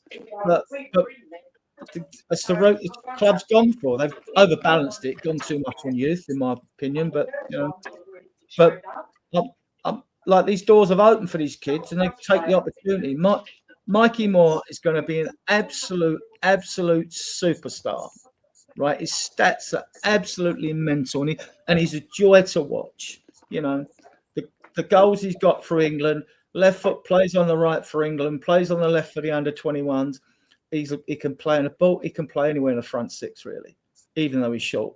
Maybe not as a traditional 9, obviously, but like his dribbling, his balance, everything about him. I tell you, I make a bold statement. He reminds me a bit of Maradona. I've got to be honest, but I mean, like, that's a bold statement to make. But he is that good. He is that good. He's 17 and he's that good. Yeah. Sorry. I'll answer your question, Josie, mate. You can. I'm going to ask you now, but I just want to say, Chris Peters, hello, because he's joined the chat. The Hotspur Hood, Ellie, Naomi. Hello, everyone. Big up, Naomi. Side Dancer. Smithy's back in the chat again. So I just want to say hello to people because he's been talking. But yeah, go on. Who do you want? Or who do you think the signings need to be? Oh, well, we're not going to get 5, but I think we need 5 signings. Personally, I think we need a goalkeeper. We need a goalkeeper ASAP. I'm done with 4-star. I'm sorry. After that second goal the other day, like the little flap in his hands, like he's a 65-year-old granddad. I think they've already gone in the net about 2 seconds after going there. I'm sorry, yeah. That was at his near post as well. I know there was a lot of power behind that shot, yeah. But it's like positioning sometimes for some of these goals as well, yeah. Goddamn awful. Yeah, so we definitely need a goalkeeper because I'm not sitting in with him for another 6 weeks. I'm sorry, because he's going to cost us more. You're starting to see now. I've been our second choice in goal. You're starting to see the massive downturn in results now as well. At first, it weren't too bad, but now you're starting to see the massive downturn in results. Vicario, we are missing Vicario. Care what anyone says. And then we definitely need a new left back. I don't care what. I don't care. We definitely need a left back. We got to a situation where Reguilon's coming on the pitch after being exiled for this club about the last 2.5 years. That shows you how dire our situation's got a left back. Spence ain't even naturally a left back. Spence is a right back. Yeah, and people say, "Oh, let's just put Spence down on left back." He's still a natural right back. He can play a left here, but that's not his natural position. He played more right back in his career. So like you basically you get into a situation where you're playing Adobe so much here, and now you're naturally making him get injured quite a lot as well. And he's playing out of form recently as well. So I'd have a left back, a goalkeeper. I would definitely sign a new centre back because obviously I do get Adrian's points here, but I'm not a fan, of having to basically ask an 18-year-old boy who's played really well, having to constantly ask him to play out of position, because we're in a crisis. It's not really fair on him either, when he signed in. Because it might improve his development mentally, It's not going to improve his development much when you start seeing. I think we signed him more for the right back position, maybe, and the central midfield position. We definitely didn't sign to play as a centre back, When I go forward, is Archie Gay going to be our centre back in 5 years' time? No. Yeah, he's not going to be a centre back. He's going to be playing either as a central midfielder or a right back. So this is like a short term situation. We need to sign a centre back to plug a gap anyway, because in my eyes we've only got 3 natural, really good centre backs. We've got Dragusin, Romero, and Van der Ven. Yeah, a lot of teams have 4. Yeah, Ben Davies is playing like a stopgap, Mr. Reliable centre back here, but a lot of big teams have 3 or 4 really good centre backs. We have 2, and Dragusin at times is. I'm not really a big fan of Dragusin, man. So that's another reason why we'll definitely get another centre back as well, because of Dragusin. At times he's vulnerable. At times, you heard Liverpool the other day. Was it Liverpool or Forest? One of them said they targeted Dragusin. I think it was He's 22. He's another one developing though. He's 22. Yeah, I mean, I've not been happy with his positional play. I've not been happy with his passing. I agree. Heading, he's good. He's quick. Yeah. But again, he's 22 and he's not number 1 or number 2 centre back in the squad. He's number 3. Don't show you a lot. The Liverpool come out and said, no, we didn't target the 18-year-olds playing out of position. I'd put him as 4th choice if Davis is fit. We didn't target the 18-year-old playing out of position. We targeted your natural centre back, who's really they should be targeting. No disrespect, this ain't disrespect to Archie. He's playing out of position. They should be targeting the 18-year-old Archie Gray. Yeah, they see a more of a weakness here in Dragusin that side. Yeah, to their game here to see the way to get through Spurs and Archie. That shows to me that we definitely need a new centre back. Yeah, and in central midfield, we need another central midfielder. And in my eyes, this is why I say 5 instead of 4, because I know we ain't going to do this, but I will terminate Timo Werner's loan. I will send him straight back on that first plane to Germany, because in my eyes, we need another left winger as well. Because Odobert, yeah, I've barely seen him this season. I know he's getting injuries here, but I've barely seen him this season. In my eyes, he's not reliable. I know he's had a lot of injuries already. Yeah, we need another left winger because Son right now here looks shot of confidence. Yeah, he's. The one bit of his game that he's actually good at is his clinical part of his game, yeah? And then right now he's even losing that. His all-round game is shot. Yeah, he's completely got off his game, but he's got 5 goals, 6 assists in 16 Premier League appearances. That's 11 contributions out of 16. Son's not finished. I'm not having it. I'm not having it. When did he last go on this little clinical, little clinical, even purple patch? Because people used to say Son's a purple patch player, yeah? Right now, I'm not even seeing that purple patch from Son. I think what about when Sarr put him through against West Ham and he's about 2 yards in our half? He runs on, bamboos the defender, juggles the ball from foot to foot before slamming the net.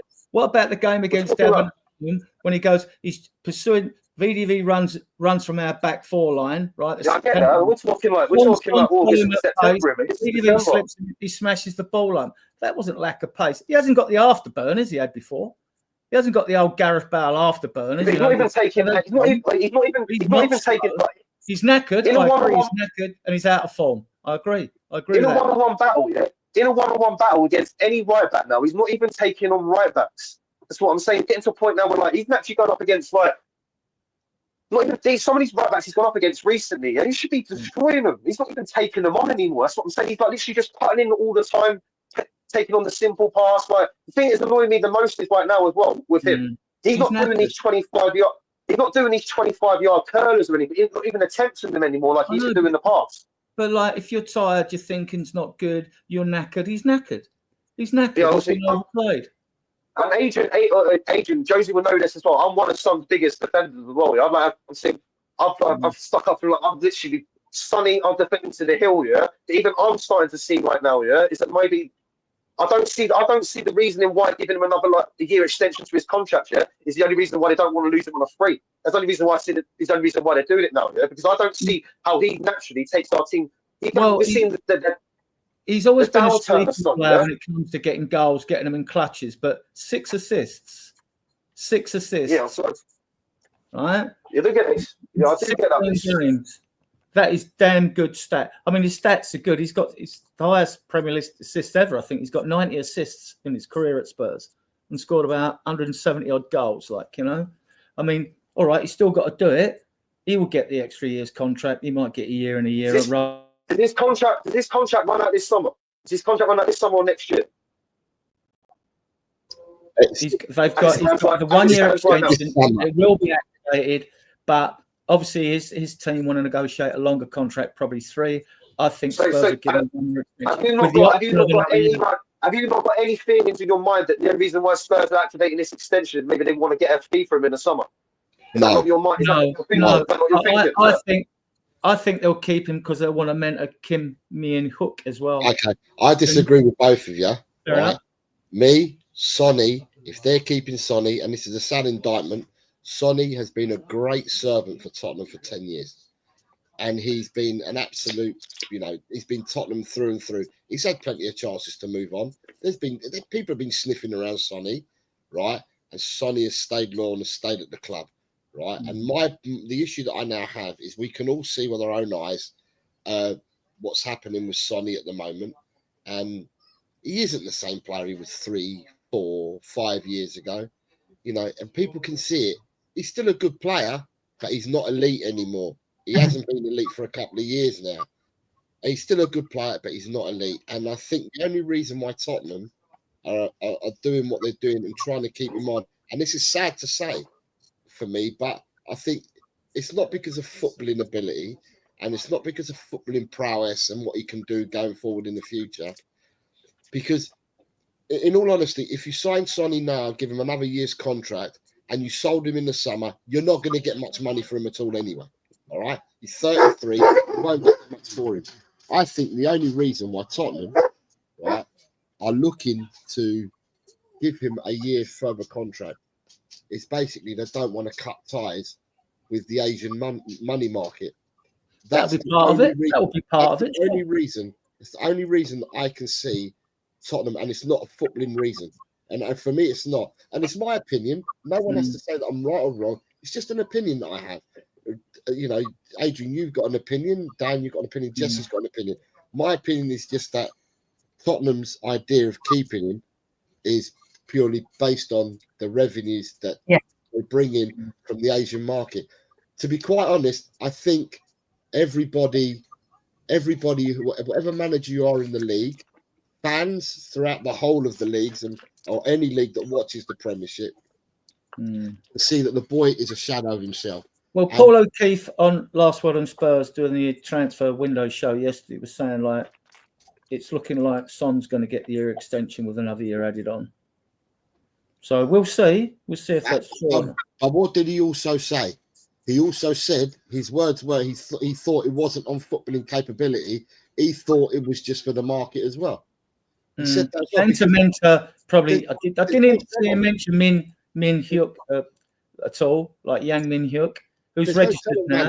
He's registered for tomorrow, so he'll be in the squad.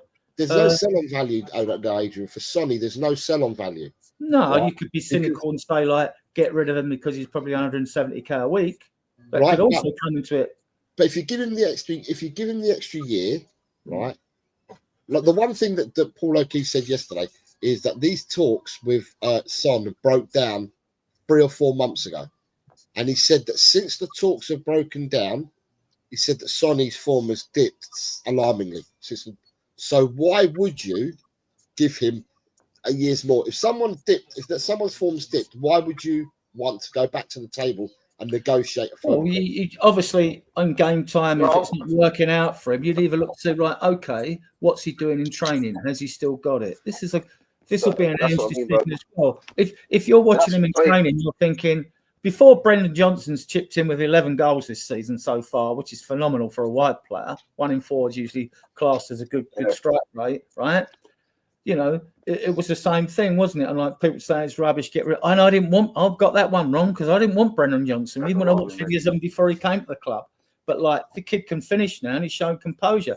Well, if Sonny can still do it in around the box, he doesn't have to rely on fantastic pace. You can get overloads. You don't have to beat a man. All this talk about beating a man, you look at all the way the teams play now. They play inverted wingers, right? Opposite sides of the pitch, and always with the fullback getting up. There's less chance, less risk of you losing the ball if you get an overload by trying to tackle someone on. You can play it down there. That's my one objection about when we invert Porro. I don't believe that you doggy inverts, but when you invert Porro, is that with Brennan Johnson, you're not getting the overloads down that side that you used to get with Decky and Porro when Decky was on the right wing. That's what I'm seeing, but others might disagree. That's fair enough. So I'll keep him as the best finisher with left and right foot we got in the club. Okay, so do you think, I'm going to pose this question to you guys, right? Do you think we get any more, if we want to squeeze the juice out of him a bit more, do you think if we changed our system and went to a 3-5-2, right, and played him up front with Dominic Solanke. So like we used to have Kane and Son up front, but you Solanke and Son, and you change the system to 3-5-2. Do we get more out of Sonny than what we get out of him at the moment playing the 4-3-3 that we play? Yeah.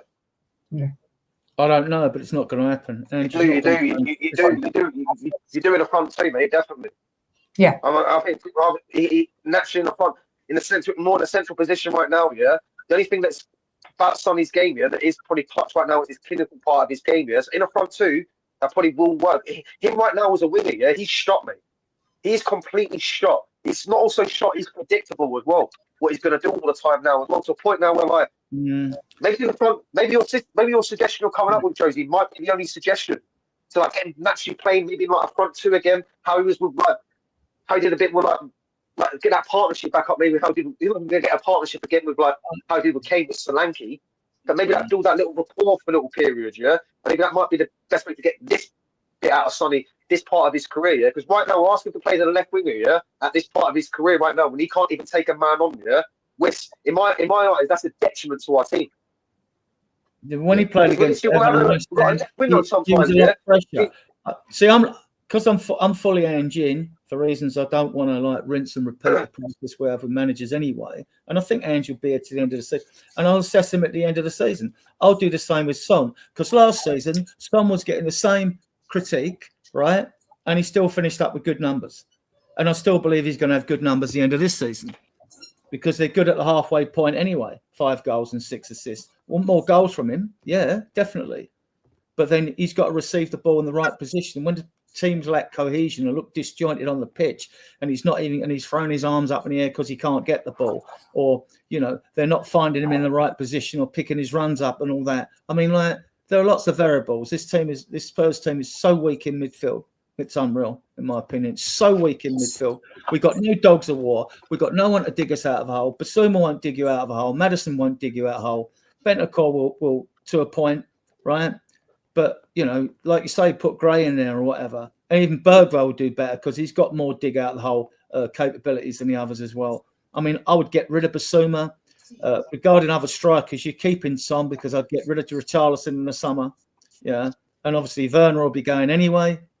And if Romero don't sign a contract 2 years in the summer, I'd sell him as well. He's our best defender, but if he's not going to sign, get the most what you can for him. The thing you said about the thing you said about him playing in the front two as well, that might also bring even better out of Solanke as well.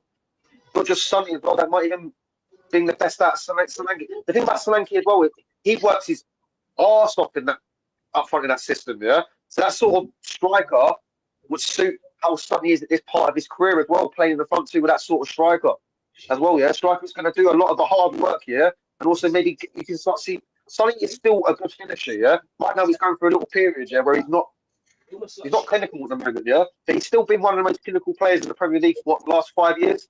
For like shots, take per shots to score. Yeah, so that is one of the part of his game that I still feel when you get older. Yeah. Sometimes you don't still lose your instincts. Your instincts still stay there for a period, yeah? It's your pace that you may lose. Someone who relies so much on his pace as well, yeah? And he loses half a yard or a couple yards of pace. And he's someone who naturally, his all-round game has really shot off. That's the thing that I've noticed. And I was someone who was defending him at the beginning of the season and said, oh, he's still clutch, he's still clinical for us, I've seen for too long of a period now, yeah? Him failing to take his man on, yeah? Say this is not a problem. That's what I'm saying. So this is what I say a left winger, yeah, because Timo Werner to me is a liability. Odobert to me right now, he's not a liability, yeah, but he's becoming a liability because he's barely on the pitch. He's been injured basically this entire first season. So I don't really even know what to think of Odobert at the moment. So I barely watched him at Burnley. I'll be real. I barely watched him at Burnley. I barely seen him at Tottenham. So I don't even really know if he's going to make the grade at us, yeah. I will definitely sign another left winger as well. Definitely get another left winger as well because. And I would potentially, like you said, maybe try and find a way to maybe, if you want to not get centre forward, then maybe stick up some in like maybe in that system that you said, 2 up top, Josie, with Solanke. And even though obviously Vicky's still an option as well, but he's barely ever fit.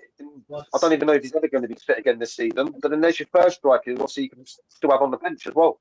So maybe So I definitely think we're now lacking a lot on the wings as well, like on the left side. Like Adoji is out of form at the moment, man. He's been out of form for a while, Adoji, man. A long, not just like a couple of games. He's been out of form. Like this is the beginning of the season. People were saying Adoji weren't playing that great. This has continued, all the way through to like nearly December. He's not having like a sustainable period of like probably more than 4 or 5 games in the season where he's been really good. Okay, so we're overplaying him to a point now where like it's affecting his form as well. And I definitely think the left side is becoming a problem for us as well. Like it's becoming a problem for us. But the right side, Brennan don't take his man on either.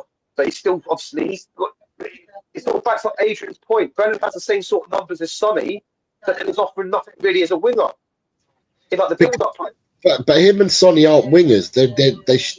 I don't know why people keep calling them wingers because they're not. They're just wingers. But yeah, but they're not. But still, they're like naturally they're not playing as wing. Obviously, playing full out and out wingers, but they're still like more on that side. Yeah. Than in the central side. That's what I'm trying to say. Like, and it's supposed to like cause a distraction for like the right backs and the left backs. In my eyes, they're not even doing that at the moment. Like they're too. Johnson's too predictable. Sonny's too predictable.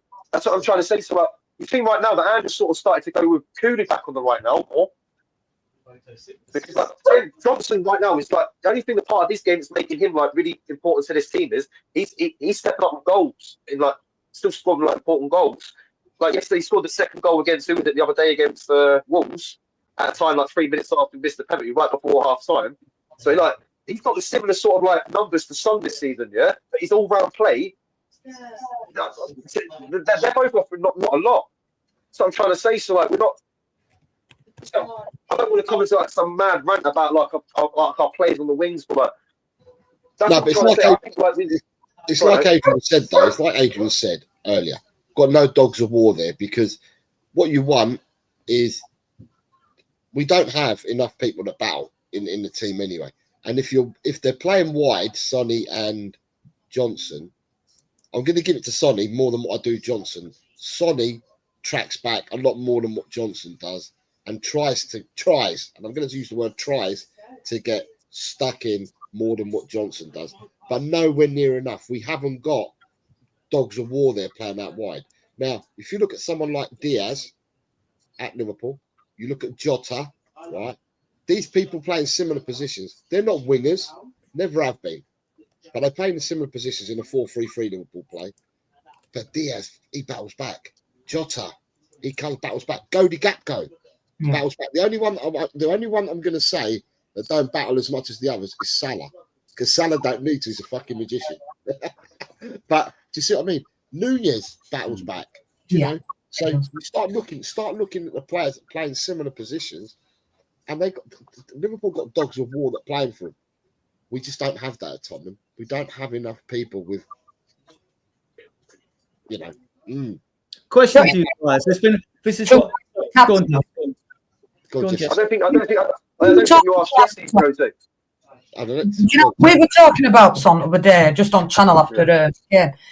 Do you not think you need a captain that will use my power phrase, grab and bite bollocks? Somebody like Roy Keane. Don't you think Son's too nice as a club captain? My attitude's always been just that. My face, Jess. Yeah, there is. I get where people are coming, and my attitude's always been: if you can't motivate yourself to get on the pitch and play for Tottenham, get out of my fucking club. Get out. Yeah. But the thing is, though, get out of my club. The thing is, I understand what Jesse's saying, right? And you've got captains for many other teams, right? That grab, talk, do whatever. Sonny is just like that. It's too nice. Smiles. Look at me. Perfect example. Perfect example. Yeah. Someone is quite nice, but he's ruthless at the same time. Yeah. Look at Liverpool with Virgil van Dijk. Yeah, that's a perfect example. Yeah. That's a captain. Yeah. That's a proper leader and a proper captain. Somebody lead by example on the pitch. Yeah. And then sometimes, it's basically sometimes Liverpool's last line of defence all on his own at times. That's how good of a centre back he is. So he leads by example on the pitch, and is also a leader by rounding his team up. That's a proper captain. You don't. Listen, what Jess is saying about them having to like going mad like Roy Keane. Like, you don't have to 100% always do that now in football. Yeah? You just have to have like a leader like Virgil van Dijk sort of leader, yeah. Because like the problem is with players now in football, if you go like 2 Roy Keane like level on them now, yeah, they probably go the other way. Start playing even less for the team because they can't. Too many footballers they can't handle, yeah. When people go mad at them now, they're not built as strong as the olden days. The players in the 90s and not the 80s, everything like that. Yeah, it's like Virgil van Dijk in my is a perfect example of a captain right now. Yeah, somebody's leading example on the pitch. He also like keeps that Liverpool team together, and he's also he's a leader for his country as well. See, someone's a leader for his country at the same time. Yeah, but is he just a leader for South Korea on the fact is on name, yeah, and not merit? Could there be? I don't know the South Korea team, yeah. There might even be other leaders in that team who could be a captain. Is he just there because he's the most famous player in South Korea?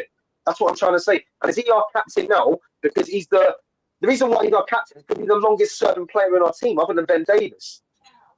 It's become a natural thing. Let's make Sonny the captain, yeah. Where in my eyes, I can't.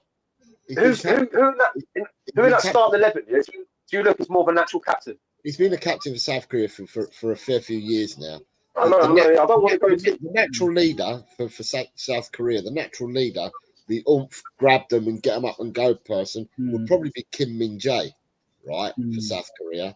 But he's been the captain, and whilst he's been the captain, South Korea have had the most successful period of football. So, but what he does for the international side, you know, meeting up with the fellas once every 3 months and playing twice, you know, once every 3 months, it's totally different to having to play 3 games in a week for a long period of time, you know, and it's different. The way you're going to captain players in an international meet compared to club level football is going to be totally different. But I would have said that the original leader would have probably been Kim Min-jae. But they've had a successful period with him.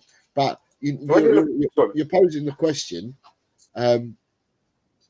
If you look at who's top of the league, Liverpool, right? So Liverpool got Virgil van Dijk as the captain. He's a leader. There's no arguments about that at all. He certainly is a leader. Second, Forest. Who's Forest's captain? Morgan Gibbs-White. Is he a leader? No. Well, he's doing something, right? He rallies the troops, shouts at them and all that, don't he? So he must be doing something, right? Yeah, he's doing something, right? Yeah, who's third then in the league? Arsenal. No, it's Chelsea, isn't it? Like at Arsenal. Who's their captain? Odegaard. Well, he naturally leads on the pitch for them with his performances, really, doesn't he? Yeah, sort of like, I wouldn't say he's a proper natural like talk like shout at your face sort of leader, but he's more of like a leader where like sort of like sets him. They're so dependent on Odegaard. He's more like a leader on the pitch for them in that sort of way, like with Virgil, like he's just like a leader, like full stop for Liverpool. Like, I just feel like he naturally scares the hell out. Like, a lot of the forwards go up against Van Dijk. If he was like talking to you, like, you would listen straight away because he had that aura about him, like he's like a proper. Sonny to me is too nice to be a captain. In like, you know, because at times and he also at times as well, he looks like he's shying away himself when it's going bad. Yeah, and that's supposed to be our captain. And you said earlier, Joe, I want to bring up something you said earlier because it's sort of like half changed to like a conversation. You said earlier about Sonny's performances have dropped since his contract talks have fallen down. Well, that's sort of, I know this happens a lot with footballers, yeah? When their contract talks are going through sometimes as well, yeah? Their performances naturally drop off, yeah? Or their talks don't go the way they want, their performances naturally drop off. But this is our captain, yeah? Who is, if he's purposely decided since his contract talks have gone down, yeah, that he wants to stop naturally dropping his performance levels as well. That's scary. It's supposed to be setting an example on the pitch, yeah, as a captain as well, yeah? And now he's getting in his own feelings, yeah, because his contract's not, that's what I'm saying as well. I'm seeing a lot of red flags to that as well. So that's if that's true across the board, and I don't think that is. That's just a suggestion. It's just a suggestion, but then it's a suggestion. Where's the data to back it up? He's been out of form, but so many other players at this football club have been out of form. Right. Dan, what I will say, Dan, is normally, right, if you're looking to get a contract extension, or renew a contract, what should happen is your form should up, not down, because you want that contract. Remember, we used to have Adebayor at Tottenham, and everyone said that as soon as it came to contract extension time, Adebayor stepped up his game. Once he got his contract, woof, he went back down again. So normally, you'd like to think that people. There are a lot of myths when fans, frustrated fans, are looking for excuses and wanting to blame certain players. I mean, one of the biggest ones recently, right? Because when I hear something, I sort of, is that true? I'll go and source it. I mean, how many crosses into a box result in a goal? Premier League goal, any of you know? How many crosses result in a goal? I don't know, but your eyes. I don't know, but your eyes can tell you what you're watching. Your eyes don't deceive you. True. So it's 45, right? I'll let you know. So 1 in 45 crosses in the box result in a goal. How many Premier League appearances has Dominic Solanke made, not just with us? How many what? Sorry, say that again. Premier League appearances has Solanke made. How many Premier League appearances has Solanke made this season? Yeah. No, not this season. About 80? 18 plus last year. Jesse's a lot closer. It's 150. Now, the reason I checked this out at the time, everyone's saying crosses in the goal, we're not using Solanke properly, don't get enough headers and all that. Out of them 150 appearances, how many headed goals has Solanke scored? What, Premier League goals? Yeah, how many headed goals has he scored in them 150 appearances? No, he hasn't scored that many. I know he hasn't scored that many. 5. And people keep telling me, oh, we need more crosses into the box. We're not using him right. I mean... No. I'll tell you where I come from with that. On my stances on that, right, is that the players that we've got that play out wide, and I say this and I maintain this, and I keep saying it, every time I see Kulusevski go out and play wide, Kulusevski's the only person that I've seen play for us that will stop and look up before putting the ball into the box. He stops and he looks up. He takes that time to look. However, the rest of our players that seem to play wide are robotic. They get down and they just put the ball across the box without looking to see where the player's at. Now, for me, if you can beat your man and you can put the ball in, if you looked up, we don't find Solanke enough. That doesn't have to be a header. It can be along the floor. It doesn't have to be in the air. But we just don't find him because we're robotic in what we do. And when we put the ball in, we're hoping that someone's going to be in the space that we've put that ball. But we didn't look to see whether there was anyone there making the run or anything at all. And the only person that does it for me is Kulu. I don't see the others doing it.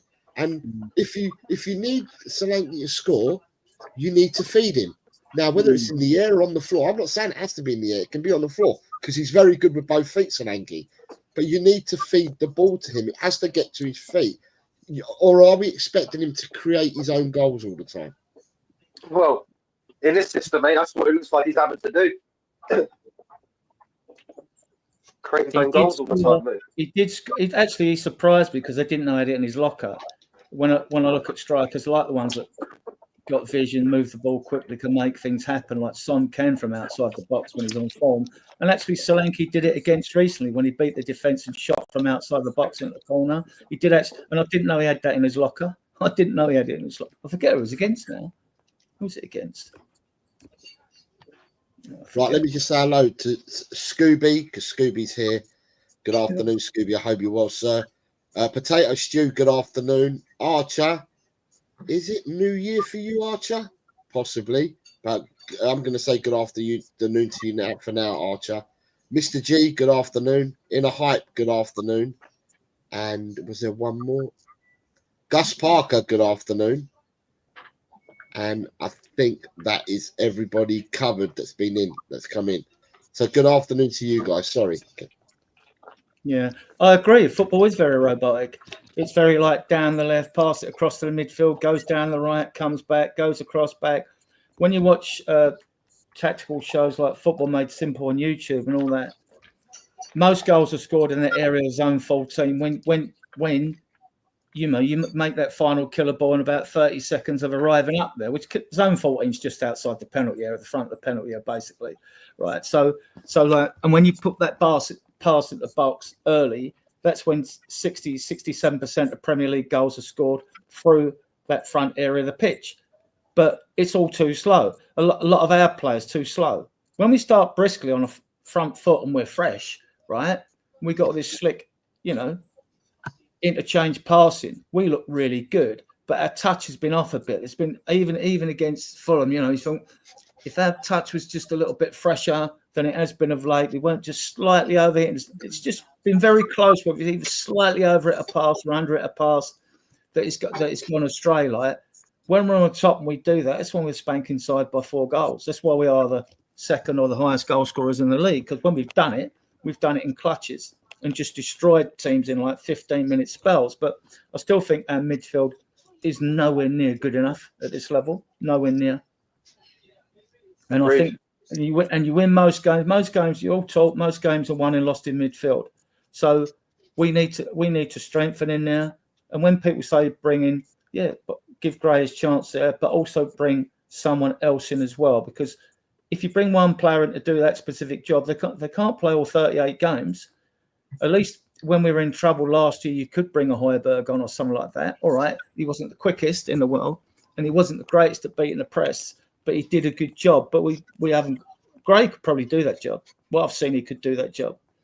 I actually think the best number 6 at the club don't play as a number 6. I actually think if you just want to have a deep line defender to protect the back 4, you stick Romero there, because Romero's got it all on the ball, in the air and everything. He reads the game well, which is what a number 6 should do. Should be able to sniff out the danger posing ball playing number 10 in the opposition side. He could. It's not going to happen, but he could do that job because he's good on the ball. We could have got Manu. We could have got someone like Manu Kone in the summer. He went to Roma for like peanuts, like cheap money, yeah. And he would be perfect for this team. He's got the energy to play in the system, play that number 6 as well. He can also play the number 8 as well. Literally, it's what I'm saying. Like there's players out there, yeah. Well, we're looking at Edison. You can get for a decent price. Yeah. Yeah. We're looking at Edison, Johnny Cardoso, Edison Atlanta. I'm sorry, man. Edison Atlanta, what a player! He would be the player I would go and get. Edison Atlanta, is that who you're talking about? Yeah. Yeah, he is quality, mate.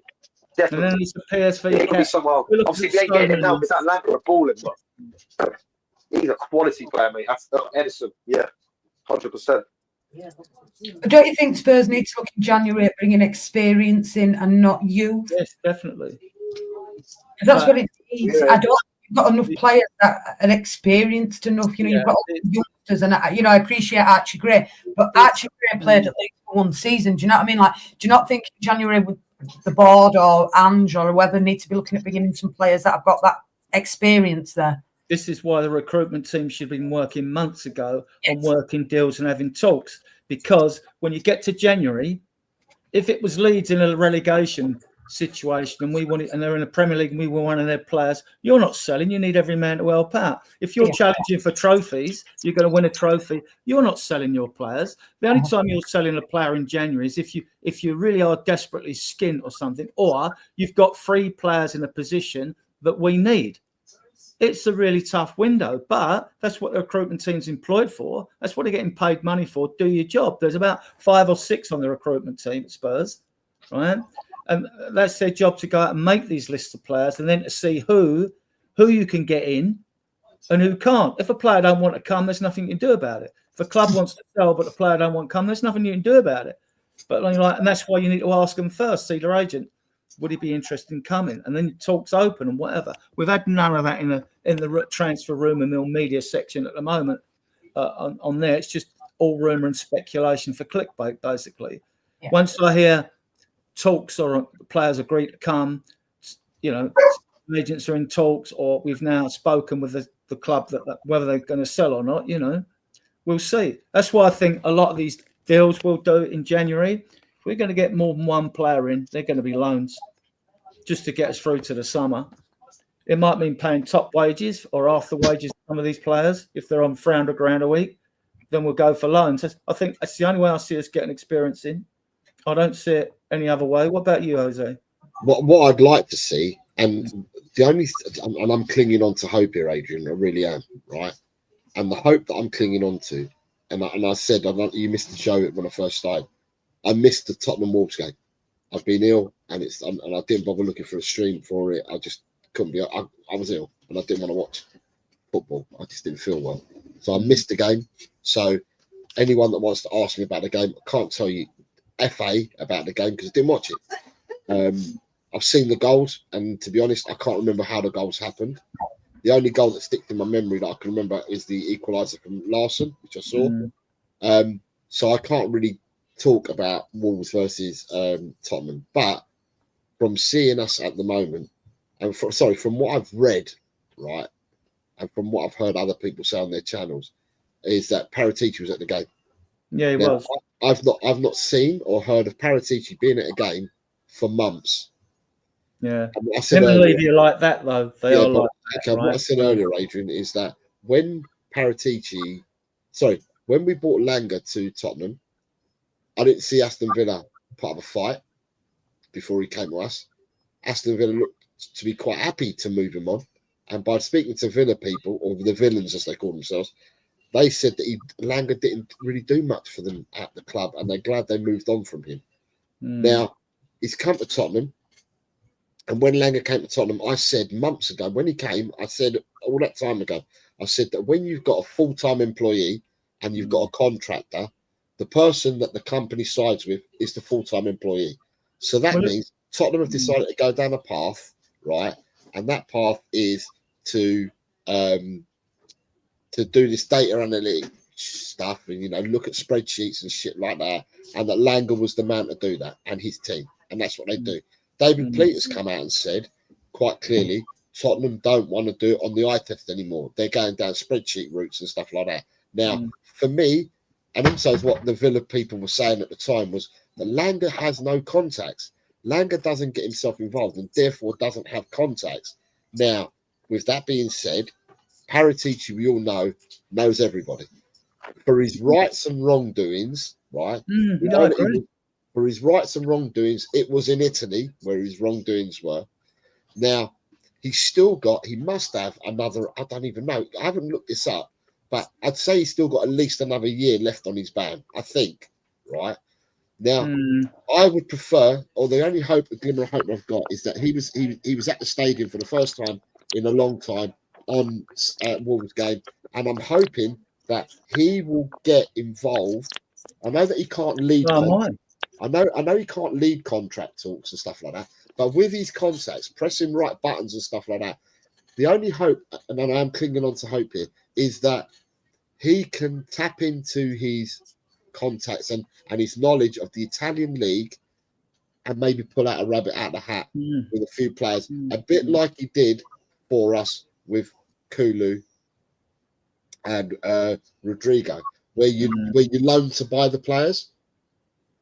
Because at this present moment in time, there's people are saying that we've got up to 30 million to spend. 30 million, and Adrian, you know this. If you buy players that are worth 40 million on a 4-year contract, you're paying 10 million pound a year. And I know it all works out, but if we're going to go for loan to buys, then I would much rather put my trust, if that's the right word, behind Paratici than Langer. If I was Daniel Levy, from the little I know, I would turn around and say, look, we need to beef up this squad, right? Who do I trust? Do I trust my contractor to go and do it, or am I trusting my full-time employee to go and do it? And I'm afraid to say, I'm trusting my contractor more I want Paratici involved, but since Lang has been brought in, who's been brought in under Lang's tenure? You've had Solanke, right, Bergvall, Yang Min Hook, Odebert, right? They've come in. You've got to look at the last 18 months of who's come in. So he has been involved. I think this is the case with Lang. We don't know what we've got with Lang at the moment. We've got all rumour and speculation. I hope he's a good guy to have. If not, we'll get someone else. But I mean, like, players had been brought in, and like I think some of the critiques out there from some of the fans that are naturally disaffected, they're just like firing shots at everyone. So I mean, all right, Solanke's looking better. I didn't know much about him. Bergvall's yet to do it in a long period of spell. Yang Min Hook we know nothing about. Yeah, not much. I've watched videos. He looks a baller out in that league, 12 goals and 6 assists in 26 games or something. And he can shoot from outside the box. But we don't know, do we? I mean, like, there's players that know what the job Johan is doing. If he's in like his first year or year and a half with the club, I would like Paratici involved full time personally, because I think he not only did the transfers, Jose, he changed the whole academy structure. When Restrict was there, we had a fixed pay scale and we weren't tracked to the that was all broken up. Raskic left the club, and now we've got up with top clubs. We've got, you know, one of the best academies out there, right? But with a lot of players out on loan, so they ain't doing as well as they did last year because half that team's out on loan right now to try and prove themselves. But I don't know. I think it's too early to judge Lang. I mean, all these rumours about things like that. Fair enough. If they're true and he ain't no good, get rid of him. You know, get someone else in. But I think, you know, there's been a shotgun effect from disgruntled fans. They're sort of aiming at everyone and shooting at everyone, like, you know. So players, you know, I get that some don't like the Ange system. I'm fully Ange in. If Levy went tomorrow, I wouldn't give a flying. I'm not a Levy fan, right? Can I just say, let me just say, La Repubblica and La Stampa claim Milan are considering hiring ex-Juventus and Tottenham director Fabio Paratici once his ban ends on the 30th of June, 2025. So he's got 6 months left, and then he can fully get So back it's into at the stadium. It was at the stadium. Yeah. It might mean nothing. On the other hand, I hope it does mean something. Right. Good morning to you, Brian. How are you, sir? I'm good. It's morning for another 5 minutes, and I have 7 minutes until I have to go back to work. But I just wanted to very, very quickly come on and say, whoever gifted me a membership to your wonderful channel, thank you very much. It was Peter Kagayas. You got the gift. Thank you He very does it much. everywhere, doesn't he? Yeah, thank you very much indeed, Peter. I just wanted to come on and wish everyone on the panel and obviously all your people in the chat a very happy and healthy new year. May it only be filled with love and laughter and good times and good news. And hopefully something just a peaceful 6 months of Tottenham Hotspur. You know it's not going to happen. But most importantly, the most important thing is that everyone has a good new year, doing what they do, spending it with the people they love, and what will be with this football club. The most important thing is the people around you. And just happy new year to everyone. Is it Chinese for you tonight, Brian? No, tonight isn't a Chinese. Tonight it's better than Chinese. My culinary trained, beautiful, wonderful wife is cooking a massive lump of roast beef with all the trimmings, and then we are just going to chill. Joe, I can't remember the last time I've stayed up till midnight. So what I do now is I watch the UK fireworks at 7 p.m. That's me done. I'm like, wicked, I've seen the fireworks. Done. And then whatever happens, happens. And then just a relaxing day. So anyone going out, be safe, be careful, and just get ready for the month of concrete interest. Get ready for the monitoring the situation. Get ready for the we tried. Get ready for the lurking, creeping. And yeah, just what will be in January. I'm not focusing at all on any transfers whatsoever. They're all nonsense. They're all nonsense. So just get ready. Don't get suckered into what this bastard of a club does. Or not bastard of a club, bastard of an owner does with the club. Don't fall for it. Don't believe anything. It'll be a load of names as normal, and then at least we tried. We're linked. Don't get excited. Just do you, and don't let Spurs wind you up. That's very hard for me to say that. And obviously for the wonderful, beautiful woman in the middle in Jess, don't let Leeds do whatever Leeds do. I don't know what they do in January or enough. True. Or what they do. But yeah, listen, I just wanted to do, the most important thing is I just wanted to come on, say thank you to whoever gave me a membership. I just wish everyone a very, very happy, healthy, and wonderful 2025. And one piece of advice: you've been having a hard time or anything, just look forward. Don't worry.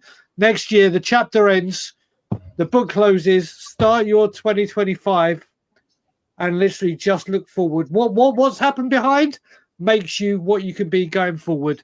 Just keep looking forward.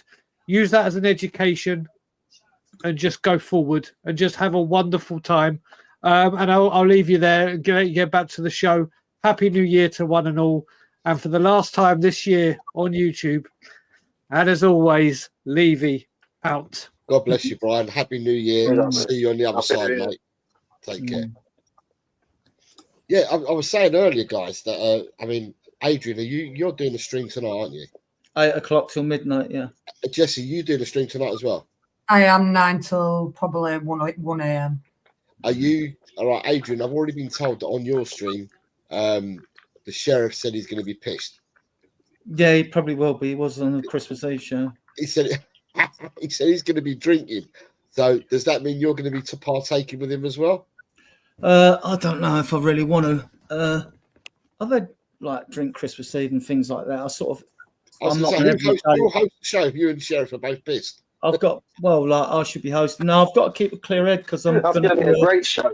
I want to do a historical. I'm going to be doing a historical perspective of Spurs from 1882 to 1991. All the history, the wins, the managers, stuff like that. So for those that don't know or aren't as well informed, and when we get to the 81s, obviously there's groups. I've got the squads that we had in the 80s and the 90s, which this is why I did actually ask older people to come on, although Chang might be making an appearance. Those that might, because he's very young. Remember the era before the 80s of being relegated in Spurs like I was in 76, 77 season, and then let them all have their say on that. So you might get a bit of a monologue of me to start with because, and I'm going to show our Peter McWilliam and Vic Buckingham were pioneers of total football that Dutch played in the 1970s. And that may surprise a few people listening here, but they were. Spurs were pioneers of total football. And a lot of people might not even know that, right?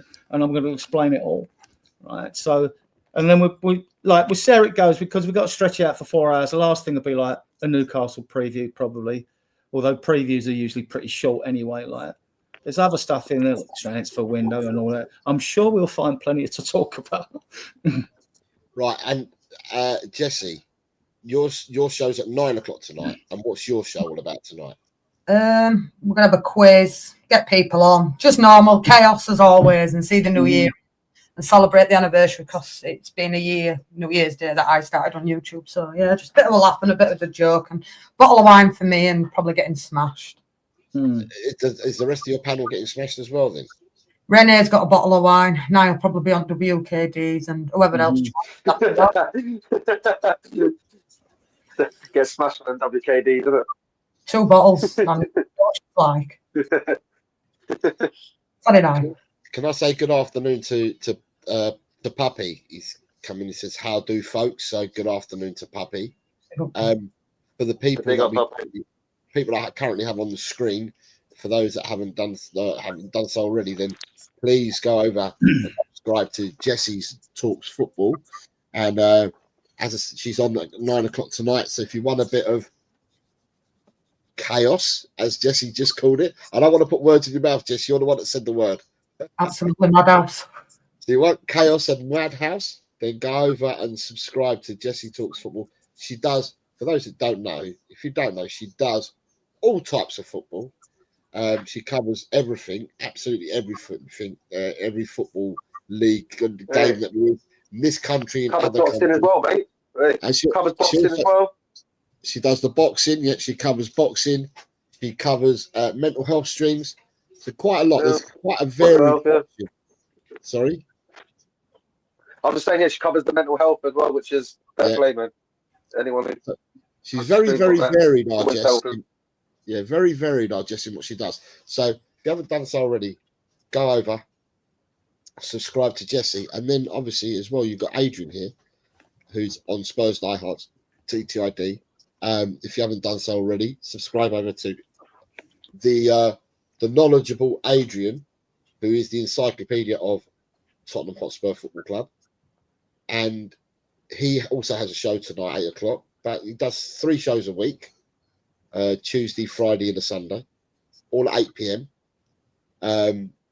He brings on different guests. He tries to get different people on the panels with him for every show. So you get opinions from throughout the fan base. So it's not just limited. But yeah, subscribe to these two fantastic people who are here today. And unless people have got much more to say, I've been going for 4 hours and 20 minutes.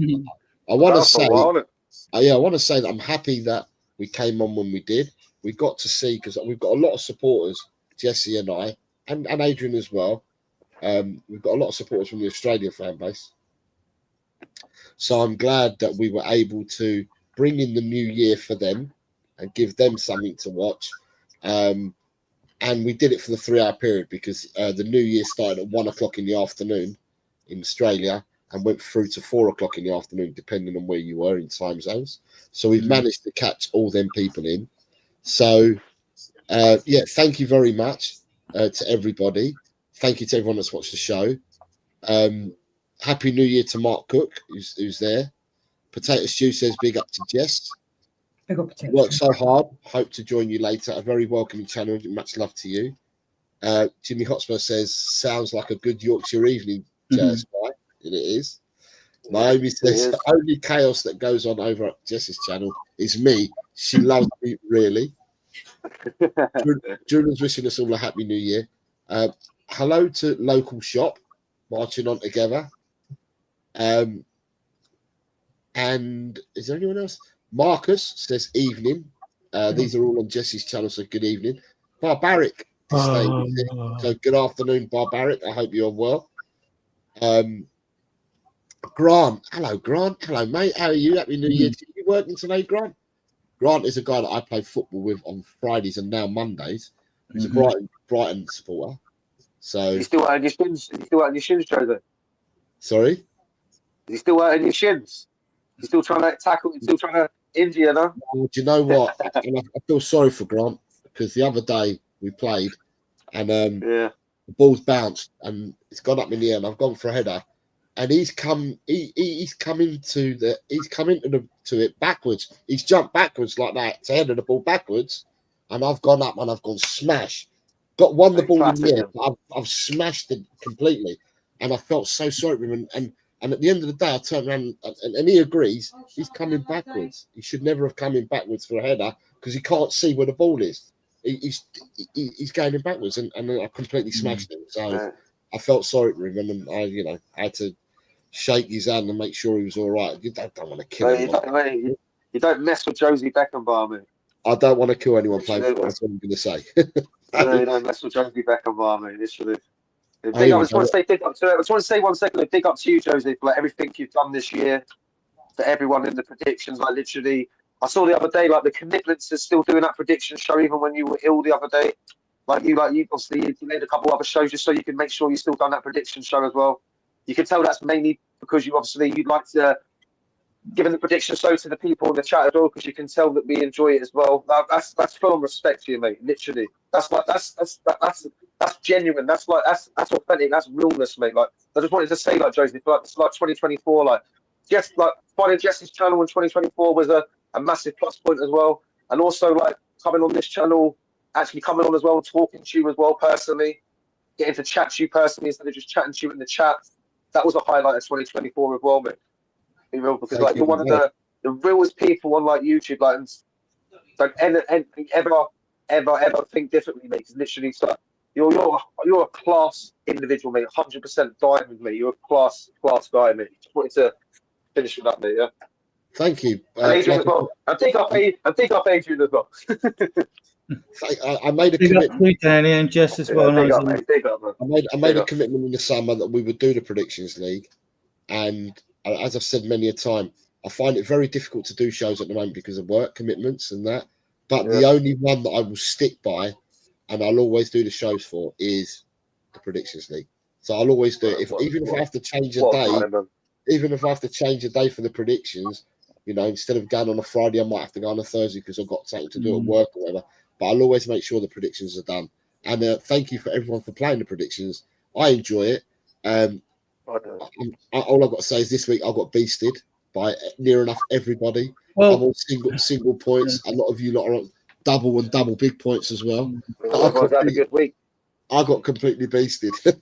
Well, I know Jesse's busy tonight like me. It's just a habit. I mean, you can never put a show on which doesn't clash with loads of other shows. And it's just the norm out there. It's not a lot, you know. But like I say, Jose, if you're going to be bouncing from two shows, if you'll nip on and say hello to everyone or double stream it or whatever, or Danny, I mean, I think I've got two guests. I've got Bobby K, I think, and maybe there's Ian might come on. I don't know who's actually coming on because like some might have gone out for a drink this afternoon or whatever, might not make it, like, or whatever. Don't blame you at all. You shouldn't be on a show like on New Year's Eve. If you're young anyway, you should be out there on the lash, right? So yeah, but like I say, anyone's welcome. We're allowed 10 space. If people want to come on, like I say, I'll do a historical review, right? And then after that, we'll discuss things which you guys know about more. And then we'll even take questions from the chat like you've done in here and everything else. So like, I'm sure Jess's show will be a smash hit as well. Yeah. So we'll just see how it turns out. We're only doing, we started doing these new first year Christmas Eve and New Year's Eve basically for people who are actually home alone on New Year's Eve on their own, you know? So like, it's like, it doesn't matter to me. I'm a sad old git who lives on his own anyway, like, you know, so, so it doesn't matter. So you say Macaulay Culkin came to your show, did he? He's home alone, yeah. Right, I'm going to thank everybody for today, and I'm going to wrap it up. But I've got to go, and I've got to thank the people that sponsored the show today. David Shear's just come in with a super chat saying, Jose, thank you so much, my Cobbo. You're a diamond. As all in the chat, love you all. Thank you very much. Tigaro gifted out 5 memberships. Peter Kagayas gifted out 5 memberships. Leo came in with a super chat saying Happy New Year's Eve, homies. David Shear gifted out a membership. Peter Kagayas gifted out a further 5 memberships. And Daikaro super chat saying 2025 Aussie bucks for you and folk in 2024. I'm on 1997 internet speeds, which made me laugh. It made me laugh completely. But thank you very much for sponsoring the show. And I wish each and every one of you that hasn't had it yet, so people in Europe, people in North America, people in India as well, because we've got people in India that support us as well. It's not New Year's yet. It's not New Year's Day yet. So I'm wishing everybody a happy New Year's Eve, a happy New Year's Day. Please take care of yourselves. Keep safe in whatever you choose to do. The easier option is stay home and watch the 2 people above me. Stay home. Don't go wild and watch the 2 people above me. And do what the 2 people above me do. They choose to have chaos on their channels tonight. Watch their chaos. At least indoors, you will find no harm. So, thank you, everyone. God bless you all. And I'll see you all in 2025. Take care, everyone. See you later. Happy New Year. Happy New Year. New Year. And